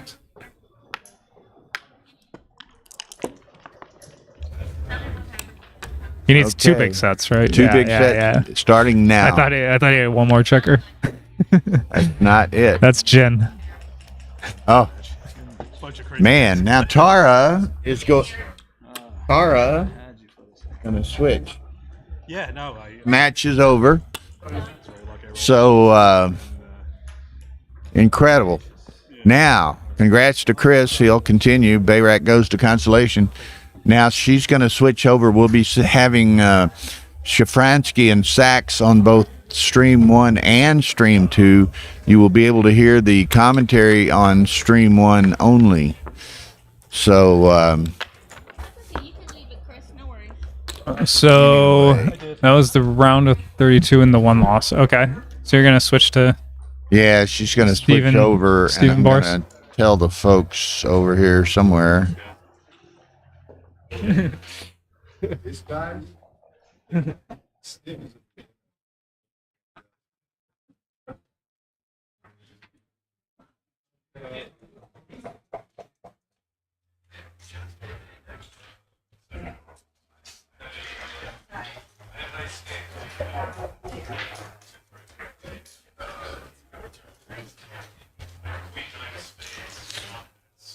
Okay, so we're okay. Welcome to Steve Sachs, Boris Schafronsky. Steve playing the white checkers, the bottom of the screen. Schafronsky, who's on the left side of your player cam there, playing the brown checkers at the top of the screen. This is the second undefeated bracket semifinal. The winner will play Jonah Seawald in the final of the undefeated bracket. Whoa, dancing. That's brutal. I think you play on from here, maybe. Very nice. Let's see. Whoa, what are his options here? Wow, I think he makes that. Maybe he shifts to try to keep Boris from anchoring. There you go. Looks right, and he has 4 builders working on the 5, 3 on the 4. 5 now. It's attack city for Steve.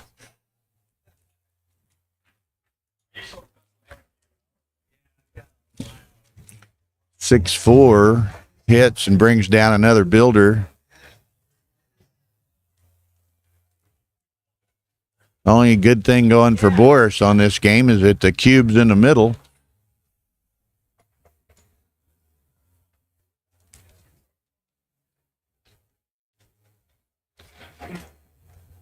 Okay, 4-2. He could hit him again, trying to deny Boris an anchor.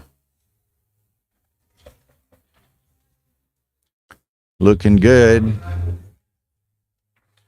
That's right. Alex, my man, and Tapio is correct. Help out Backgammon Galaxy, help out Backgammon in general by hitting that like button. Likes, subscriptions, views, all are to the benefit of the game in the Google algorithms and search engine algorithms. So be sure and do that for us. Now this will be our last match. Well, I say that, maybe our last match before the dinner break, probably. And then at 8 p.m. we'll have probably, I'll have to check the schedule. We'll certainly have Bill Phipps and MCG and the Masters Jackpot semifinal. And we will very possibly have the undefeated bracket final, which will be the winner of this match versus Jonah Seawald. So could be 2 great matches on at 8 p.m. Pacific here. Okay, Boris is fighting back, trying to, get an anchor. Steve's trying to deny him an anchor, and classic backgammon give and take here. Yeah, Mr. Zavril is in the house. We've got had some great audiences today, some great participation by various viewers offering their perspectives and insights, some transcriptions, some positional analyses. Okay, so Boris will have an opportunity this roll to make an anchor. They've been fighting back and forth, Boris trying to get an anchor and Steve trying to deny him the chance for an anchor. Okay, takes away the double 5 hit, but boom, doesn't get it. So Steve attacks once again. 3s, 4s, 5s, double 3s, 4-3, lots of things he's going to hit.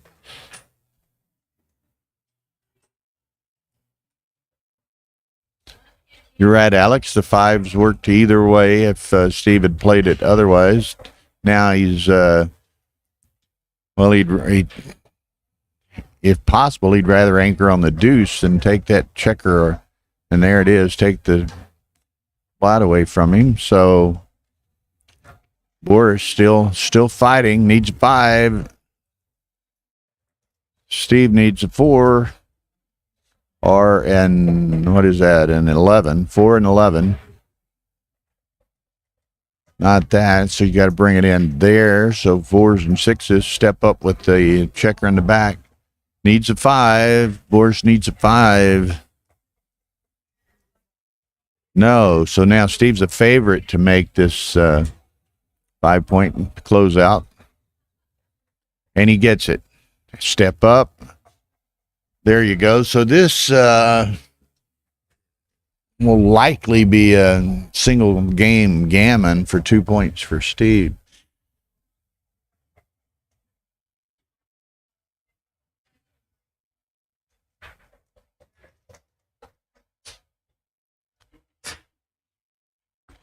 Okay, so Boris gets to watch Steve play for a while here.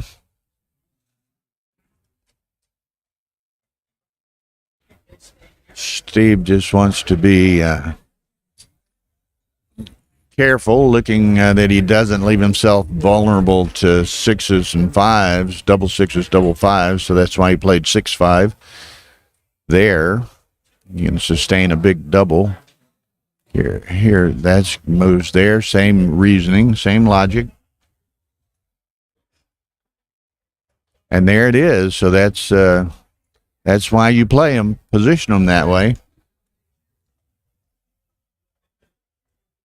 I don't know Neil's status at the moment, but he's certainly welcome to provide some superb commentary anytime he wishes. We've got couple of open chairs here at the moment, so we'll see.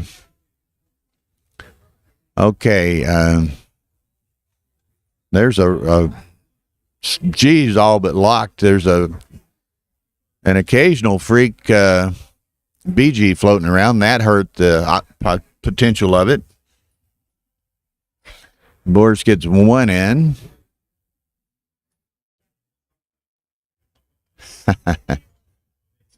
Neil tries to stay away from Burger King, Alex. Tries to avoid the Whoppers. Okay, Boris got them both in. Steve could BG him with 2 sets, potentially. That's not one.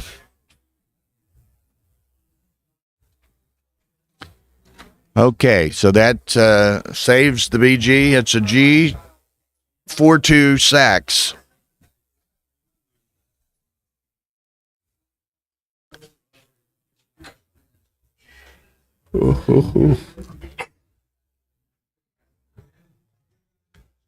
Okay.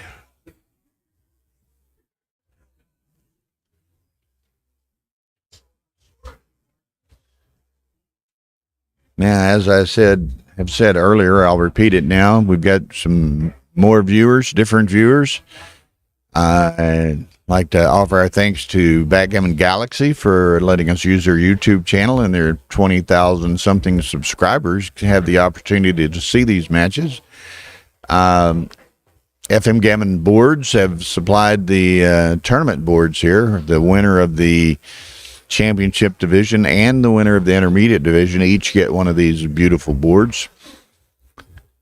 So 2-6 for Steve.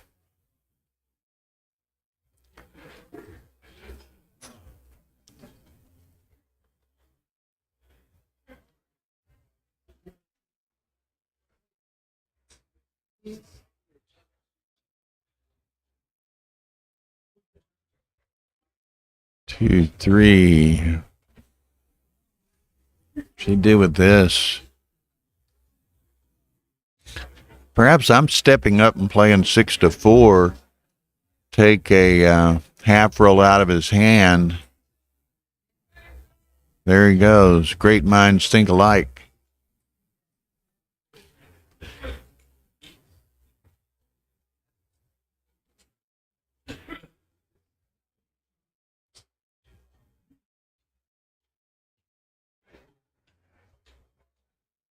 Okay, so Boris was able to anchor.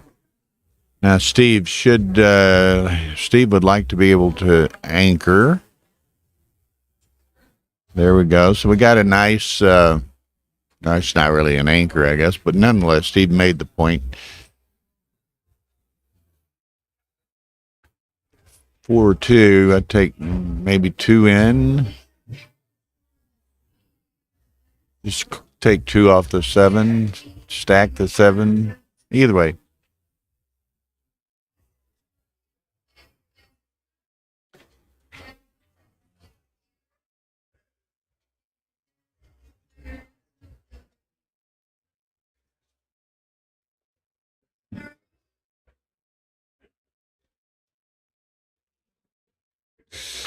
Okay, Steve wants to play quickly before many people notice his 7 checkers on the 8 point.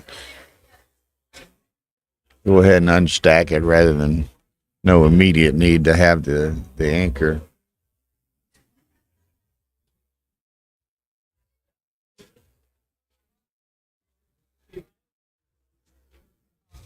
Okay, now Steve maybe can cover some of those blots in his board. It's becoming increasingly likely that Boris may have to leave a shot. There, it cleans them both up right there, so he's in good shape. Boris can probably sustain one more roll before he is vulnerable to that.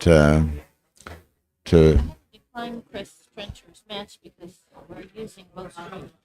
It's next match? That's fine. Who was he playing?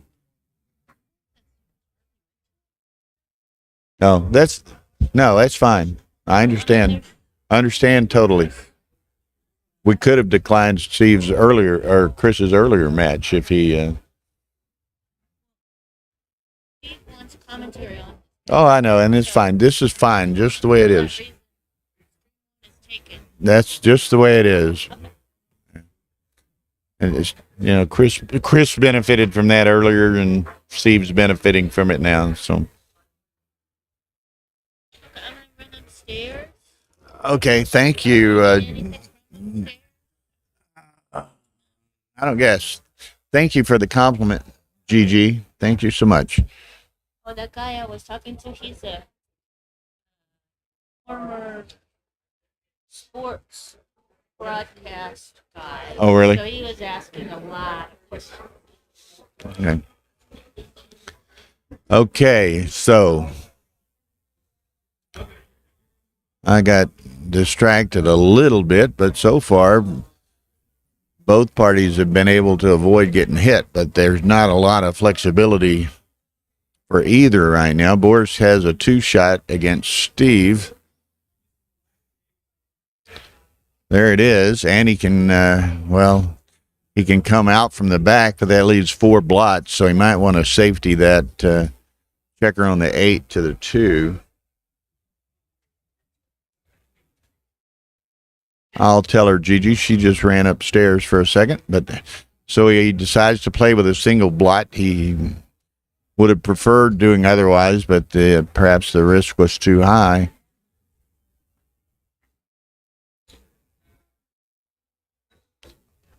Okay, Steve comes in with the 4. Probably come out. Or no, that's where Steve already has. I'm sorry. Getting not paying close enough attention with some activity around here.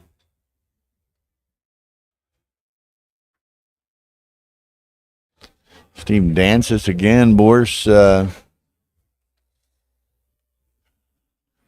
he's probably still doesn't have it now. He'd make the 4 now. If Steve dances, Boris might send it after this. Steve could also roll a 6-1 or something and turn the tide immediately. No, now Boris, what's he at? He's 34, 64. Steve's got what? 37, 24, 61. He's way behind. Way behind. He's got to drop this.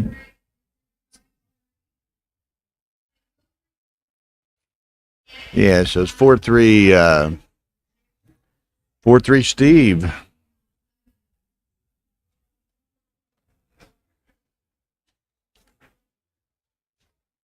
And we're having kind of been a little interesting shuffling matches here. We only have Stream 1 is the only stream with commentary this week. We don't have commentary on Stream 2, and that was by design. But like earlier, we started Trencher and Bayrack on Stream 1, which forced us to curtail the commentary on the Jacob Sachs ending. And now kind of the same thing's happening. Steve and Schafronsky started on Stream 2, and now we've switched them over to Stream 1. Trencher and Charlie Reichel, or whoever Trencher's next match was asking to be streamed on 1, but we can't. We don't want to interrupt the commentary and the viewing of this undefeated semifinal between Sachs and Schafronsky. So we juggle the streams and the pairings and the commentary as best we can to provide the best viewing and coverage to everyone watching online. Okay, 6-1 for Steve. 6-1 for Boris.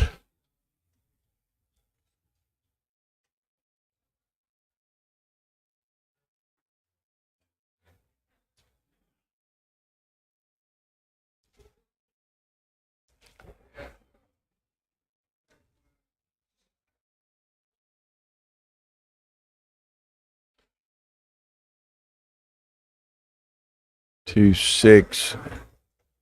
And I guess down, Steve would like to make a point. He's got 3 builders working on 3 different blots there, so he's hoping to point on one of them. And he does not, but he is able to point.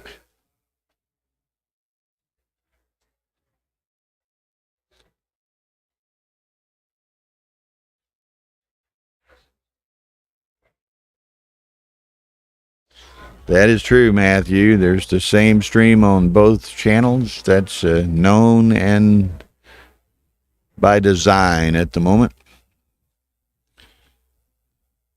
Now at 8 p.m. we will have 2 very good matches, one on each stream. Only Stream 1 has commentary, though. We can't, Matthew, because we want to provide commentary for Schafronsky and Sachs's match. They're playing on Stream 2. We don't have commentary available on Stream 2, so we're streaming. The match that is on Table 2 is also being streamed on Table 1 so that we can provide commentary to this undefeated semifinal. So that precludes showing the Reichel Trencher match.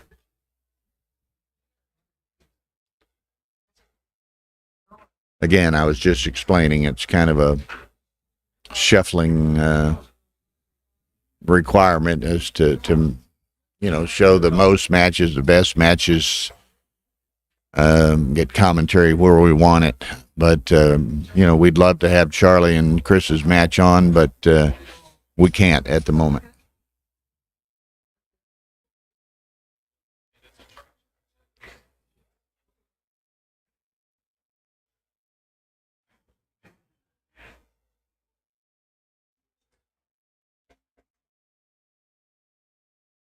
Oof, pardon me.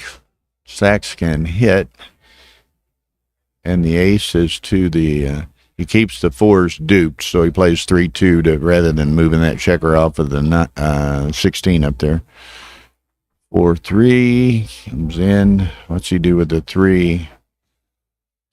Goes to the 4 point.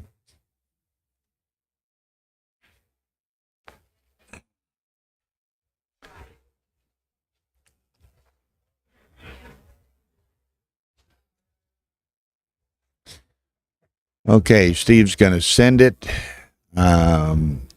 Boris way behind in the count. Steve has a couple of checkers to clear, but he also has a fairly significant opportunity to point on the 4.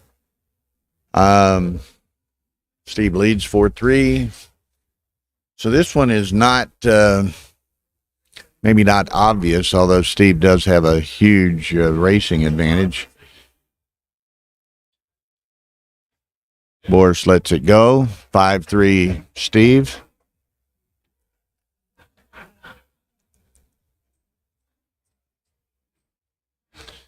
Miroslav Kowalski, a frequent viewer of our streams, and we welcome you today.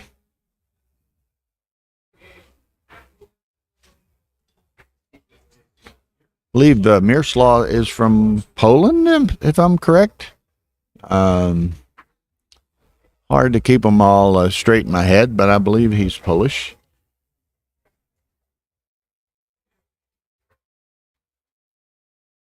Deuce 1. Now, what deuce? He's going to come down kind of the pointing, blitzing type mode. 5-2. He gets hit.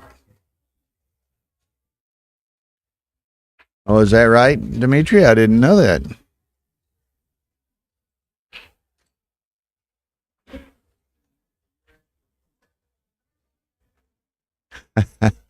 Yeah, it's interesting.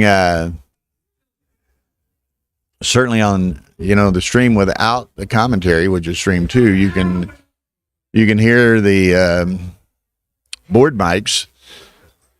You can hear the board mics on the stream 1, but we're talking over it at times, so we cannot hear the commentators, me now or any others at the time. We cannot hear the board mics, so sometimes y'all have a bit of an advantage on us.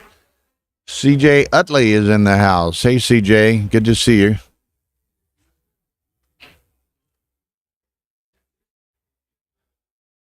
Hmm. 6-3 for Steve. What do we do with that? He could button it up all the way, which he chooses to do. 3-1 makes the 5 point, makes the 10 point. I'm going to make the 5. Also, he could anchor on the 21. So many permutations. Let me take she got my, okay, Steve's roll is let's see what this next roll. See if my telestrator is working here. 5-4 for Steve. What's he going to do? 5-4. It's kind of awkward. Going to play down. He could play down and hit on a 9. Is my telestrator working? Or hit on the 4? Yes, indeed. I know it's not. Oh, this is on stream 2. Okay, so my telestrator doesn't work. It only works. Darn, I was going to play with my toy, but it's on table 2, and I can't do that. Okay, we'll get it on the next match. 6-1. He's in. He's down.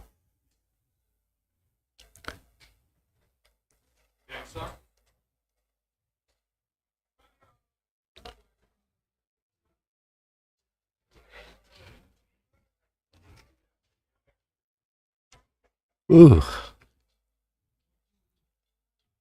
Tara and I are running a bit on empty here. As many may know, we streamed from Dubai as late as Sunday night. I actually went to the Dubai Desert Experience portion of that tournament on Monday night. We left Dubai Tuesday morning. We arrived here Wednesday evening, and so when we go home on Tuesday, we will have been away for 3 weeks continuous. So 5-4 Sachs. I forgot. I tried. I can't use my telestrator on the table. On that table, can I? Doesn't work.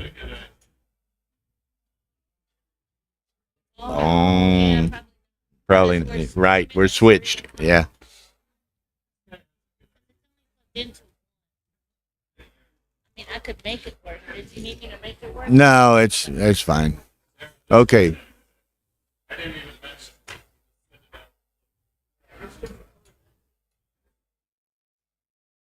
Do what? Oh. Okay, Alex, and his name's Patrick Gabelli, Gebeili. Super nice guy. Put on an incredible event there in Dubai, and next year's going to be bigger and better and more incredible. Just okay, no problem. Just making sure you knew that. Next year's going to be huge, just huge. I fully expect this year, counting just people who played only jackpots and things like that, there were like 330 players. I suspect I would say there'll be twice that many next year, maybe more than twice that many.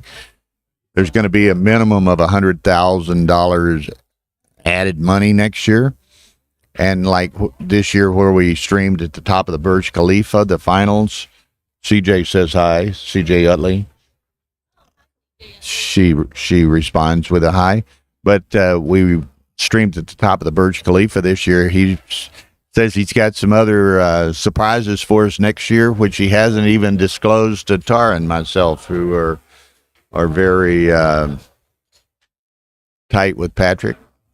Looking forward to doing it again next year. Well, I think he won't. It's going to be in the same time in the year, Alex.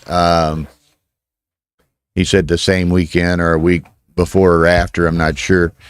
He was aware, perhaps later than he should have been, about the overlap with the Jewish holidays this year. And correct me, I don't they vary from year to year? They're on like I don't know, it's a lunar cycle or of some sort, or it's less than a year. So they vary what months they're in from year to year. So perhaps that won't be the problem next year, or won't be a problem next year. But wow, what an event! What an event! So we shall see. And what an experience for us. Tremendous amount of work on Sunday, particularly to break everything down after we finished streaming Saturday night. We broke everything down, and then early, until like 3 a.m. Then we had to pull all the cable Sunday morning. And yeah, they kicked us out at 3 a.m. We had to pull the cable Sunday morning, and then Sunday afternoon at 2 p.m. we headed off to the Burj Khalifa. Ideally, it was going to start at 5, and we would have 2.5 hours to set up. But with all of our equipment, despite our pre-clearances and pre-qualifications and so forth, it took us more than an hour to get through security and up to the top. And we. I watched him play like 100 games. Well, yeah, Alex. In certain regards, yeah, one, you have fixed starting times, so that's an advantage. So you can always start two matches at the same time, and they were playing shorter matches, 9-point matches throughout in the Swiss format. And also they were using reduced time settings, which is becoming more common in a number of places. So they were using effectively 1.5 minutes per point bank and 12-second delay. So, that's, yes, all those things combined, more efficiently scheduling matches to be streamed, shorter matches, faster time settings. So yeah, overall the cumulative effect is we can stream more matches. Yeah, you can play 1.5 10 with a baffle box. It's funny, Tara and I laugh, and typically, obviously we typically don't have a problem with people using baffle boxes, certainly at our tournament and other tournaments, whatever turns people on. Baffle boxes can cause streaming problems at times, particularly, and I'll show it, and I've used it some this week. I'll show it some more tonight. Our telestrator, when we put a baffle box on a game or a match, it disrupts some of our calibration for the telestrator. So I don't know. We've discussed whether or not we always want people to use or be able to use baffle boxes on our streamed matches. It was funny in Dubai, where we streamed an incredible number of matches over 4 days or however long it was. No one ever asked for a baffle box. Every match, as I recall, and as Tara recalls, every match was played without baffle boxes. Yeah, it's an overlay type deal with a telestrator. So you put the baffle box on, and you have to move the board a little bit. Then you have to take time to recalibrate the overlay, and we're playing. Oftentimes in kind of a time crunch. Now, one thing too, Alex, and we were talking about Swiss format and streaming more matches and so forth and so on. One thing, and particularly with this, and it's true pretty much of anybody running a Swiss format, but like in Dubai, they were using the FTBG tournament management system. The pairings were automatic. When they click a button, the pairings go up and matches are supposed to begin. So we have to be right on top of it so that we can very quickly choose, the two matches in that case that we wanted to stream, find those players before they have an opportunity to start their match and get them into the streaming room. And, and we need to work with Ali at FTBG so that, again, when he displays those pairings, it's not always apparent what the records are of the players, and typically you want to be streaming those with better records. So I'm going to try to get him to add that so that it makes it a little bit more efficient for us to very quickly choose two matches to stream and to capture the players before they start their match and get them into the streaming room. We only had one case last week that kind of caught us off guard. In one of the later round 6, round 7, somewhere in there, we had noted a particularly strong match and wanted to stream it. Would have been stream one, or the very best match at that round, and one of the players refused to be streamed. So just absolutely pitched fit, would not be streamed. And then we had to scurry and find another match to stream, and got somewhat less desirable match, but it was the only one available, left available at that particular start time.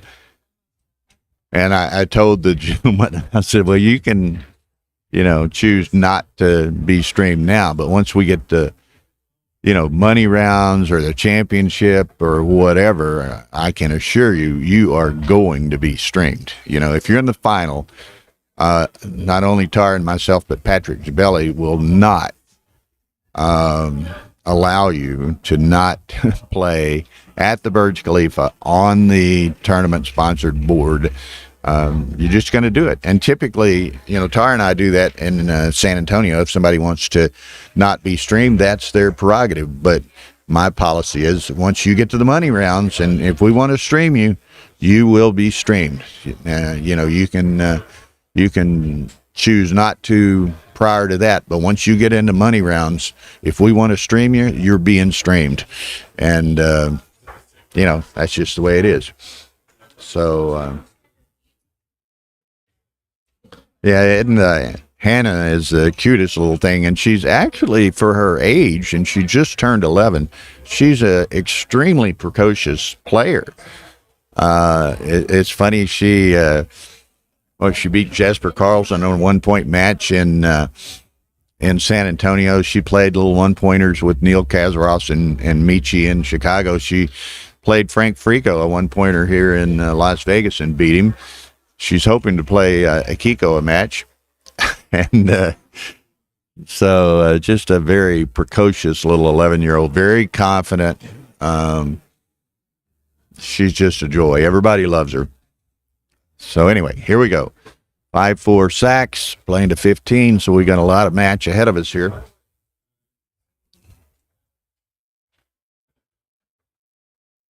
Steve's Boris has got one checker out. He just got it hit. Steve makes a 4 prime. So both have pretty decent structures going here. Boris has the anchor of his choice. The 23 or 24 could also leave them split. Leaves them split. Gives him more opportunity to make a forward anchor and or escape. Make the 3-point on top of him.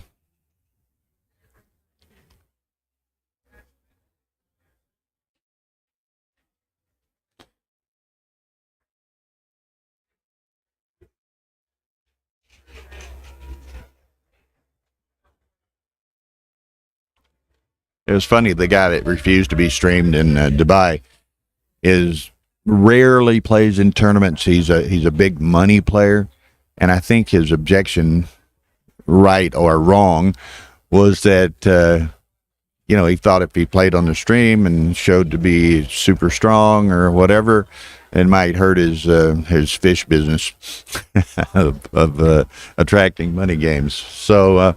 That's fine. I can appreciate that. I can appreciate it's his choice, but there are certain obligations that tournaments and sponsors have on occasion, and, he has to recognize that.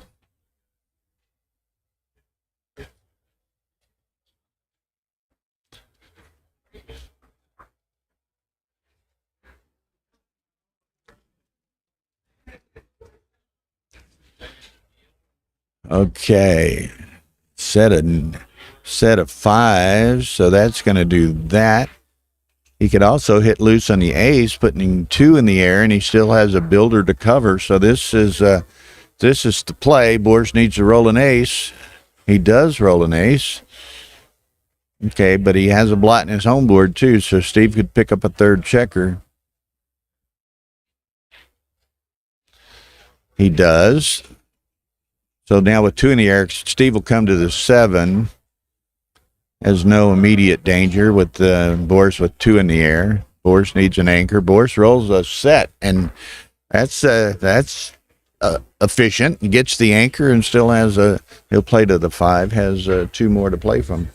Where was he from? Shai Ashraf says. He was not from Israel. If I told you where he was from, you'd know who it was, and I don't want to really, and I'll tell you in private, I don't want to castigate the guy necessarily, but Anyway.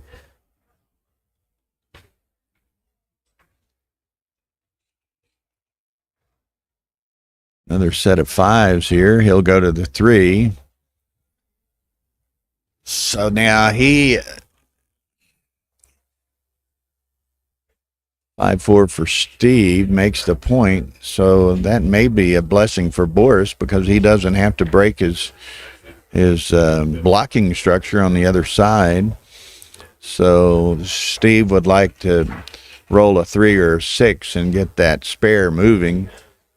Doesn't, so those are 2 down. So Boris, he'd take a fly shot hit. He'd also perhaps not mind staying in the air. So Steve's still looking to get out, particularly with the spare out of that grouping. 4-2, he can't do that. Yeah, right, John. John Giorgio. Good to see you here. And I think that was, he didn't specifically state that, but I think that's the obvious reason. He didn't want people to see how he played or how well he played or whatever, and it might affect his ability to get money games.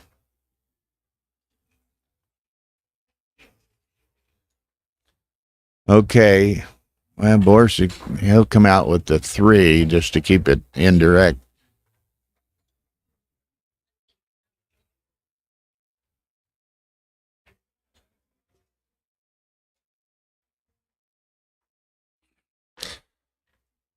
Leaves it 7 away, so it's not a direct shot, and Steve rolls a 7. So,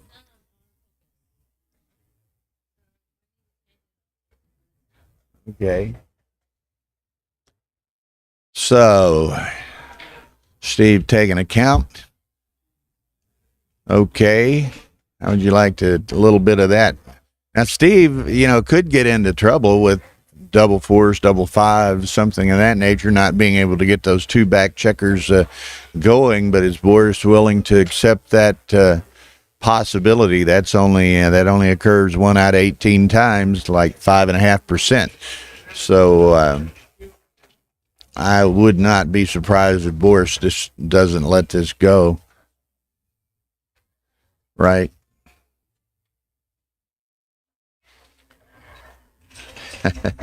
Well, thank you, Alex. Alex says all is well when he's watching Bill and Tara's live stream.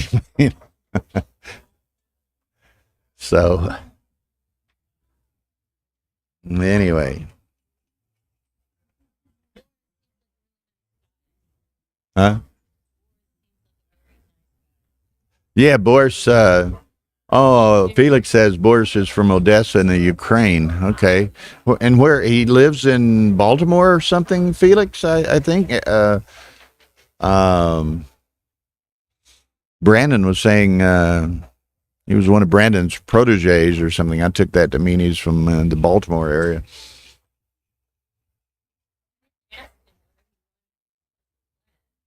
Yeah.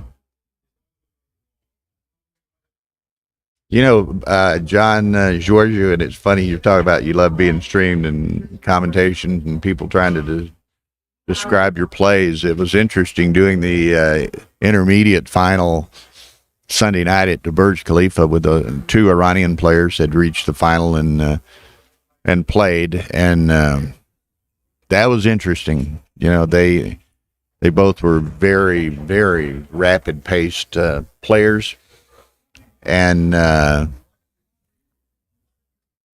they weren't the most experienced players in the world. Perhaps they didn't have a tremendous amount of familiarity with the cube, and there were occasions that even the verbose Bill was rendered speechless on some of those things. But that was fine. I mean, and like a couple of people made the point, and probably accurately, that it was interesting, perhaps because of some of the mistakes they were making due to inexperience, perhaps, and so forth.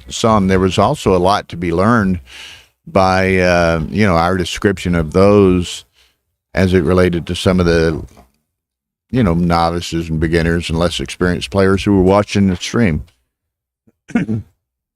That's right, Alex. They typically don't play with the cube, so these guys perhaps had little or no experience in playing with the cube, and they played the typical lightning-paced, Iranian and Middle Eastern and Mediterranean basin type style. So it was a treat. Okay, so here we go. 6-4 Steve. Boris has got his checkers out to the 18 point. He has a lot of things shooting inside. He makes that 3 point. So now trailing, depending on what such Steve does, certainly if Steve dances, I think you got a cube coming your way. He doesn't dance, but he doesn't point either. So I would not at all be surprised, perhaps, if Boris sends this and let Steve worry about the decision. Exactly, John. My point. And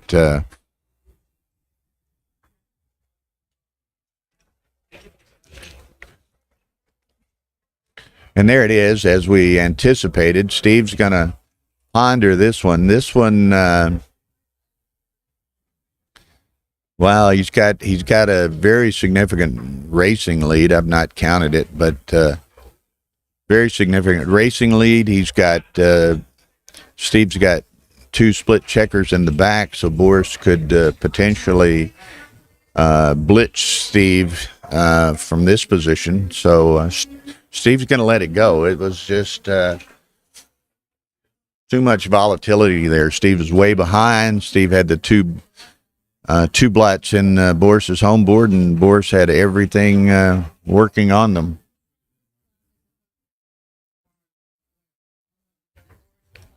Oh, okay, yeah. Steve hit Boris's clock rather than the pause button. Okay, actually that was a wee bit too good, according to Alex, so certainly the very appropriate drop by Steve. And it was. He had a 23 pip lead and a little bit too good. Okay, so Steve, in the absence of something else to do with the 5-3, tries to move up so that he has potential for an anchor. He might double Tiger this. He does. Now Steve wanting to at least hit one of those, and he does not. So no, Boris doesn't have enough to do anything, but he did gain a substantial. It was advantageous what he did, but it wasn't significant enough to send a cube or anything. He's going to go for the gusto here. If Steve dances, we know what's happening. Let's see. 1-6 will hit.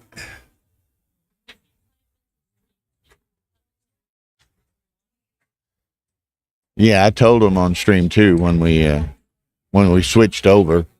I did when we first switched. So anyway, Steve would like to. Well, he can do that, but that's just he's gonna have to expose another checker. Boris got a 4-point board over there. Steve would just as soon not get hit, and he does not. So Boris is. What's he do? He can go to the 5. He could take that checker safely to the mid, but he's going to leave it there and try to get a forward anchor.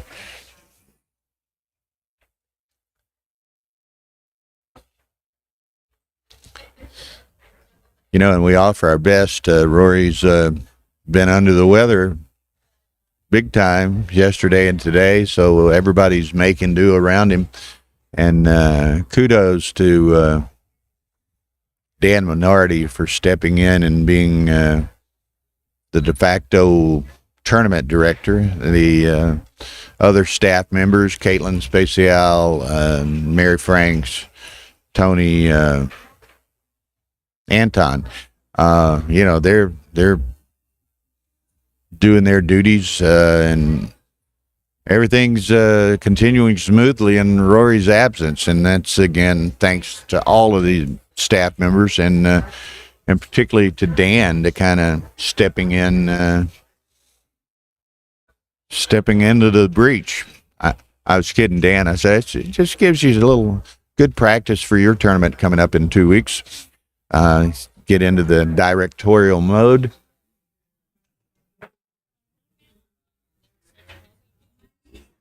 Huh?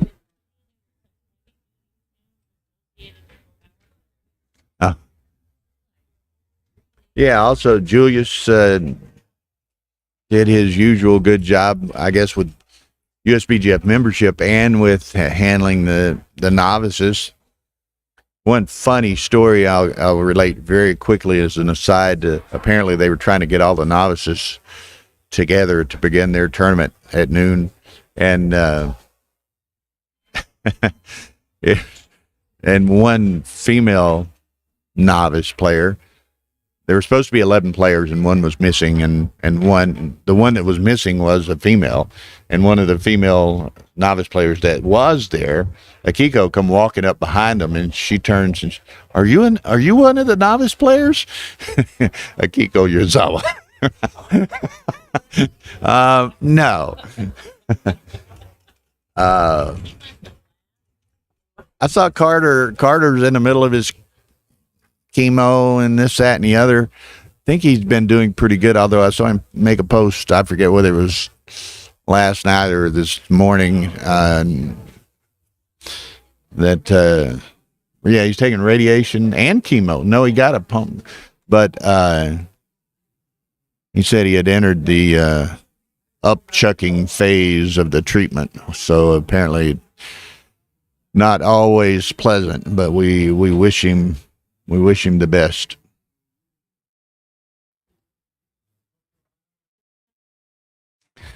Okay, so Steve's getting a little. He can make the. Well, that was Boris. Got kind of a standoff here. Steve's crunching a bit, but Boris has a 5-point board. Steve trying to avoid having to break the 18-point and offering up a shot. The other semifinal has already been played. Jonah Seawald beat Kara Schultz. So the winner of this match will play Jonah in the undefeated final. I think that's at 8 o'clock. Rory is responding and talking here. Perhaps he can confirm that. But I'm thinking we will have the Masters Jackpot semifinal of Bill Phipps and MCG and the undefeated final of Jonah Seawald and the winner of this match, both of those matches at 8 o'clock. So that will be that'll be entertaining.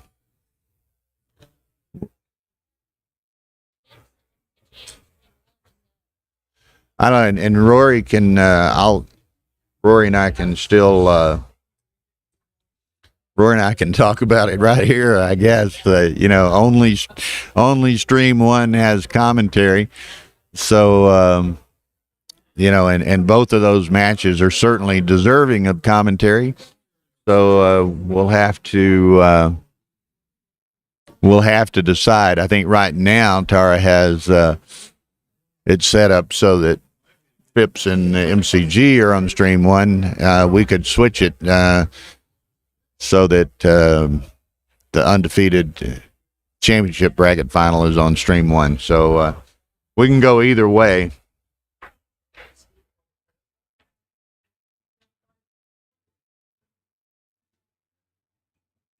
Final of undefeated is Rory's preference.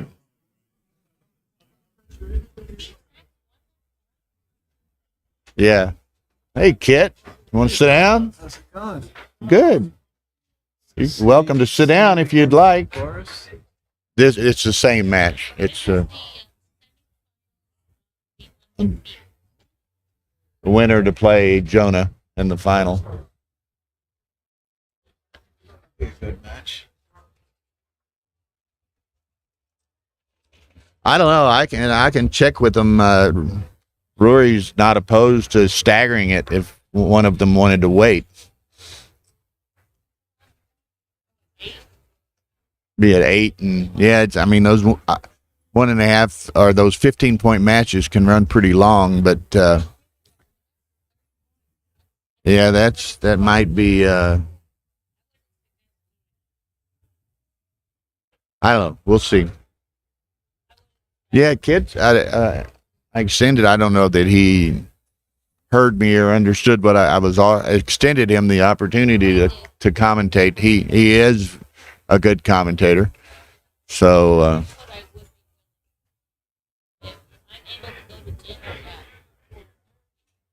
start one early. Okay, Rory, and again, we're chatting tournament business here for all to participate in, I guess. Tara said that if we can go to dinner at 4:30 or 5, which may well be a possibility, she would be willing to start one of those matches at 7 if either one of them wanted to, and then we could look at maybe 7 and 9:30 or something like that. Yeah. So anyway, yeah, the loser of the undefeated final doesn't have. Wait. Today's Saturday. They have to. Well, not. They do have to play loser of undefeated final. Yeah, goes down into the round of 8. Are you gonna? No? It goes around to 4. Actually, I look. Yes. So those 2 fighters bracket matches are both played tomorrow?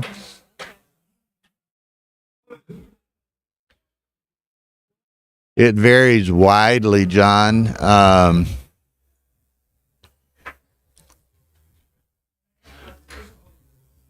guess in the championship division, the largest tournaments this year were Texas with 99, Chicago with 97, and Texas with 99, New York with 97, Chicago with 88. Masters division, I think New York, Texas, and Chicago all had a 48 bracket in the Masters. I've seen Rory claim higher numbers, but actually that involves some qualifiers, but he had a 48 bracket. Yeah, there's always some spin going on. This one has...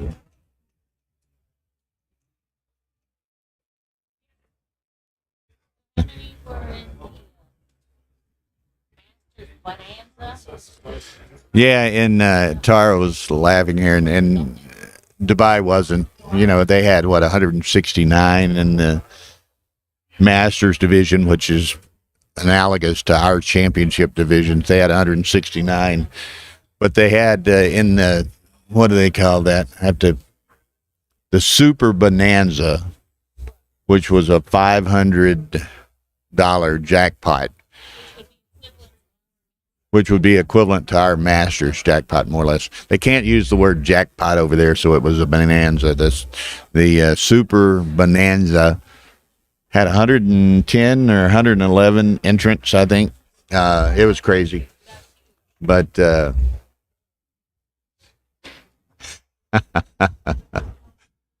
anyway, now these are our own Ace Point Magic Dice, Alex and John. They, as you will note, and I apologize, I'm not giving Steve and Boris the attention they deserve, but if you will notice, and I think this has been true throughout the week, not a single case of glare on dice. So, yeah, no. A little bit of glare on a cube, a little bit of glare on the checkers, not to the extent that it causes any problems, but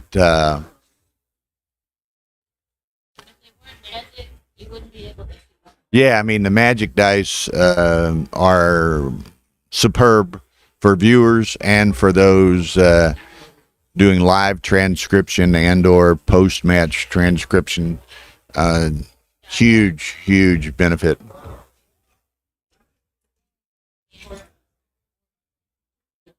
Well, there's a difference, John Georgiou. In Europe, they call the top division, if you will, of the regular events Masters. Here it's called Championship. The Masters are open. Masters here generally refers to knockout jackpot events. So there's a little bit of terminology.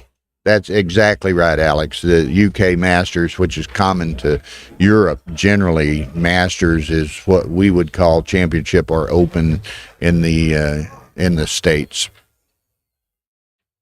And the word division is typically called category. Yeah, and typically they'll use category rather than division. And anyway, okay, so here Boris. Now this is perhaps a little aggressive early cube here. Steve snatches it up, but Boris, he hasn't moved his back checkers nor split them. He's got 11 in his zone. Steve had 2 blots, but it's far from a hugely advantageous position. Although with Steve dancing on a 2-point board, it became a hugely advantageous position.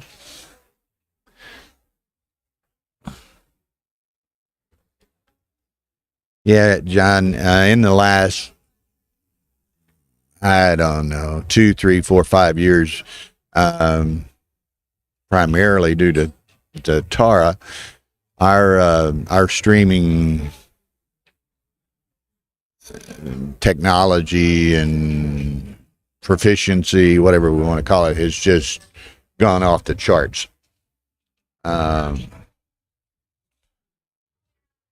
We haven't sold them, Scott, to date. We keep them to ourselves. It was funny, first time we used them in Monte Carlo a couple of years ago.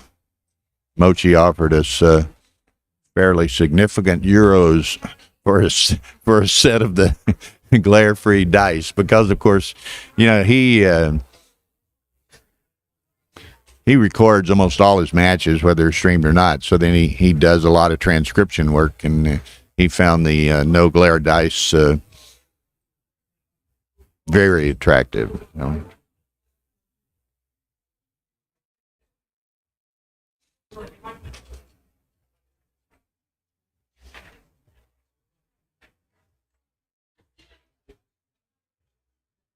We typically, to a tournament like this or to Dubai, I think, what do we take? Like 6 pair of glare-free dice or something of that nature? 7 pair.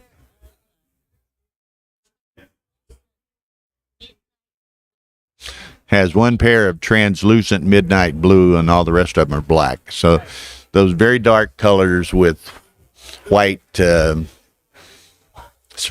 dots are, we've determined over years of experience, probably streaming more matches than anyone has, that those are the best streaming options. Okay, Steve has an anchor, but he's 1 offset from a 5-point prime. Boris got in what seemed to me to be a relatively early optimistic cube, but it has paid off for him. And, rather be lucky than good sometimes, and that's not to purposely denigrate his cube, but it did seem a little early.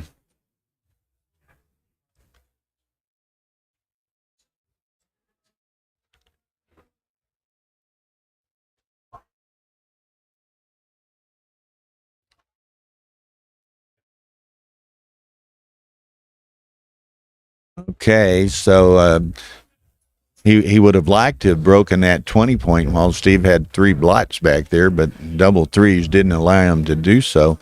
But Steve's still going to have 3 blots, so Boris would love to take an excursion from the 20-point, and boom, he's gone.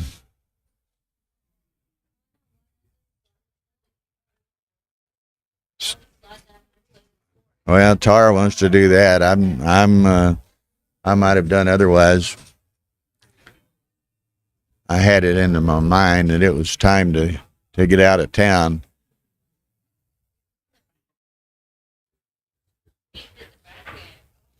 Okay, now just don't roll double fours.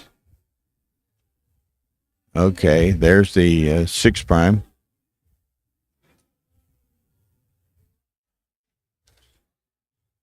Marianne Meese, you going to seal them or steal them, Dimitri? It might be a typo there. Marianne Meese in the house, one of the most consistent and loyal viewers of streamed matches by whomever's doing it, wherever they're doing it. Marianne is watching. Okay, Steve, now Boris is just going to stay where he's at for a while as long as he can, and Steve may have to offer up yet another checker.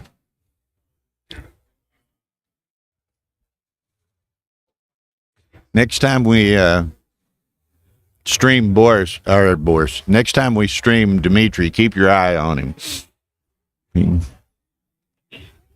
Yeah, he's saying he just might have to steal a pair of those glare-free knives since we don't sell them. Yeah, we'll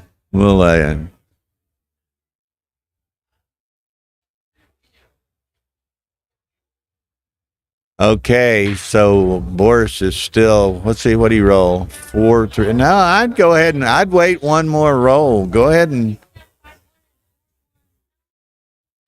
yeah, I would wait. Absolutely wait. No. Now Steve's going to roll a 4-1 or a 5-1, and Boris can kick himself in the backside. 2-4 wouldn't have mattered, but he didn't give it a chance.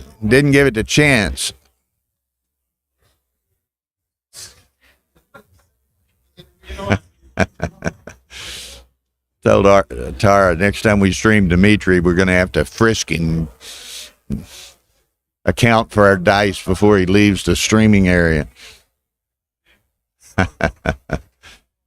Okay, now don't roll a certain number. Okay, so Steve could trap himself off of here. There's the trap.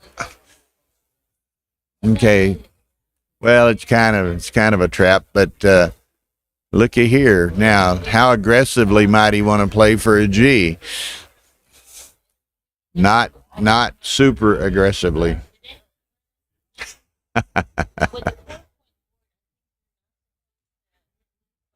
Maybe not. Okay, he's still looking to point on that ace point. He can't. Wow. He's just not going to do it, so he's probably forsaken any chance of a gammon here.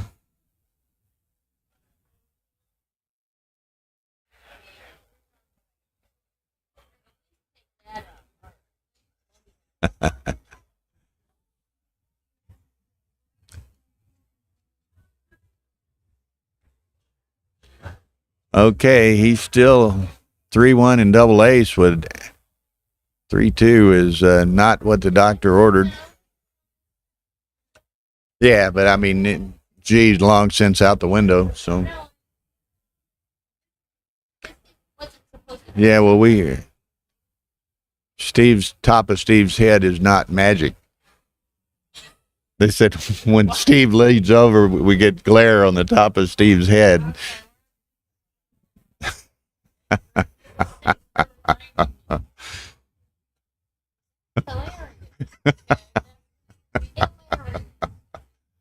Well, that's what's fun about these interactive commentary sessions on streamed matches. Everybody, hey, be nice.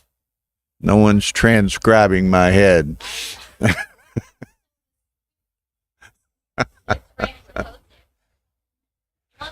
Oh, but I like that. Alex says his head is has glare, but how do you say it? But his head is precision, at least. Huh? Frank Raposa is welcome to join me. Where is he? Get some airtime here, son. Frankie Raposa, excellent player. This is the undefeated bracket semifinal. Boris Schafronsky and Steve Sachs. I believe I get the loser of this match. So Okay. I'm still in the fighters. So you're here to do commentary or scouting? Scouting's probably more important. But,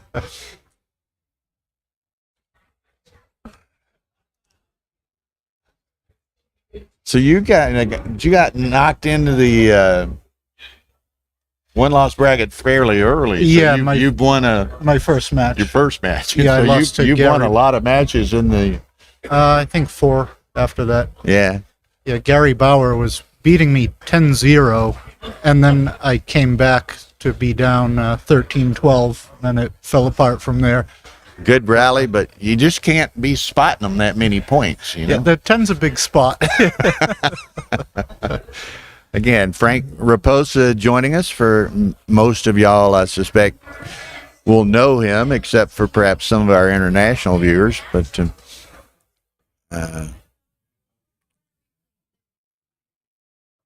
this has been a good, tight match so far. I'm not familiar. Are you familiar with Schafronsky? He's from over in that D.C. greater area. Yeah, I think he lives in Baltimore, and he came to the Beltway Club a few times. Okay, so maybe you have a little more familiarity with him than many of us, but seems to be playing a very solid game. Yeah, he's a good player. I played him several times on Galaxy, too. Mm-hmm.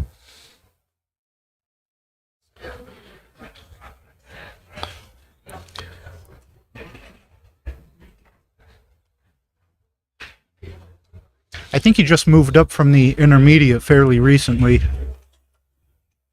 Well, he certainly had a good performance here, and overall to get to the undefeated final. And then what I've seen here in this match, he's played quite solidly.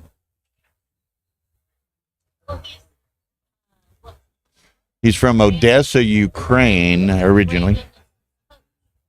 Well, Brandon said he was his protege, so I assume Brandon's been bringing him along somewhat. I don't know. Of course, Brandon's always suspect a little bit, right? Is protege French for pigeon? That's good. I like that. We'll have to ask Brandon that.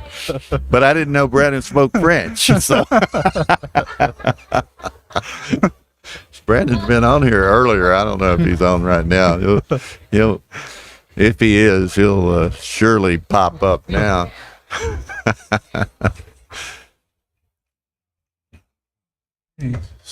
So he has to leave a deuce shot. Steve's got a 4.5 point board. 2s and 9s. 9 it is. Like, Yep, I got a hit. Like the hard way. Take home order there. Okay. Ooh, Wow. that'll solve that. He hits the hard way. That will. Well, so whoever rolls poorly Brandon first probably says- has to pass. Brandon says he's here. We'll have to be a little cautious, bad mouthing him okay. or slandering him here in any way.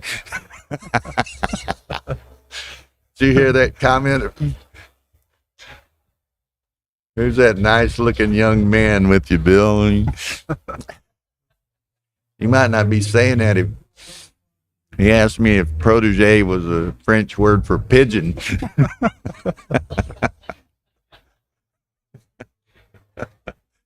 Okay, so so what Boris now here, Frank, tell me, is it too good? No, with one direct cover, I think it's just a double pass. Okay. Yeah, maybe if you had 2 or 3 direct covers, but I wouldn't fault anyone for just cashing that. So what do we got? 6 away, 8 away. Now the winner of this plays Jonah, in the undefeated final, 8 p.m. tonight. Y'all be sure and tune in for that. We also have a Masters jackpot match tonight, ideally scheduled at 8 between Phipps and MCG, but we may try to stagger those matches so that we can show both with commentary. Right. Yeah, it's a nice setup here. It's in the tournament room, which is different than how you previously Yeah, done it. different than in most. Rory has one big room here, and that's why we're operating this without speakers. Normally, Right. you know, we'll... Yeah, that's a good, Nice, but it's not that nice. what, like 200 feet away the over room's there. 140 feet, so we're probably... We have like we're probably... Oh, yeah, we didn't know we had the... background too. Oh, right. Yes. If we knew we had the weightlifting concert next door, we could have brought the speakers.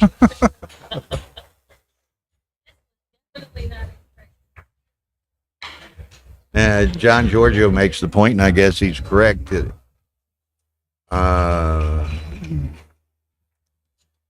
he was odd away, so it was maybe better to cash from there than had he been even away. He might have considered playing on, Oh, interesting. Oh.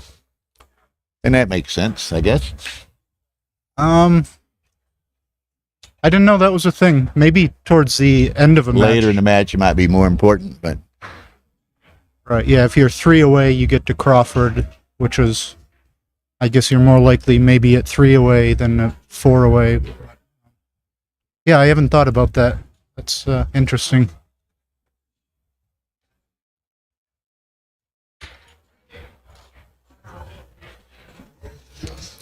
well, and Frank being here and him being from DC makes me think of a couple of things I've wanted to say, and I'm going to digress real quickly here. Just to remind people, we've got 5 ABT tournaments in the remainder of the year.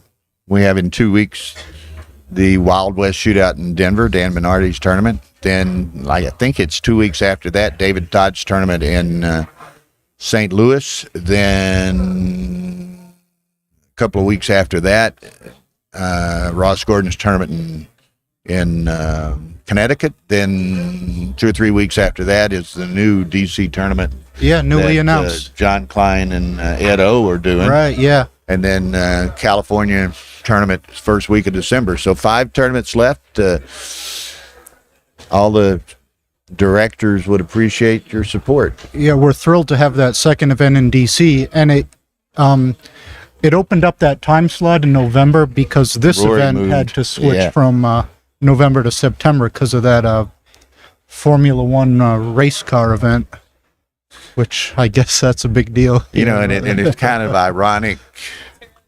Rory probably doesn't think it's as amusing as I do, but it was kind of ironic. Rory moved out of November for 2 reasons. One, Formula One, which is huge, and also he was always butting up against Arda's Cyprus tournament. That is true, yeah. So Rory moves to September to get away from all that, and he ends up butted up against the new Dubai tournament, which Right. was big this year. It's going to be even bigger next year. So Some people were able to pull off both, but it's really difficult. You pretty much have to go from Cyprus straight here, or vice well, versa. and even Dubai here, Tara and I were able to Yeah. come straight over, and Ray came straight over. I think that's the only one. Of course, Ray lives in Vegas, Right, yeah, so- he can unpack his laundry. But the only thing is there is no nonstop flight to the States from Cyprus. So Cyprus is really more difficult than it is hitting Dubai. Yeah, Dubai from 13 U.S. cities, there are direct Dubai is daily non-stops, so that makes it a little easier. Okay, so let's. I apologize for digressing and neglecting Steve and Boris, but Ashkenazi, he's enjoying his house on the Greek island of Paros right now. So he wasn't in Dubai, he wasn't in Vegas. So enjoying the summer months in the Greek Aegean Sea, I guess. I think it's part of the Aegean Sea. But. So what is the race here? Okay, the Well, Steve appears to, should be a bit ahead without counting it, just looking at it. And he's 2 behind. Cubes in the middle. I personally, and again, I've not counted it, but I'd be tempted to send this just on the eye test, But, Right, yeah. A hit and cover and a fan or a non-good reply. That might be a market losing sequence. There's no builder on the 6, though. That's the downside. One guy says Boris is ahead by my counting method, which actually doesn't involve any counting. Yeah, I don't think this is a cube because who said that? John George. Oh. Oh, you mean in the score? All right. Is that right? I don't know. And then what was another one? Some guy said they want us to give Tara a mic because she sounds like Charlie Brown's teacher without one over there. But trust me, she doesn't want a mic. She generally refuses to get in front of the camera here, so we just have to live with her and thank her for her technical and production expertise that we all enjoy. He does send it. Doesn't surprise me that Boris takes it, but fairly volatile position here. If Steve gets a good number or two,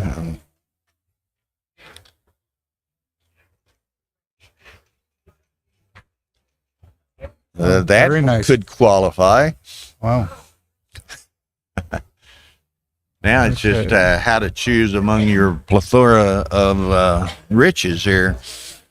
A plethora? Is it? Plethora of riches? Plethora. Oh, I was over in Europe for too long. They speak funny over there. Man, been behind the mic too many hours in a row here. So what do you just make? Okay. Ooh, look at here. Right. Eschews the hit.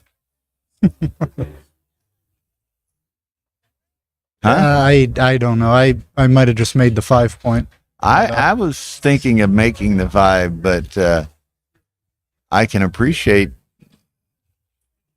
the other play. Alex is putting it in, and he says the safe play is best. Oh, interesting. Of course, I think he's putting it in. Maybe it's just his opinion, but his opinion has been in 3 digits, 3 decimal places quite a bit, so I assume he's putting it in.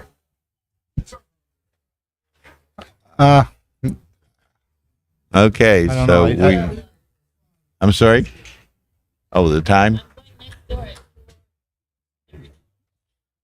You're going to go to dinner without me? Okay. So this is the, That is according to Shagan, this is the correct play. Making the 5 point is a 189 blunder. Wow. Send me and Frank to the woodshed. Steve's not going to like this on his PR either if he makes this play.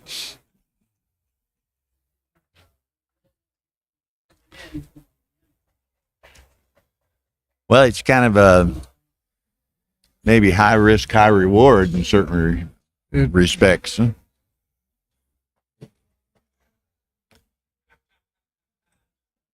Okay, so he seems to be settling on the correct play. And he does. Found it. Very Now, well done. Schafronsky would like a 5 just to get out of dodge here. Gets it. So just concede. Well, I'm say concede. The race probably isn't that significantly different. Huh? Okay, 4 crossovers. I didn't know weightlifting was such a concert-driven exercise over there.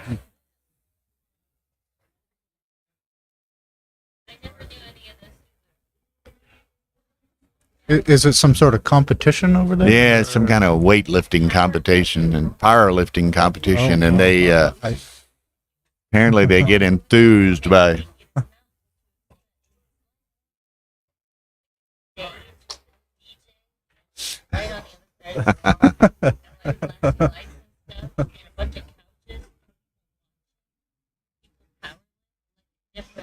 Yeah, and it's they're almost like Oh, like in baseball, like certain people have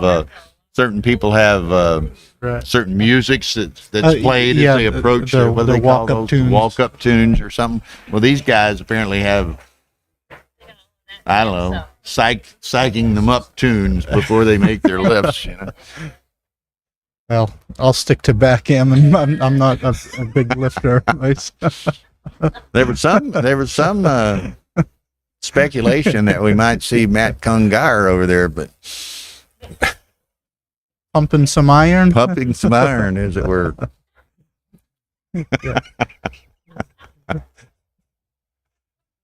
It would have been most convenient for him to have two events in adjacent ballroom. Okay. Even lifting one of those Jeffrey Parker boards is too much for me. Scott Johnson says we need walk-up music and backgammon.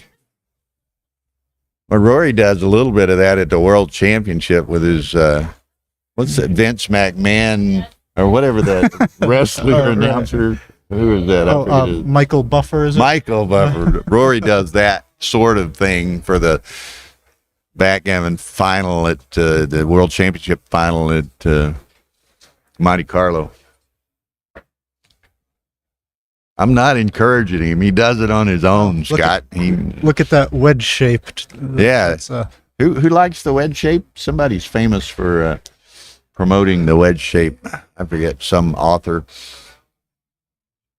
Okay, so this is going to be, let's chant. Everyone, we can just count 5, 6 checkers here. So it's 19, 21, 29 against 6, 7, 18. So Steve was 11 up before that roll.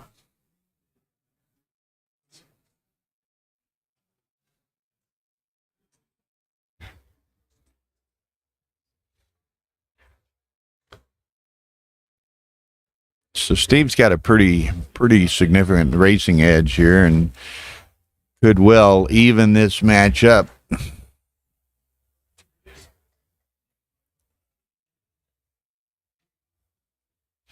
wow. Wow, now that could change things.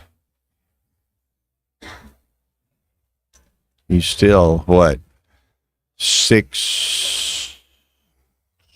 I don't know. Boris would have to have a pretty big lead to recube here.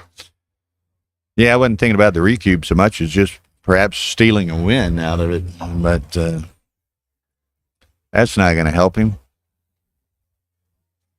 8, 9, 10, 11 checkers, and Steve has 9 checkers. So Steve's up 2 checkers and a number of pips.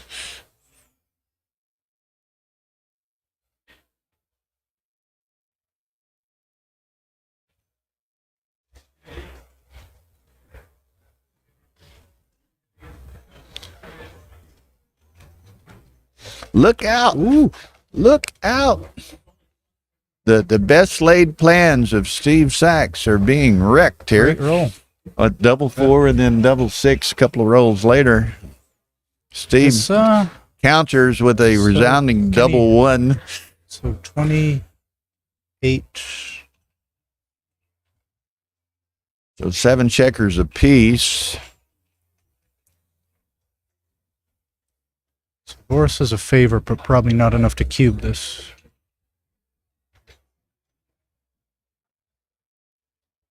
Six, 2, so that's a miss. Steve's probably got a miss or two in his future also, though.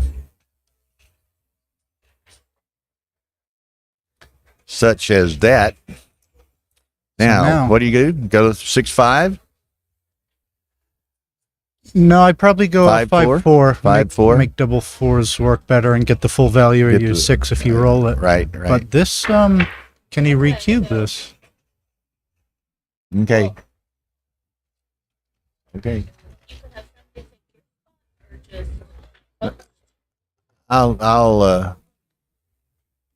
I'll catch up with you. Yeah. I'll let you know. Okay. Okay. You'll just have some Twizzlers and chips from. So Look at there, Jonas Seawald doing some scouting in the back row here. Huh? I might be tempted to cube this. Yeah, what is? They each have what, 6 checkers? Yeah, here it goes. There it goes. These are the ones O'Hagan can do in his sleep. I just kind of eyeball Yeah, these. they might get me to dinner sooner with this. You know. Yeah. Hey, one good shake and it could Now be this is recubed to 8. Alex is putting it in. This is redouble pass. He says.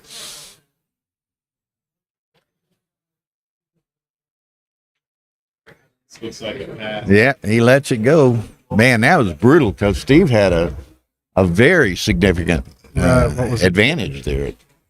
Yeah, Boris got that immediate 5 to hop out of there. The loser. I get the loser of this. It's there, you know. Jonah ought to come up here and take a seat too. Frank's got the loser, so he's scouting. Oh, and Jonah gets the winner? Jonah gets the winner, so he can do some scouting too, you know. I'm going to stand up and move the camera around a little bit. He gets the winner of this match, he gets the loser. Both still fighting for it all. Well, so far, Steve has got all the difficult decisions correct. Very impressive. They taking a break? Yeah, it's a good time to take a break. You know, you lose this game Yeah, they're on break. where you were going to tie it, you know, and Uh, if you haven't taken too many breaks, it's a good time to take a break just to kind of settle in and Intermission. think about the score, you know. True. We have Yeah. That was a steam brutal break loss. here? Could be a steam break. A steam sack. It's a steam sack. Early or late? Okay, well, we got Jonah Seawald joining us here, and I'm kind of laughing to myself. Frank plays the loser of this, and Jonah plays the winner of this, so we got some Pretty cool. Double scouting. double scouting going on I here. hope that doesn't just mean it's a small field.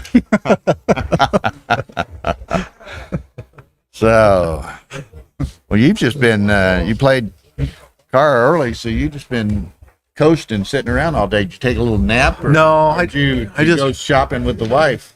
I had a cigar, relaxed, went back to the room, practiced a little, looked over my earlier match. Wanted to see, you know, what good things I did and what bad things I Oh, did. you went over it? Yeah. Yeah, and I played like a lot of games really well and a couple really bad. Well, you seem to get off to a little shaky start the first Yeah. couple of games. Yeah. At least me and whoever was commenting on it. I had a Chris, cold was start. it? I don't remember. I'm not sure who was, but like I was like not focused in the beginning for some reason, and then Yeah. I got really focused, and my PR was pretty bad in the beginning, and I ended up playing like a 4-6. Yeah, I know you were at one point early on after 2 or 3 games, you were in the 7s, and then you carved that on down. Yeah. And she was kind of the reverse. She was playing hot great. early. Yeah. And then kind of She carved up. trended up a little Yeah. bit, carved up. There's Justin Knoll. Hola. So Yeah, I mean, that was you saw that game. Yeah, I saw that was game. brutal. that was a brutal way to lose that game. Yeah. I would take a break after that, too. Yeah, I mean, well, because you would have tied the match, you know, and so if you're a little frustrated, it's okay to take a break there and just kind of think about the new score element. I mean, this is pretty interesting score, 8-4 away. You know? Especially in these longer matches, you get more opportunities for interesting scores. Right. And these lopsided scores, you can get interesting recubes. So, well, we were debating, and Rory's been on here too. We've been chatting a little bit. Okay.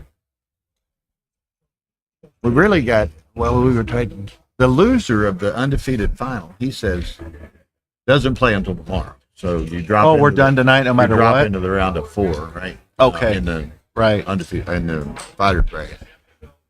What we were, no seats. Well, didn't cost me anything. I don't know, 615 or something. You can check. So even the loser in this undefeated final cashes. Yeah, we were Because looking at that because yeah. you go into that round of 4, so you're 4-5 At the worst you could at do. the worst. Yeah. And but we were talking about, we have 2 streams, but there's only commentary on one of them. So we've got the Matt Phipps Final, right? Or semifinal. Semifinal tonight. There's a 3 down to 3, but the other guy got to buy, so they have Okay. to play. So we got Matt Phipps, which we would like to stream and commentate on. And Sure. we got you and whomever. And we was talking to Rory if there might be a chance to stagger them in some fashion so that we could get both of them. Oh. But Yeah. I don't know how y'all feel about that, I mean, that's going to be tough to stew because these we would guys push one of the matches really late. yeah, and that's going to be And tough. these are 15 pointers. Yeah, you don't really want to play a semifinal or a big final at like 10 at night unless you had to. Yeah. You want to play it first after dinner and be able to get some good sleep and relax. So, I mean, but you'll be able to stream both matches. You We'll just stream can't- both. Just can't commentary Yeah. on both. Yeah. That's okay.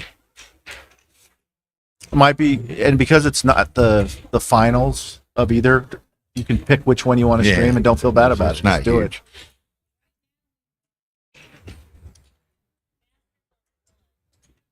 And now Rory stated Rory's preference was to put the main Tournament? undefeated final on one, but I don't care. I'm in both it. of them are great. I'm in matches. it, and I don't care. Like, it doesn't matter to me. both of them are great matches. So Well, I mean, if you stream them both, people can watch both at the same time and have yeah, they commentary just on open one. up 2 windows, and Absolutely. then you wouldn't want but commentary on one because you wouldn't want. Yeah. well, you can turn one off, but And you could always pick and choose to see which one happens to be more interesting at the moment. Yeah. Absolutely. Yeah, you could go back and forth on the commentary if one's like. well, not we that don't have interesting. that flexibility. Oh, you don't? It's only on one.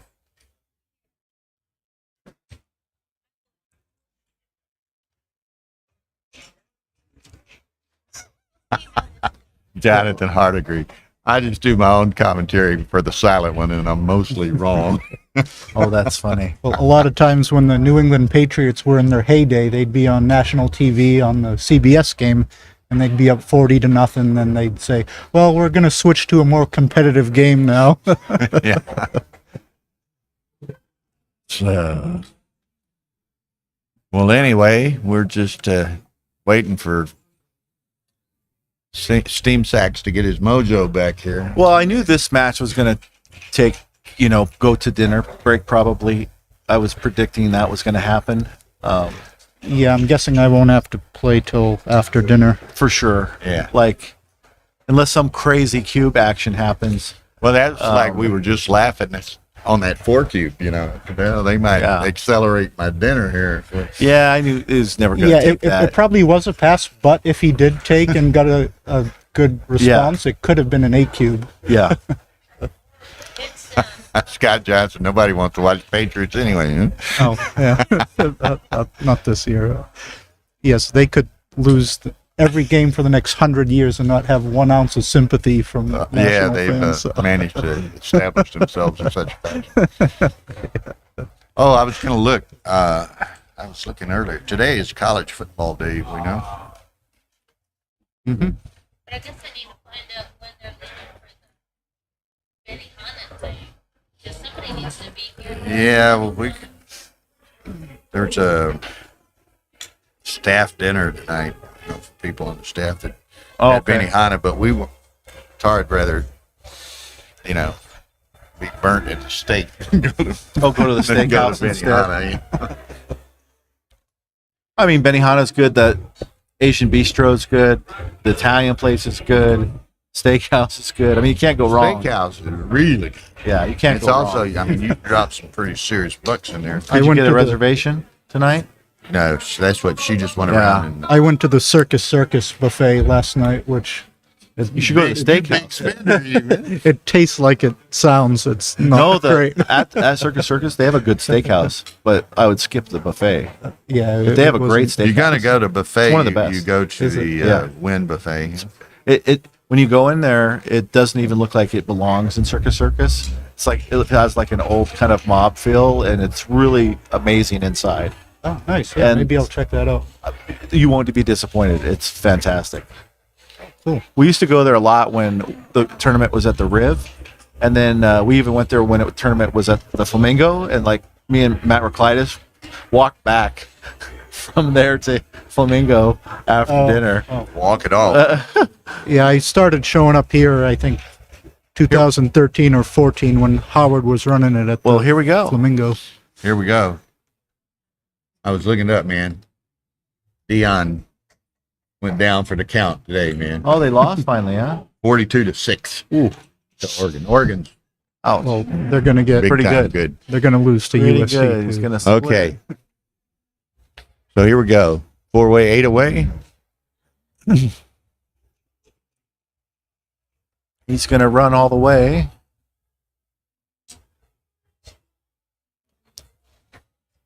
Predicting that he's gonna run all the way out. Yeah. Yep.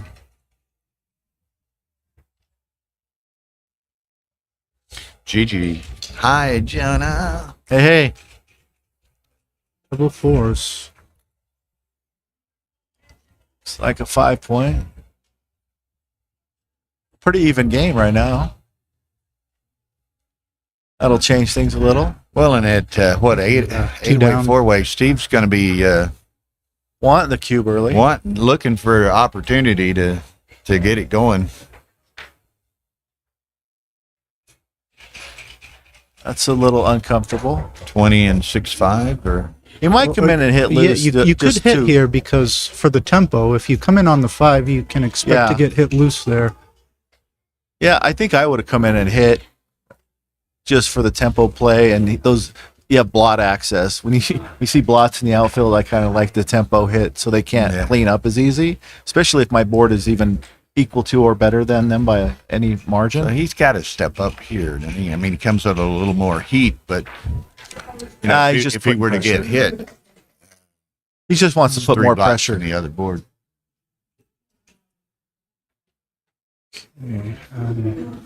That's fun. Okay. I think you got to anchor. Which way is he going to make the 5? Does he play bold and make the 20 and slot the 4? Or Oh, he that- just that- throws all the um, way up. Okay.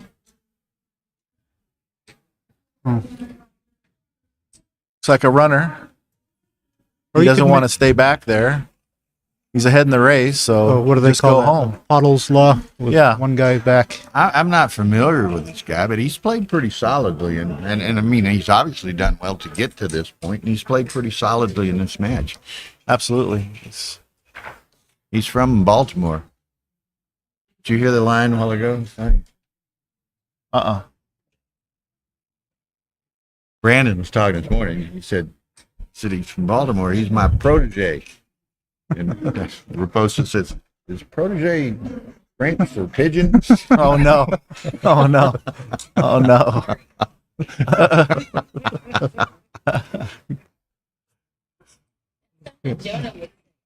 So this is an interesting. He can come out or he can come down. Yeah, He's- this I may have stepped out there because this is bad for the connectivity.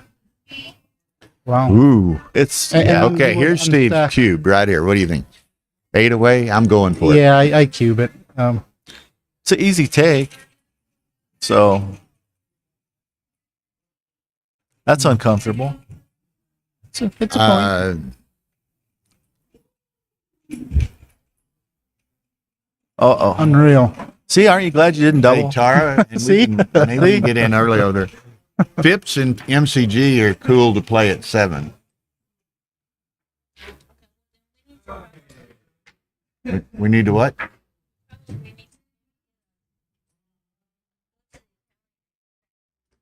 If we can get in. Okay, go check, text me, and if so, I'll leave it to these two dudes. Whoa, look at this. Unreal. Wow. Now do you play on if he doesn't get in? But he didn't get to cube in. No, so I think Well- he either overshot his market or plays on. Oh, we had reservations at that Frisco place at 6:15, but she's going to go over there and see if we can get a spot at the bar.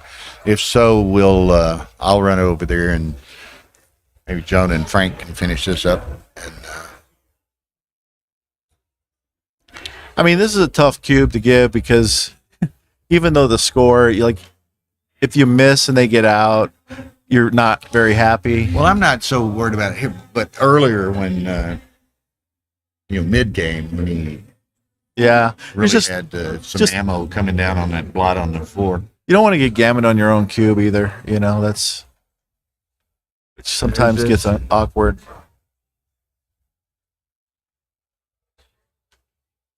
I think if Steve gets another guy around safely, he'll cube.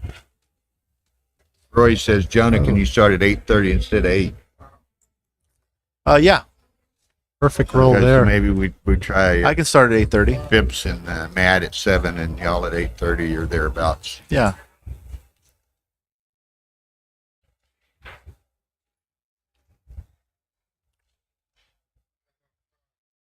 Yeah, now Steve's really happy he didn't double.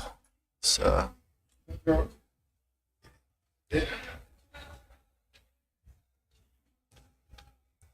Okay, so I guess Rory, you can Is this a shot? looks like notify a shot here. everyone. Yeah. And you probably just hit on the 2, so give him the chance to come in high. in the final. Yeah. Yeah. If you're still playing, You're still you've been undefeated. lucky. You're on fire. And for you viewers, y'all have been party to this, but Jesus. we're gonna have Phipps and It's not Phipps fair. and MCG at 7, and Jonah and the winner of this immediately thereafter, hopefully 8:30 or so.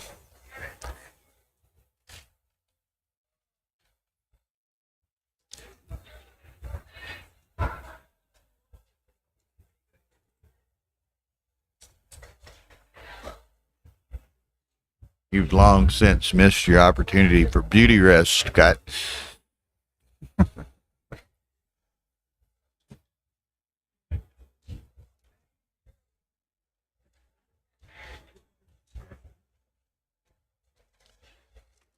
All right, so Steve's in, so we won't see any cube action for a while.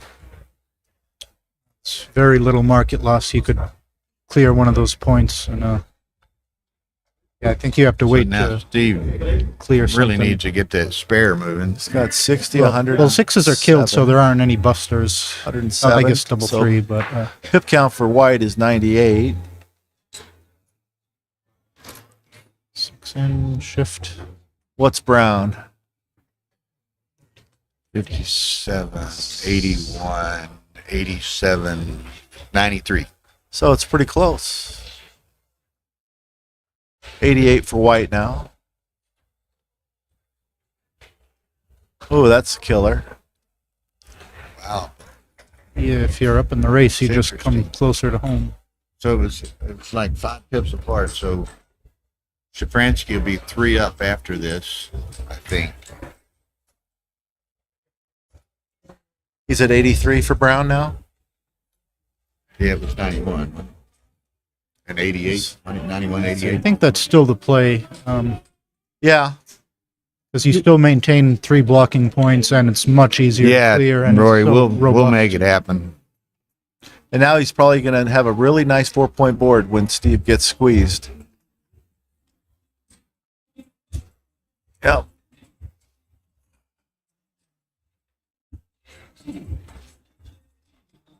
Steve wants like a 5-6 here. Or that. Ooh, that'll work.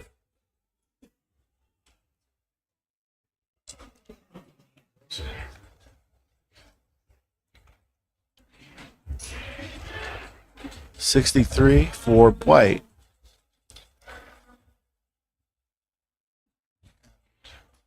A little flunky. Little flunky. 2-1. All right, so what's brown now? I had 63 for white.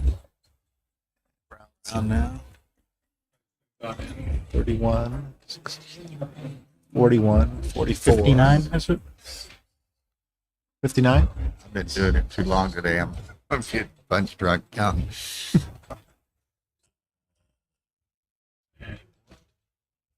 Says 36, 42, 44, 30, 52, 65. Oh, I got 70 but for Brown? Yeah. See, so that's What's white? 4. That's 26. 63. 43, 63. It's 70, 63. Well, that's an opinion. It's right on the cusp, right? It's cusp. Yeah. Cusps, cube, cusp. Pick.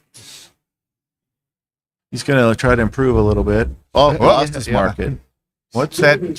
What's that sound? It's the door slamming in the back of the market. Now he's like, now he really wishes he would have doubled. So now you almost hope the guy rolls a double 5. Exactly. So he has Cube a him in. decision. Yeah. Okay. If he rolls a 2-1 or something, it's a pass. But he rolls a double 4, he could mistakenly take. You got to think that. Yeah, Sachs has got to be thinking throughout this game almost. He's thinking he should have gotten more out of this game than he got out of it. Yeah. That mid-game cube we were talking about, this cube. Yeah. I was doubling for that roll, yeah. Especially at this score.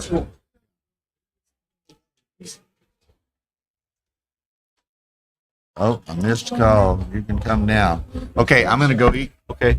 If y'all don't mind. Does it matter which mic we stay on? They're the same, right? We Yeah, they're the stay same. seated? Okay. Okay.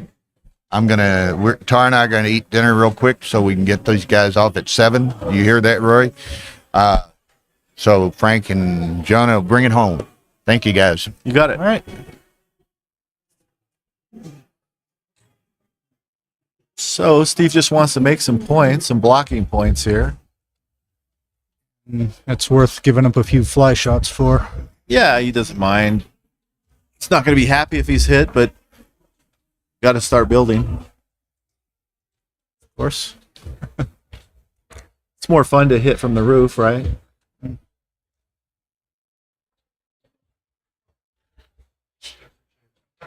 Oh, Ray. I normally go. I normally bring the 6 down here. Yeah, I would bring the 6 down as well. Because then you get several clean builders for the 5, and you don't care if you get hit that much. Yeah, exactly. The downside is it does strip the mid, but that's not a huge thing here. Not when you have 3 back, it's not as big a deal. Yeah, if you're losing the race, that builder on the All 3. right, that's a little better.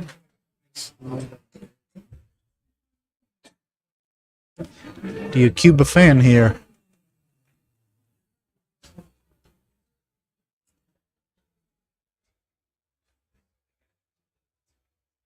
Well, I don't think he's cubing here, so No. I don't see the double window right now. He's Not enough. looking at it, but It's good to stay alert, but yeah. Wow, really? He did cube. Wow. I guess he's It just seems too easy to take. I guess Steve is really valuing his loose hits on the ace. I think you got to take it. But, Yeah. Could someone put that in, please? Is that a cube? Yeah, can you guys check that? Somebody, if that's actually a good double at that score? I mean, it can't be terrible, but I would have missed it. I would have waited. It's got to hit loose now. Yeah, I think if you cube that, you're hitting. You're doing so. Yeah, you're prepared to hit loose. He's going to play 6-1-8-7. What? No way. Oh, I can't believe it. Like, the whole premise of cubing is to start blitzing, right? I would think so, but who am I to? All right, I can't wait to look at this later because, like, I mean, like, we're either fools and he's a genius, or vice versa. Or it could be one of those counter paradox things where it's I mean, his game, if he gets out with a 6, is in bad shape. Oh, see, this is terrible. This is terrible. Yeah, I would have hit loose on the ace, but or do you stay back there for the 6? Now he killed his sixes. Yeah, but do you want to jump out with a 6 if you do get it? I guess the double fours and fives work better. This is way. looking a little bit tough. I actually would have stayed back so I could get some fresh air with that 6. Well, that guy's not in danger either at that time, right? Yeah, but it's not like you're going to be forced out with any bad number. So you can 4-6 play would be a 5. fun roll right now, right? Really, any 4. So. Yeah, 4 is pretty huge. Not that, but yeah.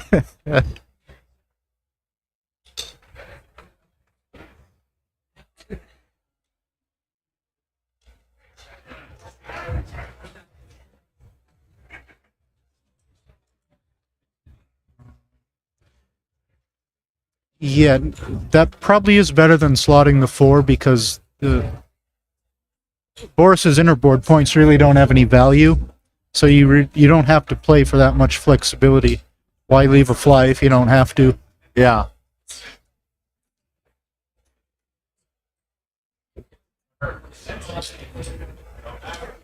Steve needs some magic 4s. Start with 1. There's the first one. Now 4-4 plays a lot better. Oh, yeah. I mean, Boris is going to have to clear anyway soon, but, like, how does he do it here, you know? Yeah, so I guess if... I kind of like this play. I think it's a race-dependent play. If you're trailing, you want to keep those high blocking points, but if you're ahead, you clear. I didn't count it, but I guess Boris is... Well, White has, 60, 78, 83, 91. 91 for White. 40, 54, 104, 106, Boris. So it's like a 7-pip difference or something like that right now? And Steve has to be careful to not get squeezed. Well... Yeah, I don't think he's leaving. Well, you are outboarding him. But he wants him to 5 lose to one 3. more outside point before he forces out. Okay, That way, half the numbers don't point on him. That And this is actually kind of nice. That you're right. Yeah, that Right? is a big swing. Yeah, he would have just Because you want lost. 9 pointers instead of 20, you know? Or, Right. you know, 18, 16 pointers, you know. And White's at the point of that's not bad. And if Boris can roll one more 6, Steve will be really happy. So, Reduce the contact. Right, yeah, Steve's a favorite to get a shot here. Probably not wanting the shot if he breaks his board this roll. Oh, Yeah. fortunately, there aren't too many rolls to think about, Exactly. and I would save a 5 just in case.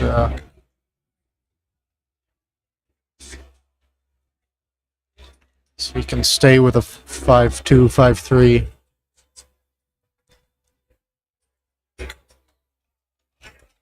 And he's just going to probably just play down. Yep. That way you have more pointers if the squeeze happens. Right. And if you're up sufficiently in the race, the ugly distribution doesn't matter. Looks like Steve's going to play for a double. He's not going to come out here. So you stay here? Yeah. I guess that makes sense. Yeah, there's It's too bad, you know, either way. So yeah, there's I want him to lose. You might get a shot as well, right? And be able to clean up and kind of just slime home. right. Yeah, you know? the wastage is a downside, but not nearly as big of a downside as getting pointed on. Or even a pick and pass, you know, is bad. Pass. Yeah, like yeah. Average rolls like 5-1, 5-2, 5-4 would just.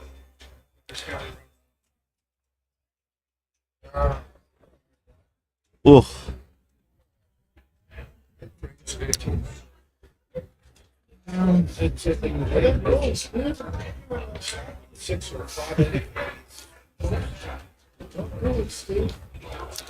We are in the same room here. Everybody's like, don't do it. Don't do it.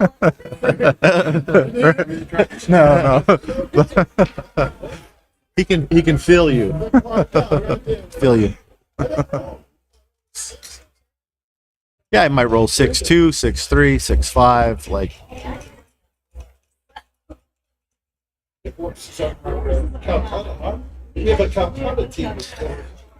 And Boris could even gammon Steve if he points on the 5 point there.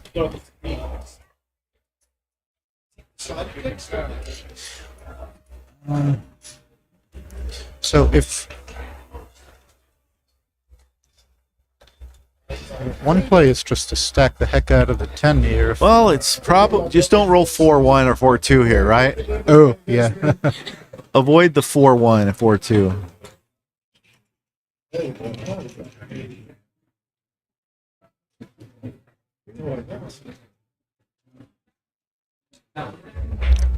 And there's the pick and pass.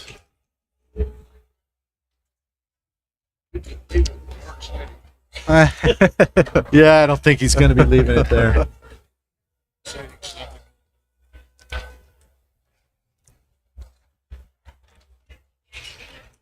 Six two from the bar. The goal is to get the 2 away. Yeah, I would. I'd pay off to nothing here. It's a handful of shots, and you really don't need to improve the board to win this. Is just got to get home safe. Is it worth those fly shots? I'd just play to the ace. Oh, he gets more gammons if he gets hit. That's true. Boomerang. So maybe he's thinking like that, right? Yeah, he's thinking 3 hits ahead. Yeah. He's like a chess guy, you know. He's thinking, if I get hit here, I can gammon him. It's a fancy play, but you don't really need contact or making new points to win this. It is more fun, though. It is the more exciting play, yeah. Now there's no upside of getting hit. Because it's hard to hit back. What are we hoping for? 6-1?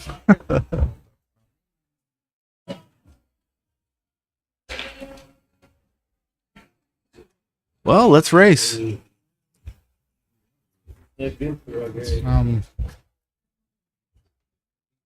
And whatever the actual pip count is very misleading. What formula do you use? I use adjusted? Keith. And then lately I've been using Ward because it's a little less math. Okay. So you don't have to do the division and all that. You can just count the wastage, men outside, gaps in the board. Right. Yeah, I think Keith is probably the most popular, but I have trouble doing it over the board accurately. That's why I use Ward. It's simpler. Board. But I was using Keith for a while, but I was using too much clock. Yeah. There's this Paul Lamford book where he gives some rules of thumb, which I think it's kind of similar to Keith, but like penalize yourself. Checker here for this stack, this gap. Like for in the Ward count, every checker that's outside your home board is a penalty of a half pip. And then you also adjust for open gaps in your board, 1 adjustment for that, and then 1 pip for everyone on the ace. For everyone more than 2 on the ace is 2 pips, and more than 2 on the 2 point is 1 pip extra. Right. And then also adjust for checkers off is +2 to your count if your opponent has more off. Right. I feel like a lot of these overlap, but I agree. Whatever's easiest. Yeah. And yeah.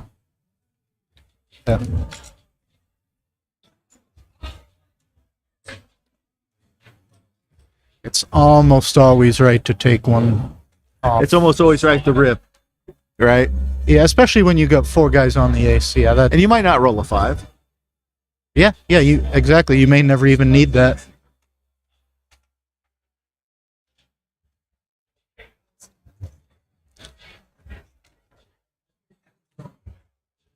Or you might just clean up like that. This game looks close to over. I've thought that before. couple more sequences here. So it's a 6. How many checkers on the ace? Is that 5? Looks like 5, 3 on the deuce. So he's got what? He's got 9 checkers for Brown. Yeah, so And we'll see what Steve has left here after this roll. That's good. He took 2 off. So Steve's got 10 left.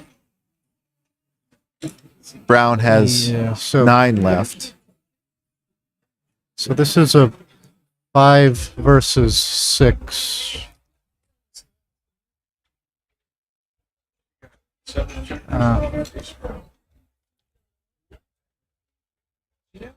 You're more likely to make a mistake recubing here than getting it right. Correct. Yeah. If unless you're sure of the numbers, just play just it roll. safe. Just roll.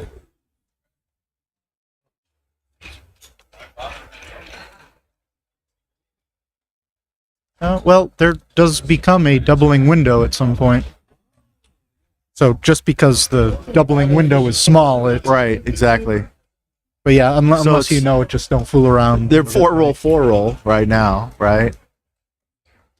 2, 3. Steve will probably roll a double just to make it interesting and look like the cube's on the right side.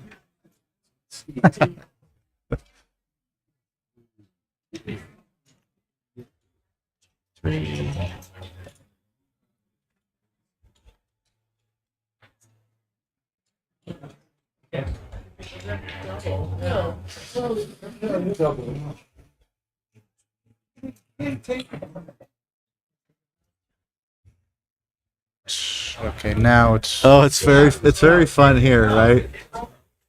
no. I think you can.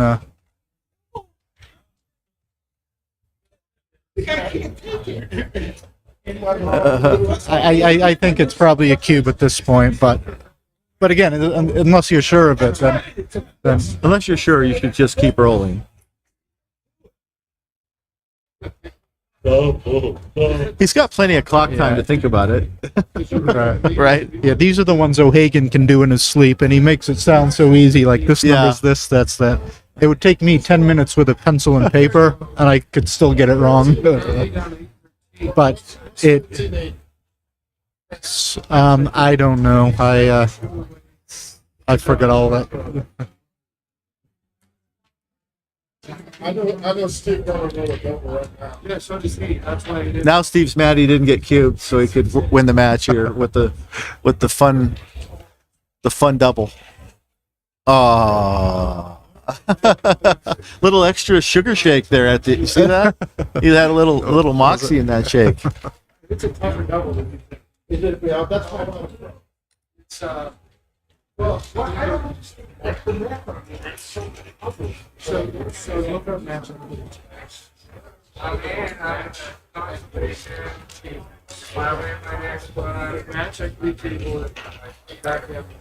Yeah, I've learned and forgotten all those match equities several times. I can normally guess it within about 3%. What I try to do is just memorize the five away or less. You know, Okay, I got most of those. and then you're pretty good from there. It's So if he doubles and gets I just like being in the ballpark. I don't. yeah, need to you get don't it have to exact. know it perfect. Just if you're close, you'll have an idea. It's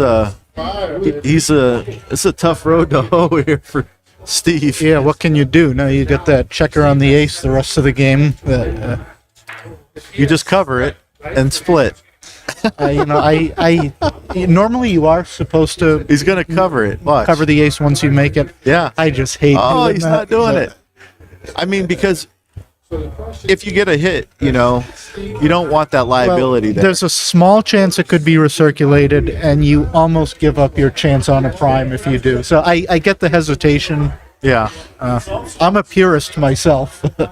Yeah. I've cost myself so many blitzing gammons because I pretty just, much always cover it now, like 99% of the time.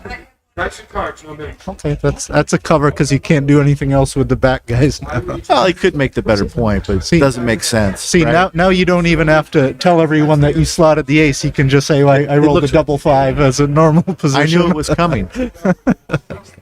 Now, does he double with the shot here? Does Steve double with the shot here at this score? Yes, right? So, yeah. Yes. Yeah, I think because of you're outboarding him 3-1 and the amount of shots. And you might get other shots because of the stiffness. Yeah, obviously a dead cue. You're 2 points better and, than your board with a shot.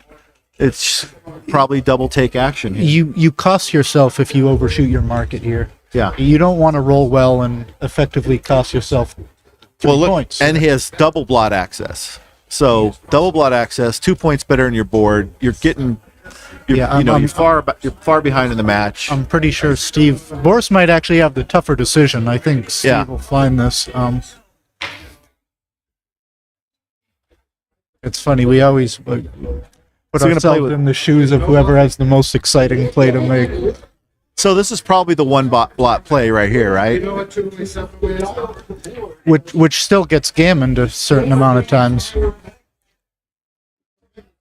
So this is bad because you don't want to strip the 8 when your position's this garbagey. It's the safest play, but it's the ugliest. Yeah. I would double.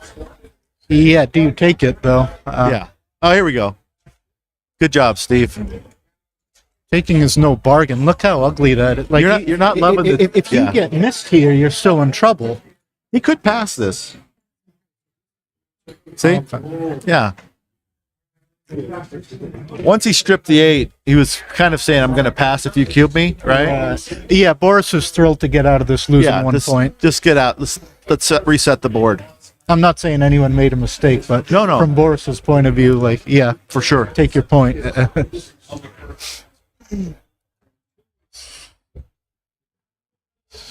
Split. You don't want to play that game when you're 2 away, really, because you have no gammon upside after taking the cube. You have no value. And a lot of times you get lucky and you can gammon them on an undoubled cube while you have this lead without any risk. Right, yeah. Not this game, but so here, if and there comes so the cube. Woolsey book says this is a bare no double at money, but at the pass at this score. Yeah. It's a clear pass at this score. Yeah, chapter 1 of the Woolsey book. You got that blot hidden on the deuce, so it's a bare no double. But if the blot's on the 4 or the 5 point, then it becomes a double. Yes. Okay, now it's That's right. When you're trailing in a long match, there's not a lot of evidence that says you're better than you. You have to think he's a luxe. Now it's not as lopsided as much anymore, so the adjustments aren't as drastic. Yeah, and Boris likes playing this grab an anchor early and go from there. Keeps the cube out of play. We won't see a cube for a long time unless we see some big doubles rolled. Yes, this is about as non-volatile as it gets. Thanks for the point of view, Ed. Everybody here is just looking for a joker, right? Pretty much, yeah. Who gets the big double set first? And yep, you're losing the race, so you want to stay back.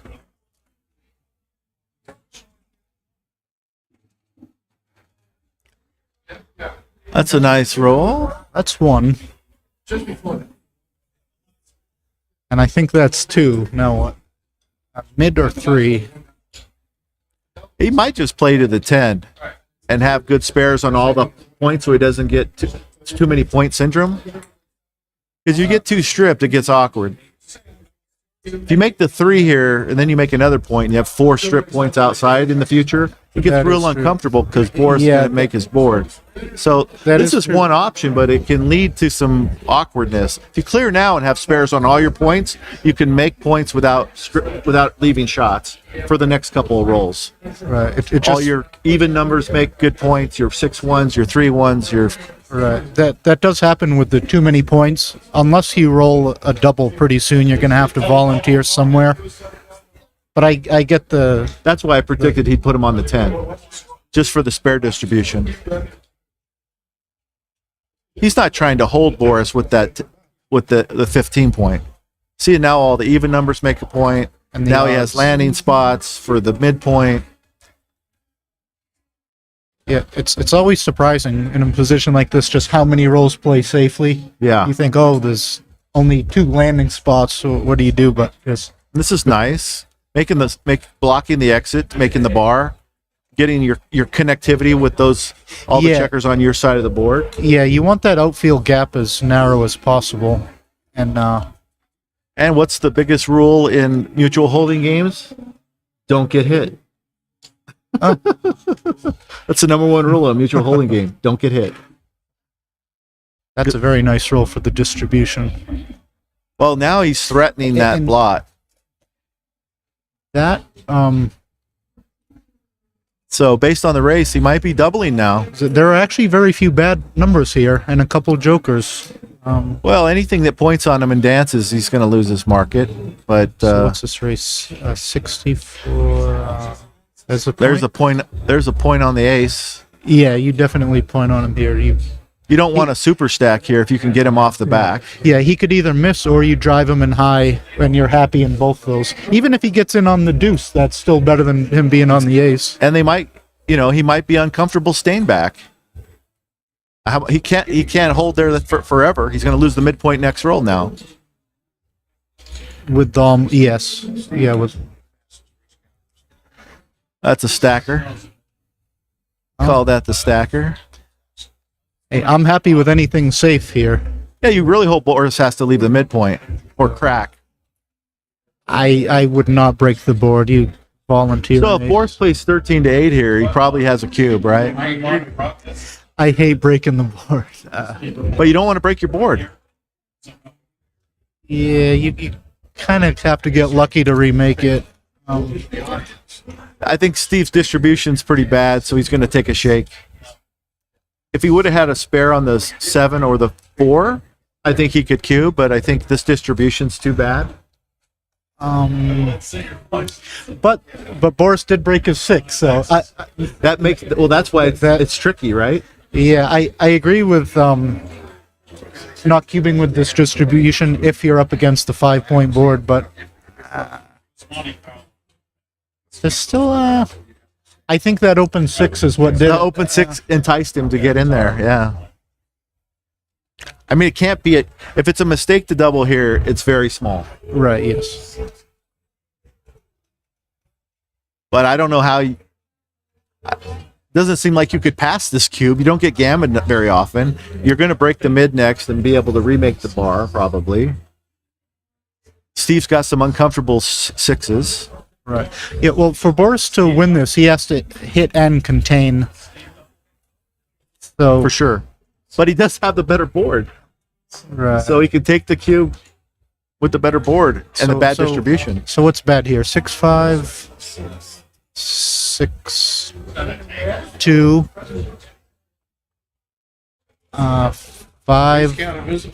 5-1. No. We've been just 5-1 counting. pick and pack. Well, Steve already gave the cube. He probably knows he's ahead in the race. He's not basing this position on contact. So now we have the fun score. The four-way, two-way. The score we all know and Fun. love. Gammons are more fun at this score. Right, yeah. On both sides, the undoubled gammon and the cube double gammon, right? This is a max fun score. Right. There have really been times in a 4-3 score where someone will just pass and say, "Well, now I get to play from 4-away, 2-away." They want to play from the fun score. Open level players have Absolutely. used that as a justification for passing to get it to 4-away, Absolutely. 2-away. Yeah, you just cube aggressively and slash away at everything. It's like a monkey knife fight, really. Wow. Great roll. Wow. Steve's behind the 8 ball again. Right. Well, Steve won't be doubling anytime soon. And of course, you want to anchor, but the best way to not lose a gammon is to win the game, which of Absolutely. course the 4-point does. Oof. It's a bad dance there. And just play on. Yeah, you make the anchor come down. And pretty much never cube. You're never going to get cubed. Unless it's in a straight race, non-volatile, then your normal take point of Steve's just hoping to come in here eventually. 18, 19%. If it gets to a non-volatile. So does he bring 2 down and play bold here? There's 2 good options. You can bring 2 down, or you can come off the back, right? But 2 down's the better way to get the extras. Yeah, I like this play. Yeah, I guess I would not pay off to the 1-1, 3-3 if you don't have to. You can always run later, and making the bar point for Boris is huge to block those sixes. He's on offense. He's got a better board. He should stay on offense until he has him definitively closed, and he can come off the anchor later. One of the good rules for when to leave your anchor is your opponent's on the roof, you're out of time, or you have them contained. So those are kind of the goals before you leave your anchor, Right, get the containment, roll a joker. There is that phrase, get your work done while he's on the bar. Yes. Because he can't do everything at once. But I get a little squeamish about leaving him the 1-1, 3-3. Oh, if you don't have to. It's not bad. Well, hoping Boris can't make the 5 here. I think that is a bad roll, because I'd rather get a 2 or a 4 or something small. You don't want to run out of timing before you... Well, he needs a 4 now and get some outfield control besides the midpoint. But yeah, because you don't want your 6s to go deep. It's bad 5s. Oh, and see, 6s. this is good. He can step up. Right, As long as he's not pointed on here, he's going to be in decent shape. All right. 3 point. Well, Steve's in better shape now than he was a minute ago. Oh, for sure. Now this is the big play. That's a large. play. That's the large play. I think he's just going to make the safe play. Steve might have been hoping for that big volatile play. Yeah. That was a please do it. I dare you. Well, Steve's made his board. Yeah, I like that. So it is interesting. I think this is the right play because you get outfield control. And, well, now you can if he comes out, you have some good opportunities to hit loose. Double 4s for Steve gets him in good shape. What do you do with the other 4s? We'll get to find out here. 4-5. Big plays to run out.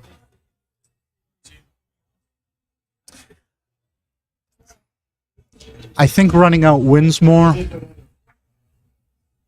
It wins more and it gets Gammon more. That's the up and down side.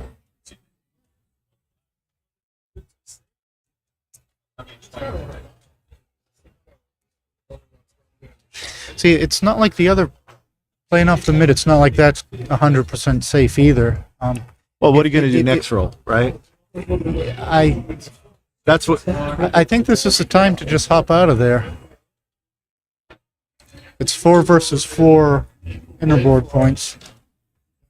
If you get away with it, you look like a genius. If you get pointed on, you'd feel like you're going to get Gammon for the match.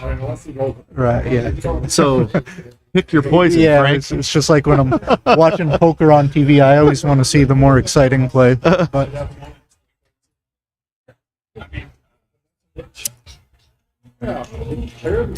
I mean, if you want to win the game, you got to run, right? If you stay back, that's more likely the losing play, right? Yeah, so if Boris wins a single point, then it's 1 away, 4 away Crawford, which, assuming no gammons, you got to win 3. So I lean towards just trying to win the game, but I bet on it with Steve's money. That's what we want to do. We want to run.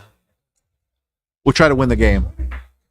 Hello, you play to win the game. I mean, if you do any of the other plays besides running, what are you going to do next roll? That's the key. Yeah, right? like if you break the 8, any other play leads to shots and disconnection. But there is a huge immediate downside with the hits. That's the This is the I don't really like it, but I have to do it kind of play, right? Well, I think is someone putting that in? Anybody run that? This 5-4? Justin says run.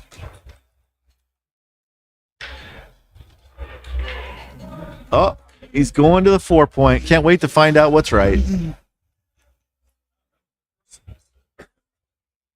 Oh, he would have got pointed on. See? See, Steve knew the one game rollout. We're sure Steve's right. The one roll. Yeah, you should play in the Arlington Club where Steve needs a 4-1. Oh, that's very poor. Now you have to stay in. Very uncomfortable position to play here. I just bring 2 in and pray. Yeah, it's better than stacking the deuce. And don't get hit. That's the rule. That's the rule in the holding game, right? Don't get hit. Well, the good news is Steve is unlikely to get Gammon now. Ooh! Wow! Carol. What a magic roll. And now you're going to save a 6. Yeah. And play to the deuce. I think that's correct, yeah. No, you don't want to go in here. You got to save a 6, man. You're going to pounce it.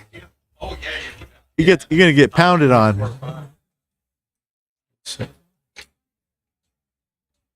All right, what's the race? We got 40, 70, 74, 84, 86, 95 for Steve, 84 for Steve now. Okay, wow. Yeah, so now that it's non-volatile, the regular take point of 1819 comes into play.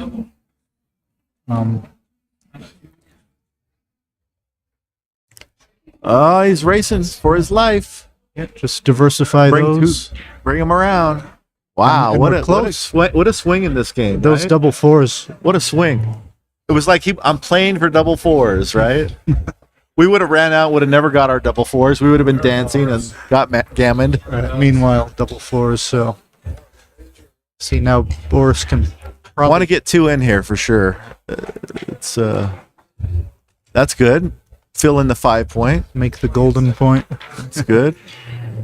So, won't be seeing the cube here. 40, 52, 58. I'll bet you $10, no double. 40, $10. That's what I pay for a soda here. Oh shit! If you want a real drink, we're gonna have to bet 20. We're betting a drink. 40, 56. He's thinking about it, and that's scary. Like, that leads to bad things, I know. 40, 50. 52, 58.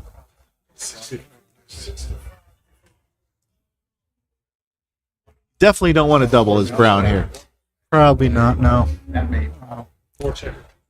You want a little bit more. Yeah, I'd prefer waiting till it's a shorter race. Yeah. Wait till it gets rollish and pippish instead of just pippish. Steve's looking for anything but with no aces. That's pretty good. With what? No ace. You want no ace. Oh, okay. You want no ace and you're out of the cup.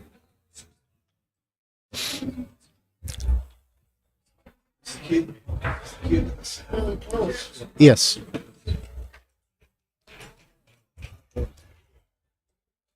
Whoa! Happy birthday. Well, this game is probably close to over unless Boris performs. He needs okay, so now 35. 9 checkers to 10 checkers. And 35 to this has got to be close. Let's see. 33, 35. 35 for Brown. 16, 21, 31, 33 for White. 2 pip lead, but 1 checker more. Roll. Yeah. Unhappy with the roll, but happy you didn't. Yeah. So. Yeah, exactly. Won't see the cube yet. Yeah, it's just so rare for a game to go this late with no cube.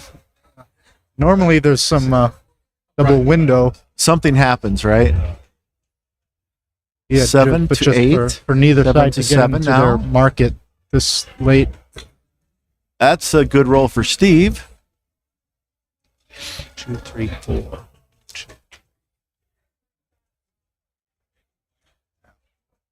I don't know these positions.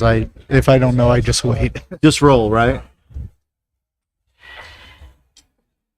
Hope he flunks this roll and then maybe think about it, right? 1, 2. That is not a flunk. Well,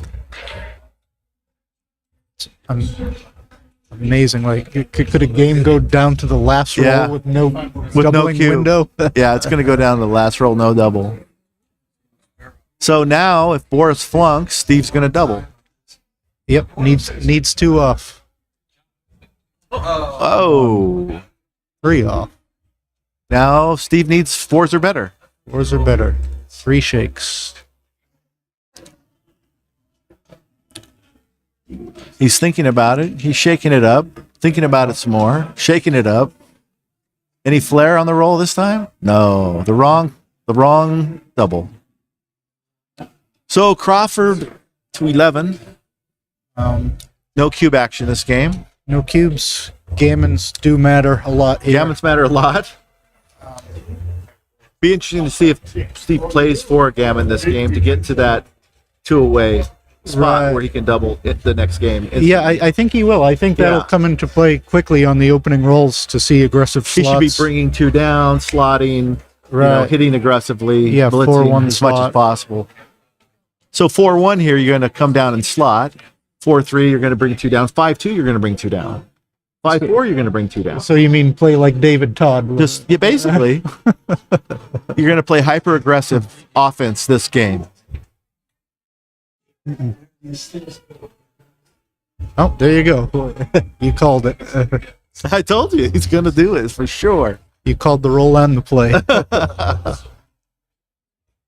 Now Boris is going to make 2 points.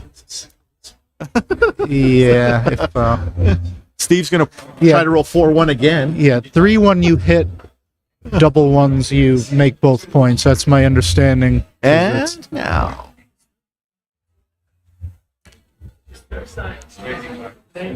Oh, that's not fun. Point on them. Right. That's not fun. Now Steve wants to get a little anchor action or hit. There's a lot of returns. This is a big roll, actually. Yeah. Just don't dance and you have a chance. Or don't get a 1-5 or something. 1-5's bad, yeah. I think I'd rather dance and get that stupid 1-5. At least if you got one on the ace and one on the bar, that's diversified. Exactly. And back and forth hit. Steve just doesn't want to dance.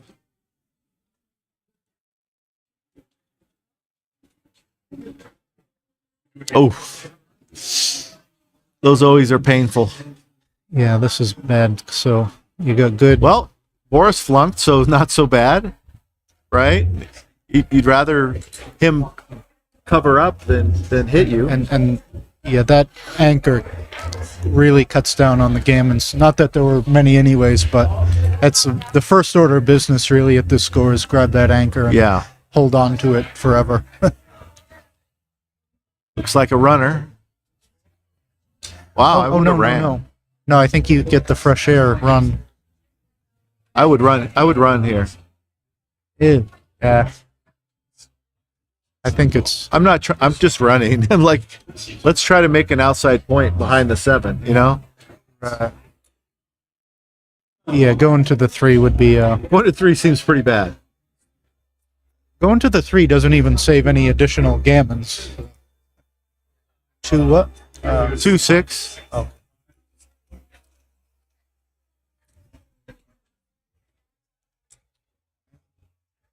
Two down.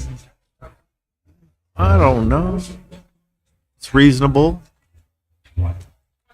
It's Looks like an anchor play. yeah. The 2 down you can have a little more leeway to do that when you're anchored, and when Steve would have to give up his anchor to hit. So It's a little risky, but Why isn't he hitting? oh, no hit? Does he not see it? Oh, he sees it finally. Okay. Oh, there it is. Just go to the 8.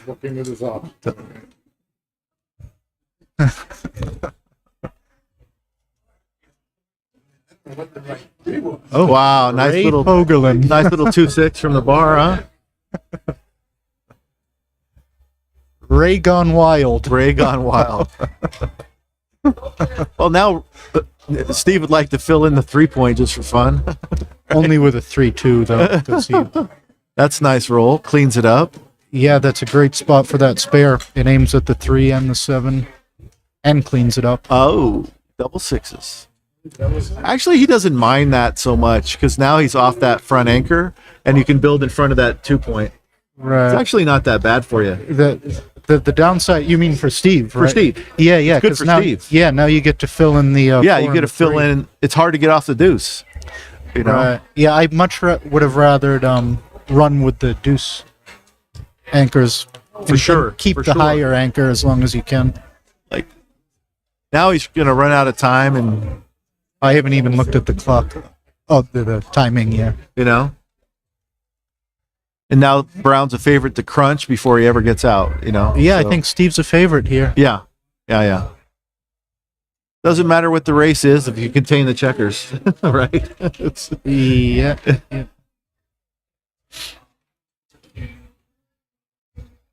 another uncomfortable roll. That's one of the worst, actually. Yeah. Play big, play big. I think this is the right play. Yeah. Payoff is big when you get No missed. 5, and he's going to be in great shape. Yeah, he's in good shape.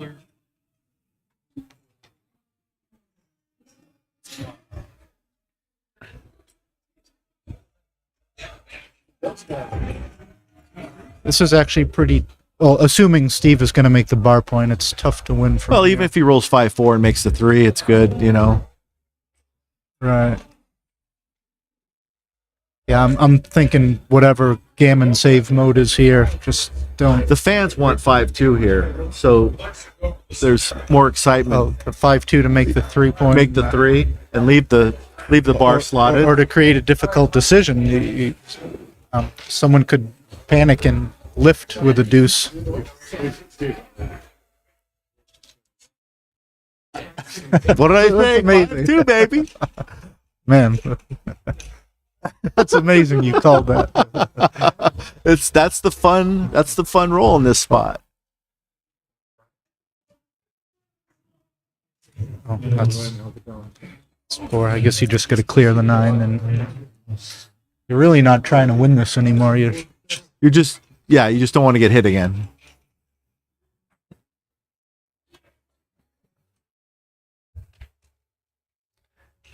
Yeah, That looks kind of ugly, 'Cause- but you know, I just clear here. You're not gonna. yeah, you're just trying to make sure a third guy doesn't. You don't want to get sent hit. back. That's the 'Cause key. you're not containing anything. Right. Is this even what here? It shouldn't be, but it was. But that's okay. Not everybody thinks the same. You got the time on your clock. You know, that's okay. I should use more time on my clock than I do. Was Steve would have preferred to stay, but he couldn't there because that spare was on the 8. Right. So it's Yeah, you want to camp with that one checker for a while if you can, but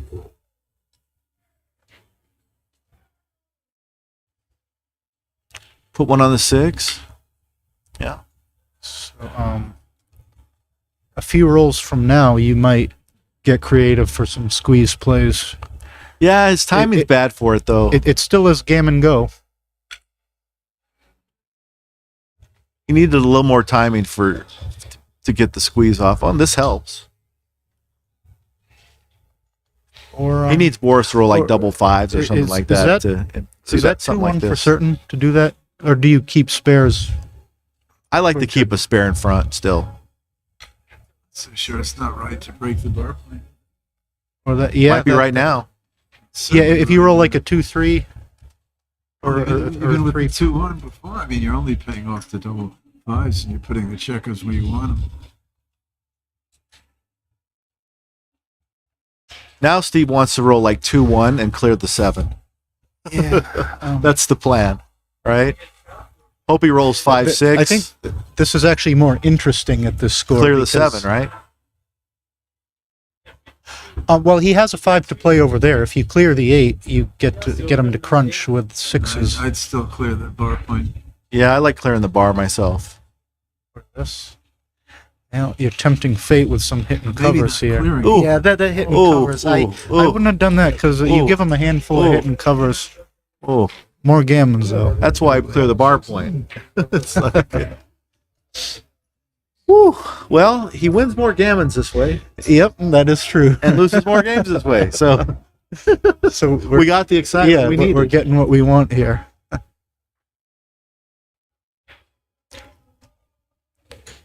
Remember I said, don't get hit.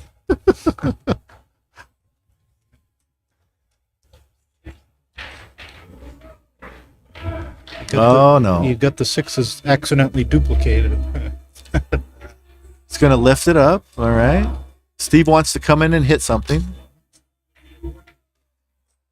Yep, you obviously love to come in, but even if you This don't, is just, Boris has to hop the 5 prime.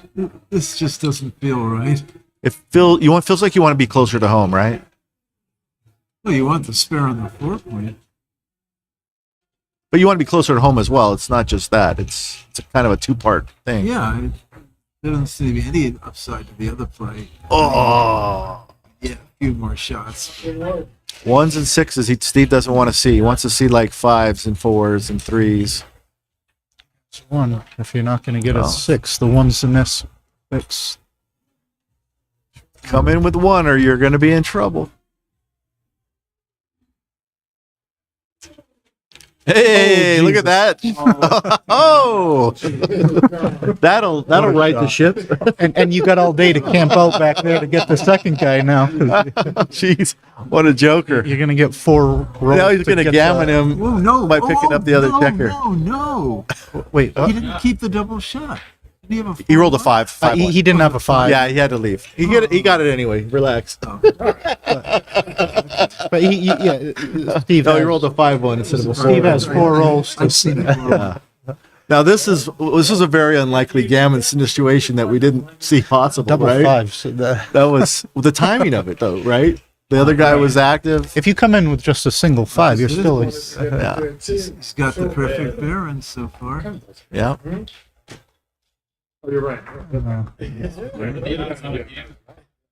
40 something, low 40s. Yeah, it's 40%. I think it's actually slightly higher than 40 if you're taking if you're incurring extra losses. You'll be willing to take more losses for some really aggressive bear offs.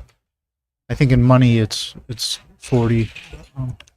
Great. That's looking Nice pretty one. good. Nice one. That helps. Not so good, but not so bad. Nah. Maintains the 5-point board longer here.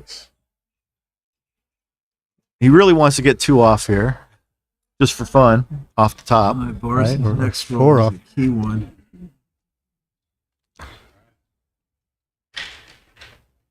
Yeah, Only one number leaves a shot. at 2 Gammon numbers. Save, 6-5 is there the are- only shot There's a leaver. handful of numbers that you would play in the non-standard way here. This is favorite versus underdog to get off on this roll. It's a favorite. To save it? He's a favorite to get off the gammon. Oh, If he hadn't rolled a 6. now he'd what? be You an underdog. rip 2 here? What has he got here? 6-1. 1? What's the problem? He's thinking about ripping, It's silly. but he was thinking about it. Yeah. Well, I got to think about it. At least. I would. the game as well as the gammon. Right, right, Ah. right. Yeah, I guess it depends on the reference position. I definitely consider ripping though.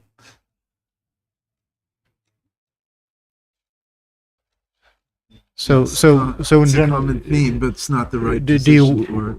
do you wait till he breaks down to a 3-point board? No, it's just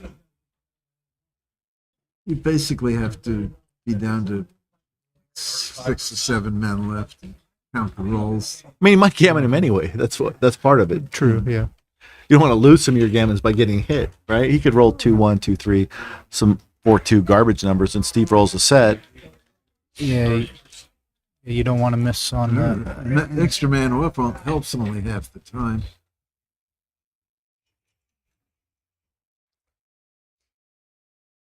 It'll be fun if it gets down to where he can win with a set, right? Like, just take 2 off here, get to where you can, the last roll, you can win with a set. Wrong set. Free miss, I guess. Still needs Still could be. a flunky. Unlikely now. I'll do it. Oh. Not likely at all now. We're getting a lot of games in here, Frank, for what we thought was almost the end of the match. Yeah. Yeah, now it's past the Will dinner Steve break try has to trick him started. here? I think so. I think so Oh. too. I would bet on it, actually. that Where you Steve- wait to Yeah, double he's going to post wait. Crawford. Yeah, I don't think he's going to double right away. I think he's going to try to get it to a tricky spot and What's the person in the match? 75%? So 2 games. Yeah, pretty much. it's pretty much that. But that trick of not doubling post Crawford, I don't usually do it. I never do it because you have to be hyper vigilant about the possibility of losing your Look, market. He didn't do it. And like so as predicted. It's like you're trying to play 2 games at once: backgammon and market loss monitoring. I've stolen enough points to make it worthwhile. Well, and XG doesn't beat you up for not cubing either, so it's not like it's not terrible. Oh no! If you're going for PR, you gain by not doubling. By not doubling, you get the decision, right? I honestly find it just a huge This is distraction. making Frank nuts that he's not doubling right now. He's trying to trick him. He's looking for a spot where it's uncomfortable to take. It's always the case where if there's no market loss, then it's not a double, even post Crawford. Yeah. I mean, this is good for people that don't know this strategy, But to hear why he's doing it at least, so it makes sense to people that are like, why isn't he doubling? Why isn't he doubling? Right? Yeah, that there is an actual reason. But like the cost of not doubling is accidentally rolling a great joker and then the guy incorrectly passing. It's got to be. So I want to be happy when I roll a joker. But it's even bigger if he incorrectly takes. You can recognize the positions where there's a danger of losing your market. And recognizing the opponent too. Well, no, if there's a danger, you just. I mean, these positions, it's impossible. I'm blocking the exit here. Well, you could make the 2, I guess. The 9 works very well against the 3. Can't see. Double 2s. Double 2s. It feels like I want to make the 9 and block the exit here. It dupes aces on the other side of the board. Who has the double 2s? White. White? Yeah. I like to play in front, block the exit. What's the problem? The problem is he might make the 2. Okay. And which it could be right, but I really like blocking there at this score if I haven't doubled yet.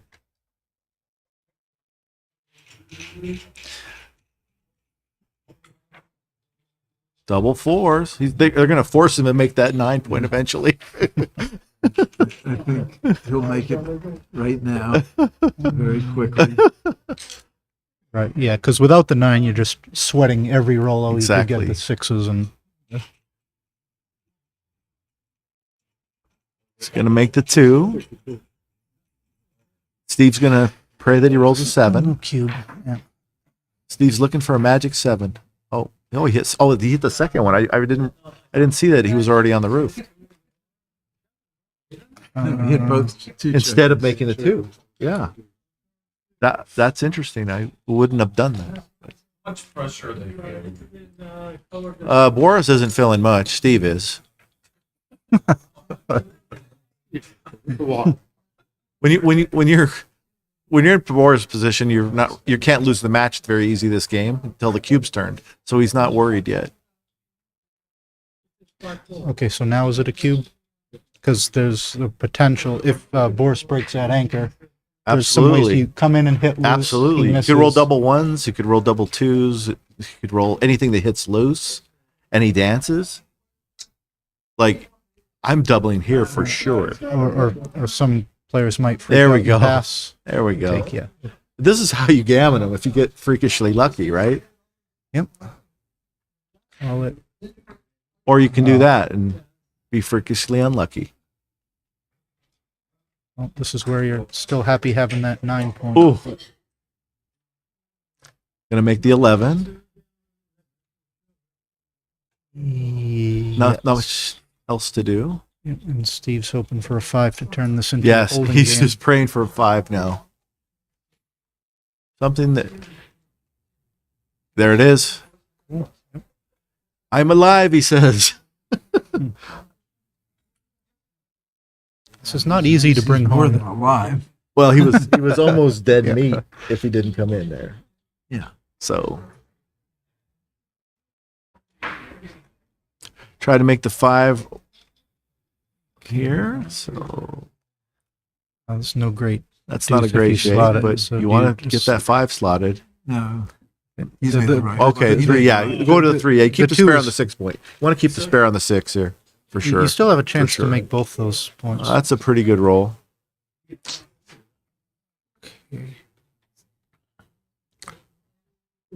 Reduce your contact to fly shots, Yeah, or you can do this. that's I think I'm making the bar. yeah, because those You want to reduce those the aren't contact. those aren't blocking points. Those are burdens to clear out Exactly. there. Future liability. And now if Steve's going to hit, it's going to have to be a lucky fly shot. Slot the 5. So Steve waited to double, hoping Boris would be lulled into giving up a gammon, basically. No, No, he waited to double, hoping Boris would mistakenly pass.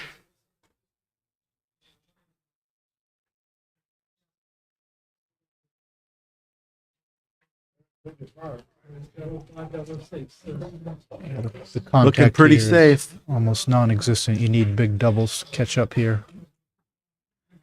It's like he's going to lose without a lucky shot or some serious rolling. It's 44, In. Wait, why not in there? 55. What did you say? Why not bring in the ace? Bring the 8. Or with the 1 go 7 to 6. Because he wants to make them up prime.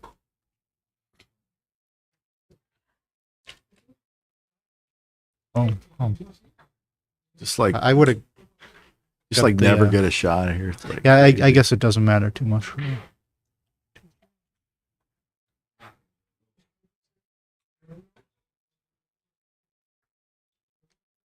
oof. 1, 2, 3. If you stay, you have to be prepared to stay multiple times. It's terrible. And yeah, You might as well run. yeah. Now your race equity is better, which is why I was leaning towards bringing that ace in.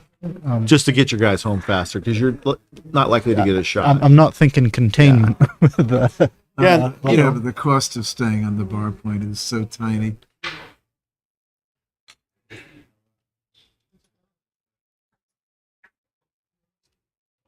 Well, will Steve get lucky and bring his guys home quickly and have a nice little chance to win? There it is. You know- There it is. You know, Because these gaps are really bad for Brown. that 5-1 was terrible for Brown. Yeah. Yeah. Like that. That could be costly. That's a factor there. Yeah. And that gap on the 5 never corrects itself.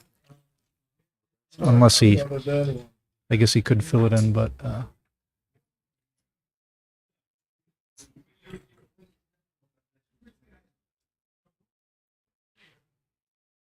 It's bad when you roll boxes and you're still a dog, right? It's like, yes, Steve has done so well. but these help. These gaps are helping. Not a dog by much. No, but still, you think after Still- boxes, still you a know, dog. still a dog. 3-1. Little ace point action, or are you going to go for the doubles? Yeah, when do you start bulling off? 2 to 1. 2 to 1. So Yeah. because you're not You assume desperate. you're going to roll double sixes and leave yourself the best. Oh, you went to the 4. This is just wrong. Well, the bull off you have to be kind of desperate for. I would have gone to the ace for sure. It's not even close. I'm amazed that he did that. That's like a last roll play. About the only time it's right.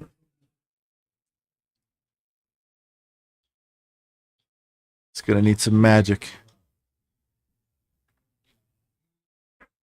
6-4. Yeah, but look at the difference if he rolls 6-5, 6-5, and now he's got a gap on the ace point. Well, there's still hope. It's small. Plenty of hope, but Boris is, can take several rolls in this position.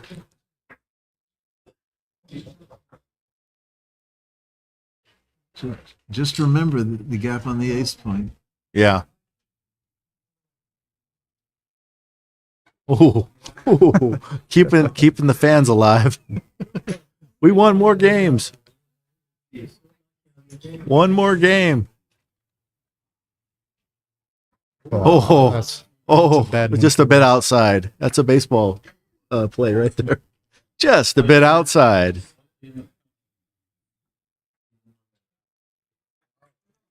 Where there's hope. Steve is live here. He's alive. Oh! Yeah, by box. Wrong guy got it. That's a good match. That's a good match. That was, yes. It was the first time running to open.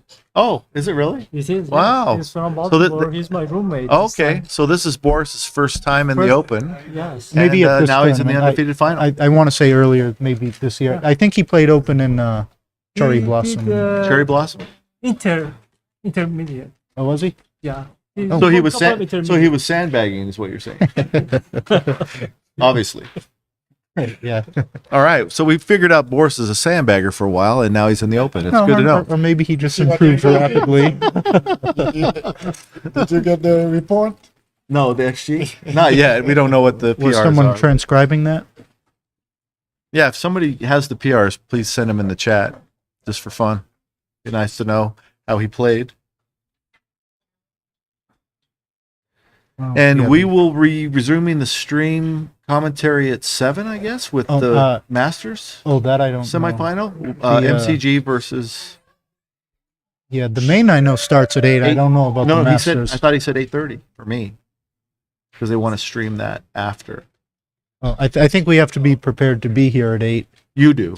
Mine is going on stream, so I think Okay. they wanted me to start at 8:30, a Okay, little bit so later. it doesn't conflict with so it the doesn't Masters. conflict with the Masters. They're hoping, but I didn't want to play at 10, so I was like, Right, yeah. all right. So should be a Masters match at 7 p.m. Here. So stick around, and it looks like about an hour or so they'll be rocking. It's like you go away. That was just like a shot in the dark. Like, No, you've it's never not a shot in seen the dark. big It's match a someone strategy. mistakenly No, it's a strategy. Turn down the It's best to not do it if It's not recommended to do for most players, but savvy pros will do that to try to still a point in a position where you'd be scared to take the cue. Oh. So let's say you're losing, it doesn't hurt you at all to not cube, because you can always cube later if you want to, because he'll still take next time anyways. I was just wondering why they didn't get like the first or second. Right, that's customary, and if you're not sure, just stick with cubing that immediately. That's what mostly everyone does. Unless you're Steve Of course, Sachs if or it Kit was Woolsey. 14-11, would have done it immediately. But since it's 14-12, and you could always double in the last. Well, any you know, you can try pulling that trick at any post Crawford score. You can try doing that, but it's really nothing to mess around with. So I would recommend against it. you would have doubled right away. Yes.